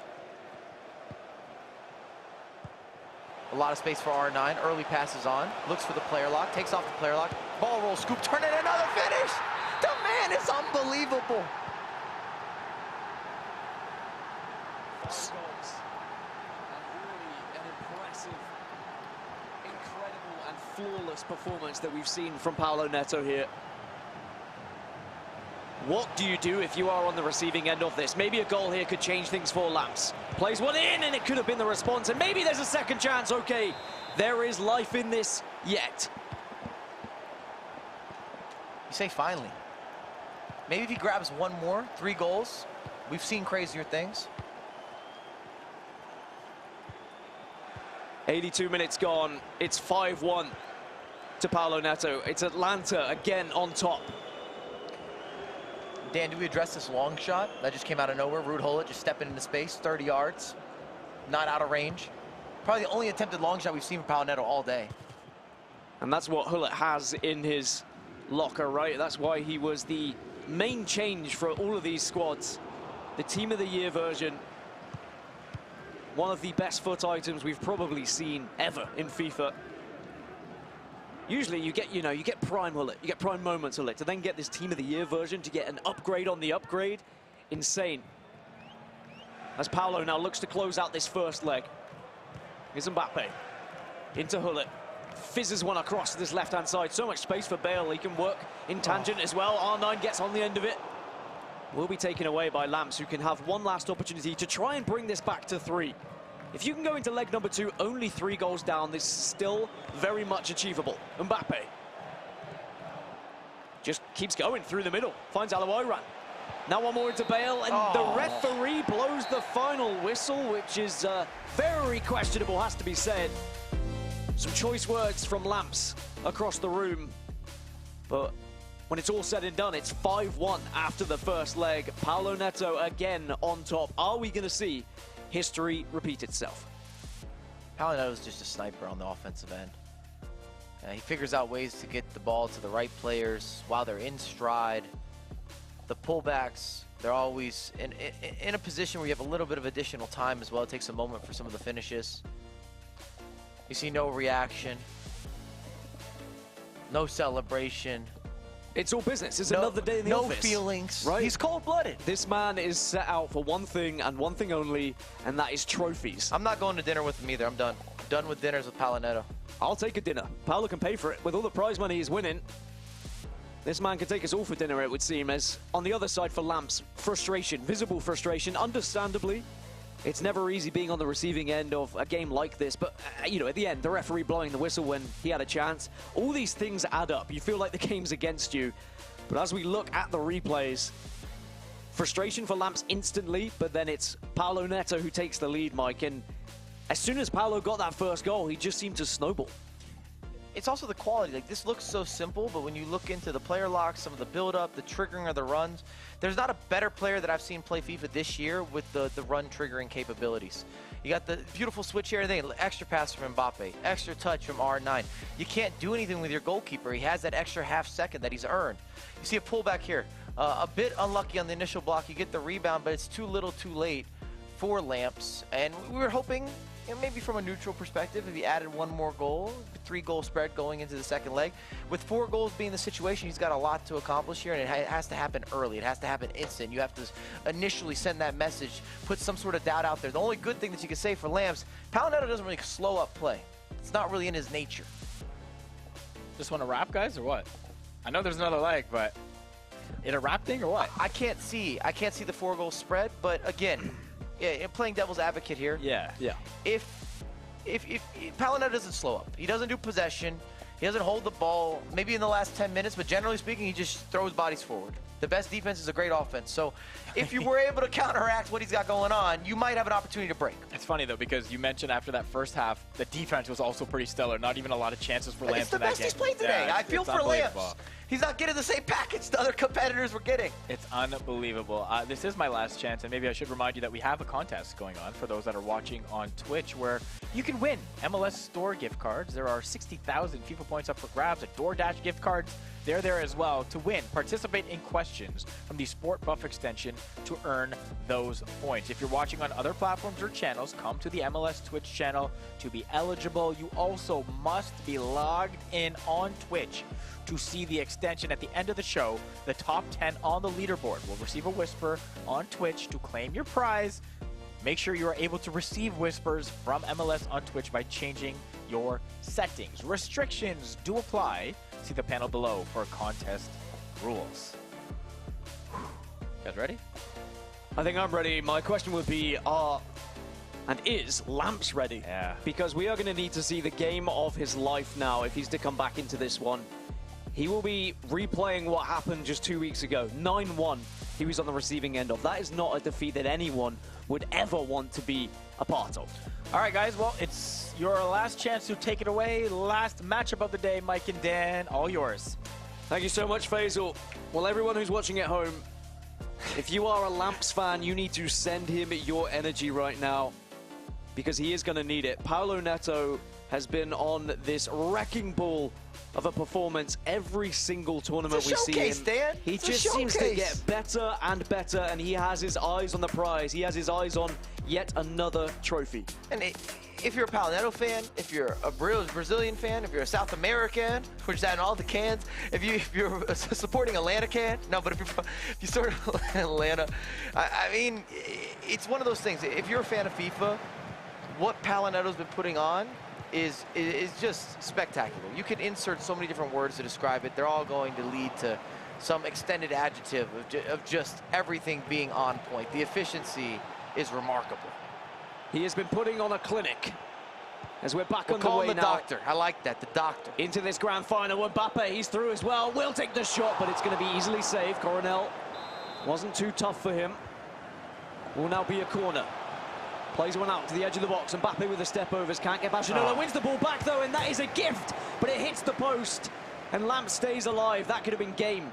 That could have been it done. That could have been headset off. That could have been controller tossed. All sorts would go wrong there, but now Bale wins the ball back into Alawiran.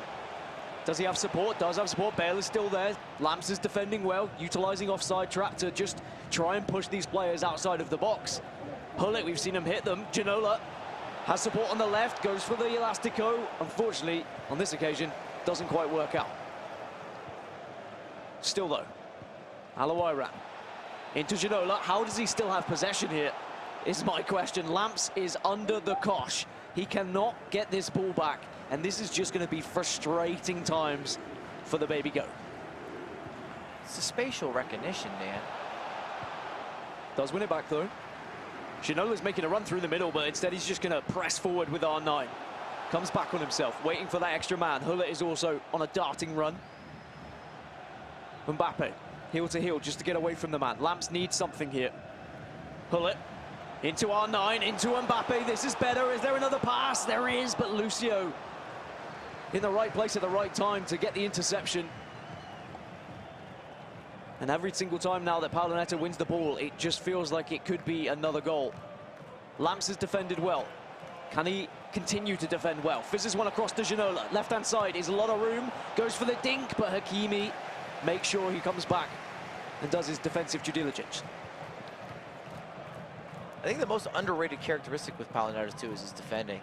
If you look at how he's maneuvering players, he's really going to make you earn these goals and opportunities. Well, can you get one back here? Hakimi, he's not going to shoot. He'll play it back. Does find Bale, but Bale can't get the shot away.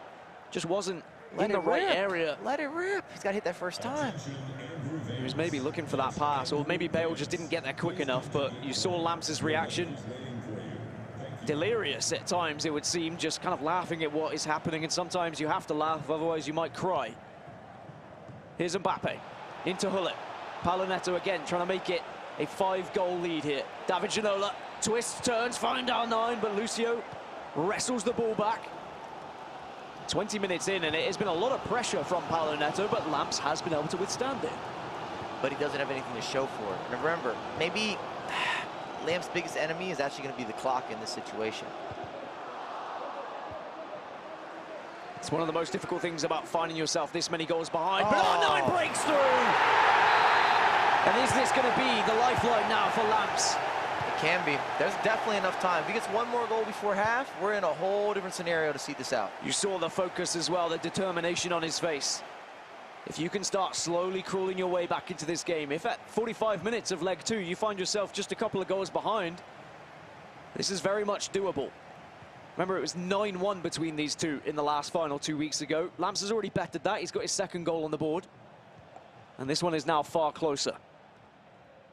Will Paolo Neto respond as he has done all day? No, he's going to get denied, and Hullet plays it out wide to Ginola. There's men running through. There is support on the left as well. Ginola comes deep to wrestle the ball back. Has R9 in support. Here's Gareth Bale. Suddenly into Mbappe. Things are looking better for Lamps here. Mbappe wins the ball back. Maybe this is a chance, but Lucio's there. And that's where on the other side, Paolo Neto did make those count. And now he might be punished on the other side. I think he might be offside. He might be coming back. He slightly rushes that, Lamps does. He gets the ball back. Big takeaway. You've got to take that opportunity. And I think he just holds it for maybe another half second or a second. He has the layoff. Lamps is looking good coming forward, though. Gareth Bale, ball rolls across. Into Ginola, into R9. Can you twist and turn pass? No, you can't, but Mbappe wins it back. There's the Elastico, but doesn't. Again, it's always one, but it's never two. Paolo Neto always seems to have the extra man there, and speaking of extra man, it's one over to Alawairan, and could make this a 6th goal for him. No, quick off the line is Coronel yet again. And Paolo will be looking back at that one saying, okay, that could have been the trophy lifter. And that's the first time that I would say that we've seen Paolo Neto clearly make a bad decision with the finish. That was missed time. That's never going to go in from there. Can Lamps take advantage of this? Here's Gareth Bale into Ginola. One more, and okay, game on. Suddenly it's only a 2-goal difference as Lamps finds himself back on the score sheet. And it was, you know, capitalizing from potentially a mistake from Paolo Neto, something that we don't often see. We've been saying how perfect he's been, or at least I've been building that narrative because he's earned it. But we've seen a couple errors now with finishing, especially you got to break away all that time. You don't use a ball roll, you don't re-angle yourself, you take a very direct line in the 1v1. It allows Coronel to come out, not only to cut the angle, but in that case, get a grab on it and then starts the counterattack. So we had a pause, and Lamps was asking the admins for a paper towel so he could just wipe off his hands. Maybe, I know something I could deliver. Maybe Michael Bell can help him with a sweat rag or whatever it is you call it. But I tell you what, there's going to be a lot of sweat on that stage right now because this is starting to look a lot closer than LS1. Lamps now only 2 goals behind, finds himself 2 goals ahead in this leg, but still has quite a lot to do. But I tell you what, Mbappe might be able to make something of this. There is a man in the middle, but doesn't connect with the pass. Typically there, that's where I think we've seen Paolo maybe go over the top and dink it back post for the header. But certainly, chances are coming for Lamps here, and Paolo Neto needs to respond. He needs a goal of his own. And it could arrive here. Alawairan, a few step-overs to try and just fool Lamps a little bit. Chiellini chips one in, and Coronel is quick off his line. Probably is going to do it for the half and will do it for the half, but this is not done. This is not over. Do not adjust your stream. This is not going to be the same old story as what we saw from LS1. I think that Lamps still has life in this game. I don't want to get ahead of ourselves, but going into this second half of the second leg, 2-goal spread, Lamps has made enough noise here. He started to disrupt things. Paolo Neto might be second-guessing a little bit, overthinking, shifting some tactics. We really haven't seen him in a pressure point such like this. We've seen him have to force comebacks and be able to become that late-game leader, but I don't think he's been in a scenario where he's starting to feel the pressure of a comeback, where he was up a bunch of goals, and this might remind him of even some of the online qualifiers where he wasn't able to see out games. We talked about the Inrasic result, where he was up 4-0 and ended up being a 4-all draw. Are we going to see Paolo Neto crumble a little bit? Has Lamps asked enough of a question to really put Paolo Neto to the test? And look how animated Lamps is, by the way. He lives and breathes every single second of these games, and he's taking a little bathroom break as well, a little momentum shift perhaps. I've seen this traditionally through many an esport. Usually it's when you're behind, you will take a bathroom break just to try and throw your opponent off, but I think you can try and do anything against Paolo Neto. It doesn't seem like he is usually very phased at all, Mike, but with it only now being a 2-goal difference, can you see Lamps getting back into this one, or is Paolo Neto now going to shift it up a gear? Lamps could definitely forge a comeback. I'm more interested if Lamps scores next. Okay. Because now, are you starting to feel a little more of the pressure, the strain? Are you feeling that hardship? Are you saying, I've blown this game? You're having this mental battle with yourself. I've been in that position before, and that's often worse than me trying to forge that comeback. Me trying to disrupt something, me trying to bring that pressure. Where I feel like I gave you the game. I threw something away. Has Lamps done enough to plant the seed of doubt in Paolo Neto's mind that will see him potentially throw away what was a 5-goal lead. Here comes Paulo. A goal here would just give him all of that confidence back again and maybe shut down any sort of talk and hope of a comeback for Lamps, but Lamps gets the ball back. Has Hakimi on this right-hand side. Mbappe is making the run, but has to go backwards because the runs were maybe a little bit too obvious. Hullet. Bale playing in a more central position. Fizzes one in, Lucio. Really an easy interception as it was in the end. And now Lucio can look to build from the back here. Paulo doesn't need to panic. Still has a 2-goal lead and still looks good when he does go forward. Gareth Bale. Hullet, who hit a screamer in the previous leg, will just go out right now into Yedlin. Ginola. There's so many Atlanta players coming forward now here for Paulo Neto. He's got so many options. It's just where does he go? He tries to break through and force and wriggle his way through the middle of the box, but isn't going to work out. Now Ginola feeds it to Mbappe, and here comes Lamps. We know Mbappe's quick, but where do you go? What skills can you utilize? Oh, plays one inside, and okay! Oh. Lamps does get that next goal. Paulo Neto is now only a goal ahead. The comeback is very much on. And we were writing him off. Who am I? Who am I to write him off? What a mistake. The game is officially on, and you see the confidence there, those little hesitation steps, those cancellations, those pullbacks, some of the R1 dribbling, wiggling, working, moving, grooving, a little bit of that fancy footwork. Eat this up with R9, and he's hungry. He wants that double dinner. Wow. Can you believe what you are seeing? This one was done. It was chalked. It was over. Paulo was cruising his way to another trophy, and then suddenly Lamps finds new life and is right back into this game. Still behind, I may add. But I tell you what, maybe the mistakes are going to start to become a factor here. Maybe pressure onto Paulo Neto, our reigning champion, as Lamps bursts forward. Men in the middle, finds an extra pass. Mbappe, though, the shot was no good. Still has the ball, though. Still manages to beat the man. Has to go again. Into R9. Chiellini. You're not going to shoot with Chiellini. Paulo knows that, but R9, he can definitely take a shot. What skills have you got? Oh, it's denied. And I tell you what, this final has had a little bit of everything, but it can very easily go back into favor of Paulo Neto. All with just one swift counter-attack. Mbappe, though, will be wrestled off it, and it's going to be a throw-in. You see the confidence with just the way that Lamps is moving, even on the defensive end. This is vintage, though, and again, it's Paulo! It's the through ball, it's the cross, it's Chiellini of all people, as Paulo reinstates a 2-goal lead and maybe stops all of that hope that Lamps would have had previously. Unlikely hero. Chiellini, at all people, has probably been the most struggling player in terms of actually being an offensive asset. Whether it's providing, it's whipping in crosses, long shots, taking it down, skill moves, it hasn't been there. Could we see an instant reply, though? Mbappe, heel-to-heel pass one, Bale. The step-overs will find Aloiran. It's more step-overs as well, just to break away from that fullback.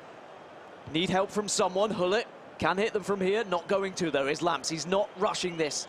He knows he still has time, and oh, it's gone in! How on earth has that gone in? So we've got a La Croqueta cancel with the shot, and it has a strange animation. It's not supposed to see commonly, but that's why the goalkeeper doesn't react. It comes out so quickly. They all still count the same, but that's that halfway release. You know how you can pass or you can shoot out of a La Croqueta. It's one of the rare skill moves that's possible, and it gives you a really unique and unusual animation. Probably some good fortune in that as well, with just the way that the ball bounced, but that's what happened.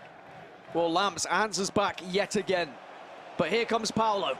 Can he try and put another nail in this coffin? It seems like he's put about 15 nails in the coffin, and Lamps still keeps breaking out, keeps coming back from the dead. Aloiran, though, skips past 2. There's players in the middle, can't find them, and now Lamps can break away. 15 minutes left for Lamps to try and find an equalizer. I thought you were going to make him a funeral constructor. The LS2 final has had everything here, everything we could have asked for in this rematch. There would have been worry that it was going to be another walkover when we saw those 5 goals go in for Paulo. But Lamps just needed that confidence, just needed that belief. But he still has to get one more here. Plenty of time left. He doesn't hit the constant pressure or anything that's a little more rambunctious, where you have that feel of desperation. 12 minutes left. The pause cued by Lamps. He still has to dig even deeper.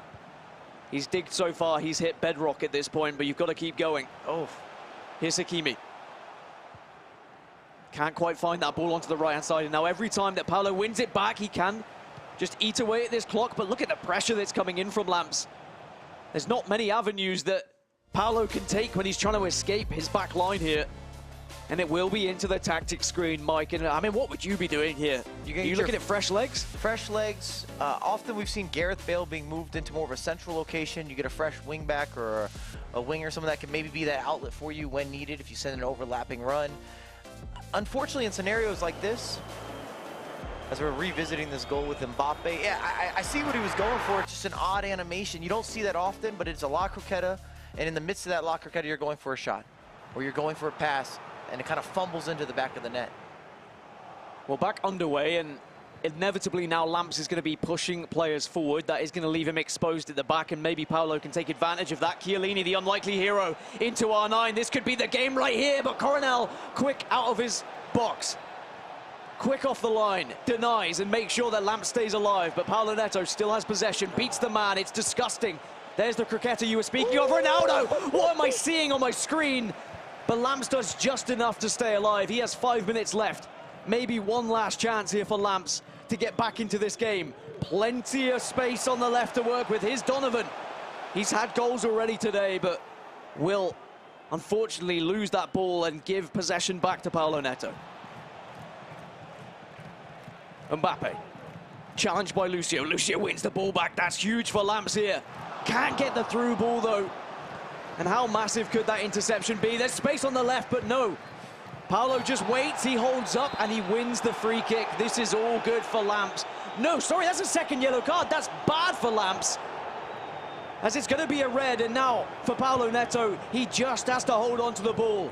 He is a minute away from lifting a trophy yet again. Are we going to see anything crazy? Can Lamps win this ball back? No, the turn is there. Paolo Neto has done it again. He gets the three-peat.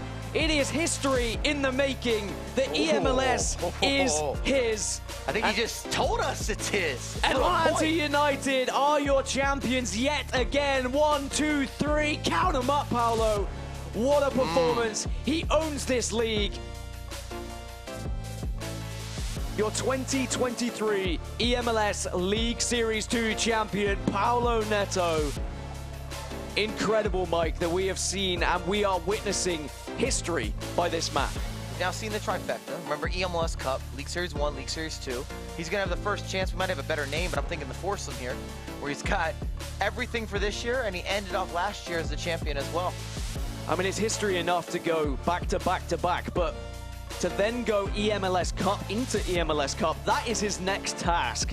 And it would be 4 in a row, but it would be 2 major trophies in a row in the eMLS Cup. But your League Series 2 champion, it's a repeat of the League Series 1 final.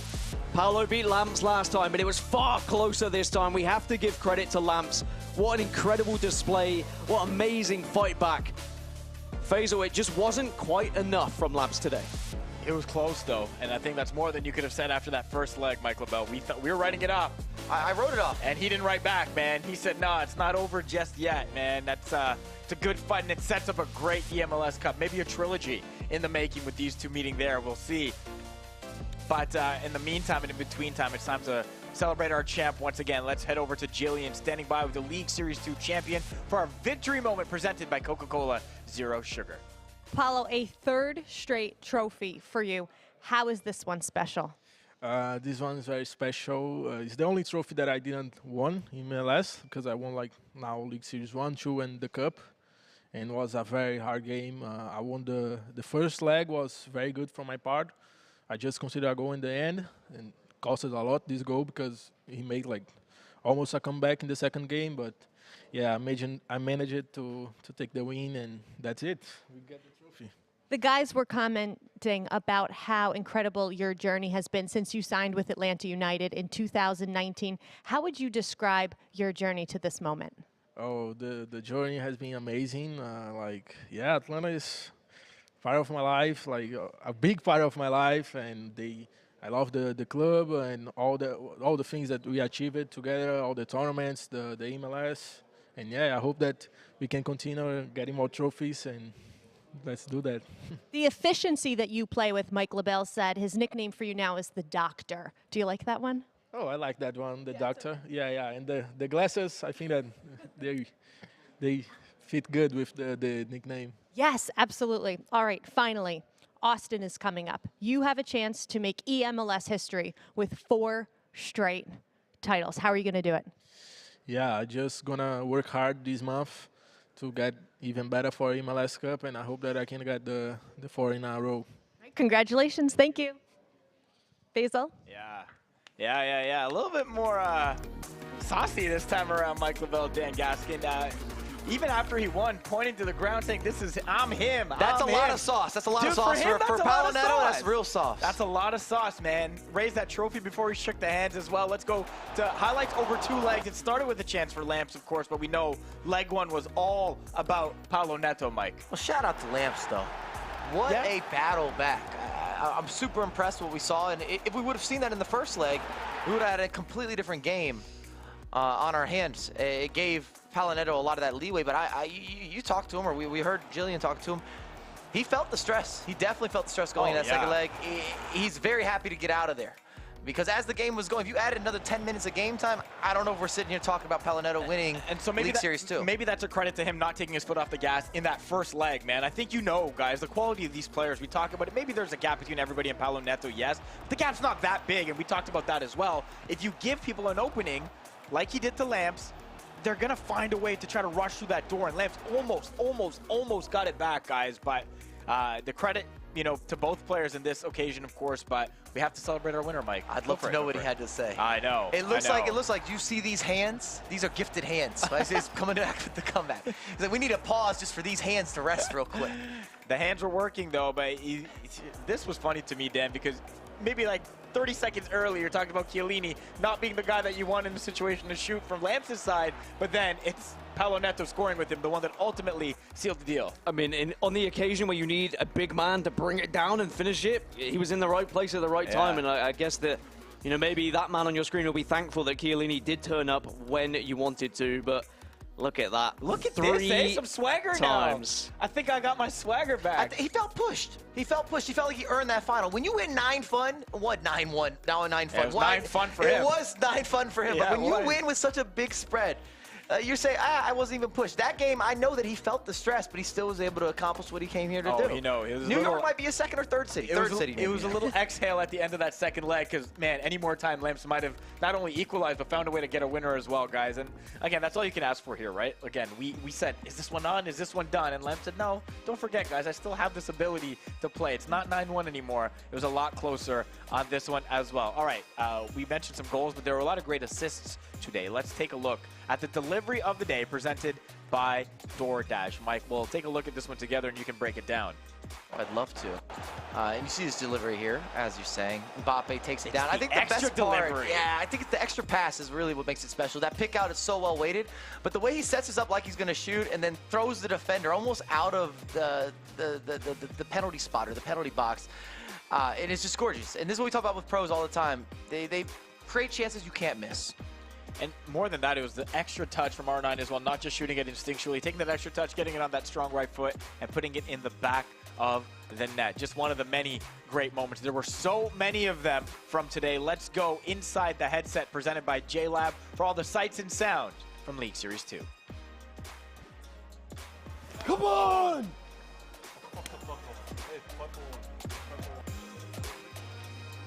Let's go. Go. Could be even more than that. Mbappe across. Vidal takes the lead in the dying moments. And could we be seeing Joksan eliminated from this tournament? Oh, he's offside. Don't matter. Re-up. That resurgence. That rebuttal. That rematch. Yes, I know what alliteration is. Lamps celebrates. And I said he'd be looking to the heavens, but he's looking down towards hell. As we know what an evil man he's been. Can Lamps win this ball back? No, the turn is there. Palo Neto has done it again. He gets the 3-peat. It is history in the making. The eMLS is his. I think he just told us it's his. Atlanta United are your champions yet again. 1, 2, 3. Count them up, Paolo. What a performance. He owns this league. Man. Wonderful, wonderful montage of the day that was. It's are you good? Yeah, just like listen He to my. loves hearing his own voice. No. I'm I hearing know he Dan's did. killing the game, and I'm over here like cheering. I'm like, that sounds good, Dan. Migos like ad-libs over there in the I don't corner, know that bro. that's happening amazing. until he runs. That's amazing. Again, he loves hearing his own voice. Yes, he Oh does. yeah, I had so much to add that.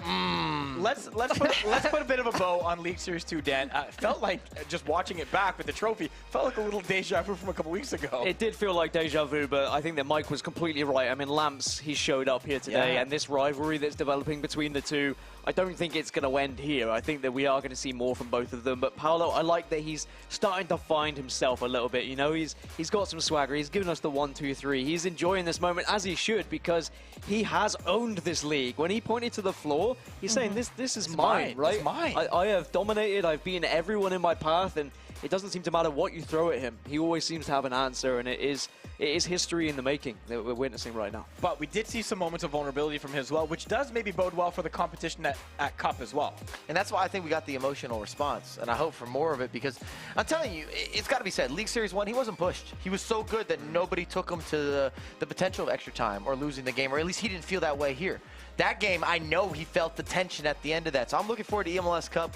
I hope that Lamps does all sorts of different things to build it up and make it, you know, a little bit of something. Another fun one out there, eh, Jillian? There was no hesitancy in his interview. I think that he was impressed with himself after League Series 1, but I think in winning League Series 2, you heard him say it, he like completed the cycle. He got all 3 trophies, and I think that now he has even proven something to himself, and we'll see if he can make history in Austin and make it 4 titles in a row. We've seen a few guys get 3 in a row.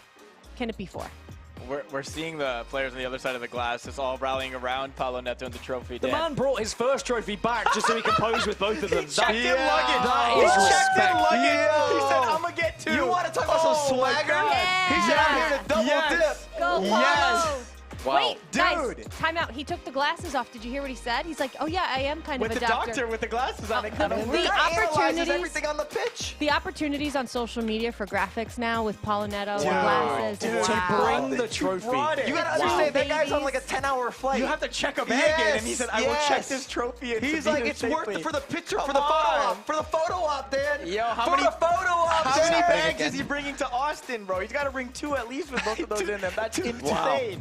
Wow. And that's a perfect segue to remind you all we do have one more event this season. It's just 4 weeks away. March 11th is the last chance qualifier. That kicks off at 1:30 p.m. Eastern time. And for the first time ever, it's going to be streamed live on the club channel, so be sure to tune in. Then on Sunday, March 12th, eMLS Cup live from South by Southwest in Austin, Texas at 3 p.m. Eastern here on twitch.tv/MLS. If you haven't already booked your travel, come on out to the event. It's free. It's open to the public. It's a jam-packed FIFA weekend. Tons of great activations. You can get a personal foot item made with your photo. You can play some FIFA in the play area. Maybe if Mike LaBelle lets you, you can say hi to him. Dan? I'll beat you in FIFA for free. You don't have to. They just want to say hi. They don't even want you to I beat thought them. you were signing them up for some FIFA losses. Yeah.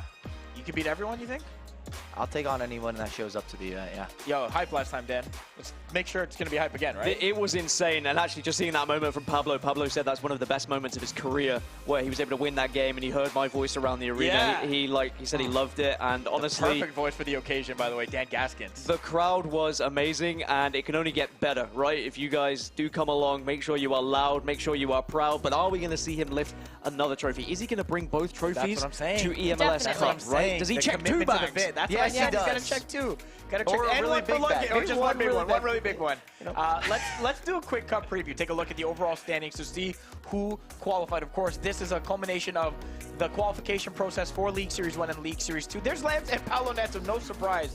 1 and 2. Lamps overwhelmingly the #1 seed on this occasion, 8 points ahead of Paolo Neto, and then it's Joxen and NR7 rounding out the top 4. They are going to get first round buys, and look at that bottom. Look at how tight it was. Xverde, Alanavi, CPT, Bruno, 1 point separating them. In fact, it was Alanavi scoring a late goal against Bruno to even up their game in qualification that led to him leapfrogging the Portland Timber player and making his way in. So, from the 12th seed down, we know they've got to compete in a last chance qualifier to determine who takes the final spot. All 15 of these guys will do just that. It's going to be insane. And It's going to set up what's already a strong, unbelievable bracket, Dan and Mike. Let's do a preview of the bracket matchups we're in store for. And, of course, as is routine, Dan, you can take us to the left. Well, Viamore versus George Adamu. I mean, we saw George take down an impressive game today, but Viamore, I think he will want to come back with revenge in his rookie season. Has been incredible at holding on to that ball, but the winner has to play against Lamps, and we've seen how impressive Lamps has been when it's leading up to any matchup and getting to those finals. As we look down on the lower half of this left side, it's King CJ against whoever wins that last chance qualifier. Your reward for going through the grueling process is playing against an on-form and in-form CJ, and then once you've got past that, you have to play against NR7. This side of the bracket is insane. Mike, right side. Let me walk you through the picture. Let me give you a little bit of a gander. We got X Verde with the hometown crowd, and it's going to be lively loud. I'm talking extra loud. We were yelling the entire time last year. Versus Goal Machine, I can't wait for that. A lot of goals will be scored and conceded. And then, of course, you got the champion, Palinetto. This is his second home. Maybe his fourth home would be Austin, Texas at this point, because New York City, he has taken over. And then if you go to the bottom right-hand portion of the bracket, we've got Lou, who hasn't really gotten nearly as much recognition as maybe deserves so far this season, going up against the highly animated Alan, Navi, and depending what happens here, we got Jackson waiting in the quarterfinals. We could see the complexity team up, squad up, rivalry with Jackson and Alan Navi. I'm just speaking out loud. And if things go a certain way, we could have a final that features Lamps versus Paolo Neto again. The trilogy this year, guys.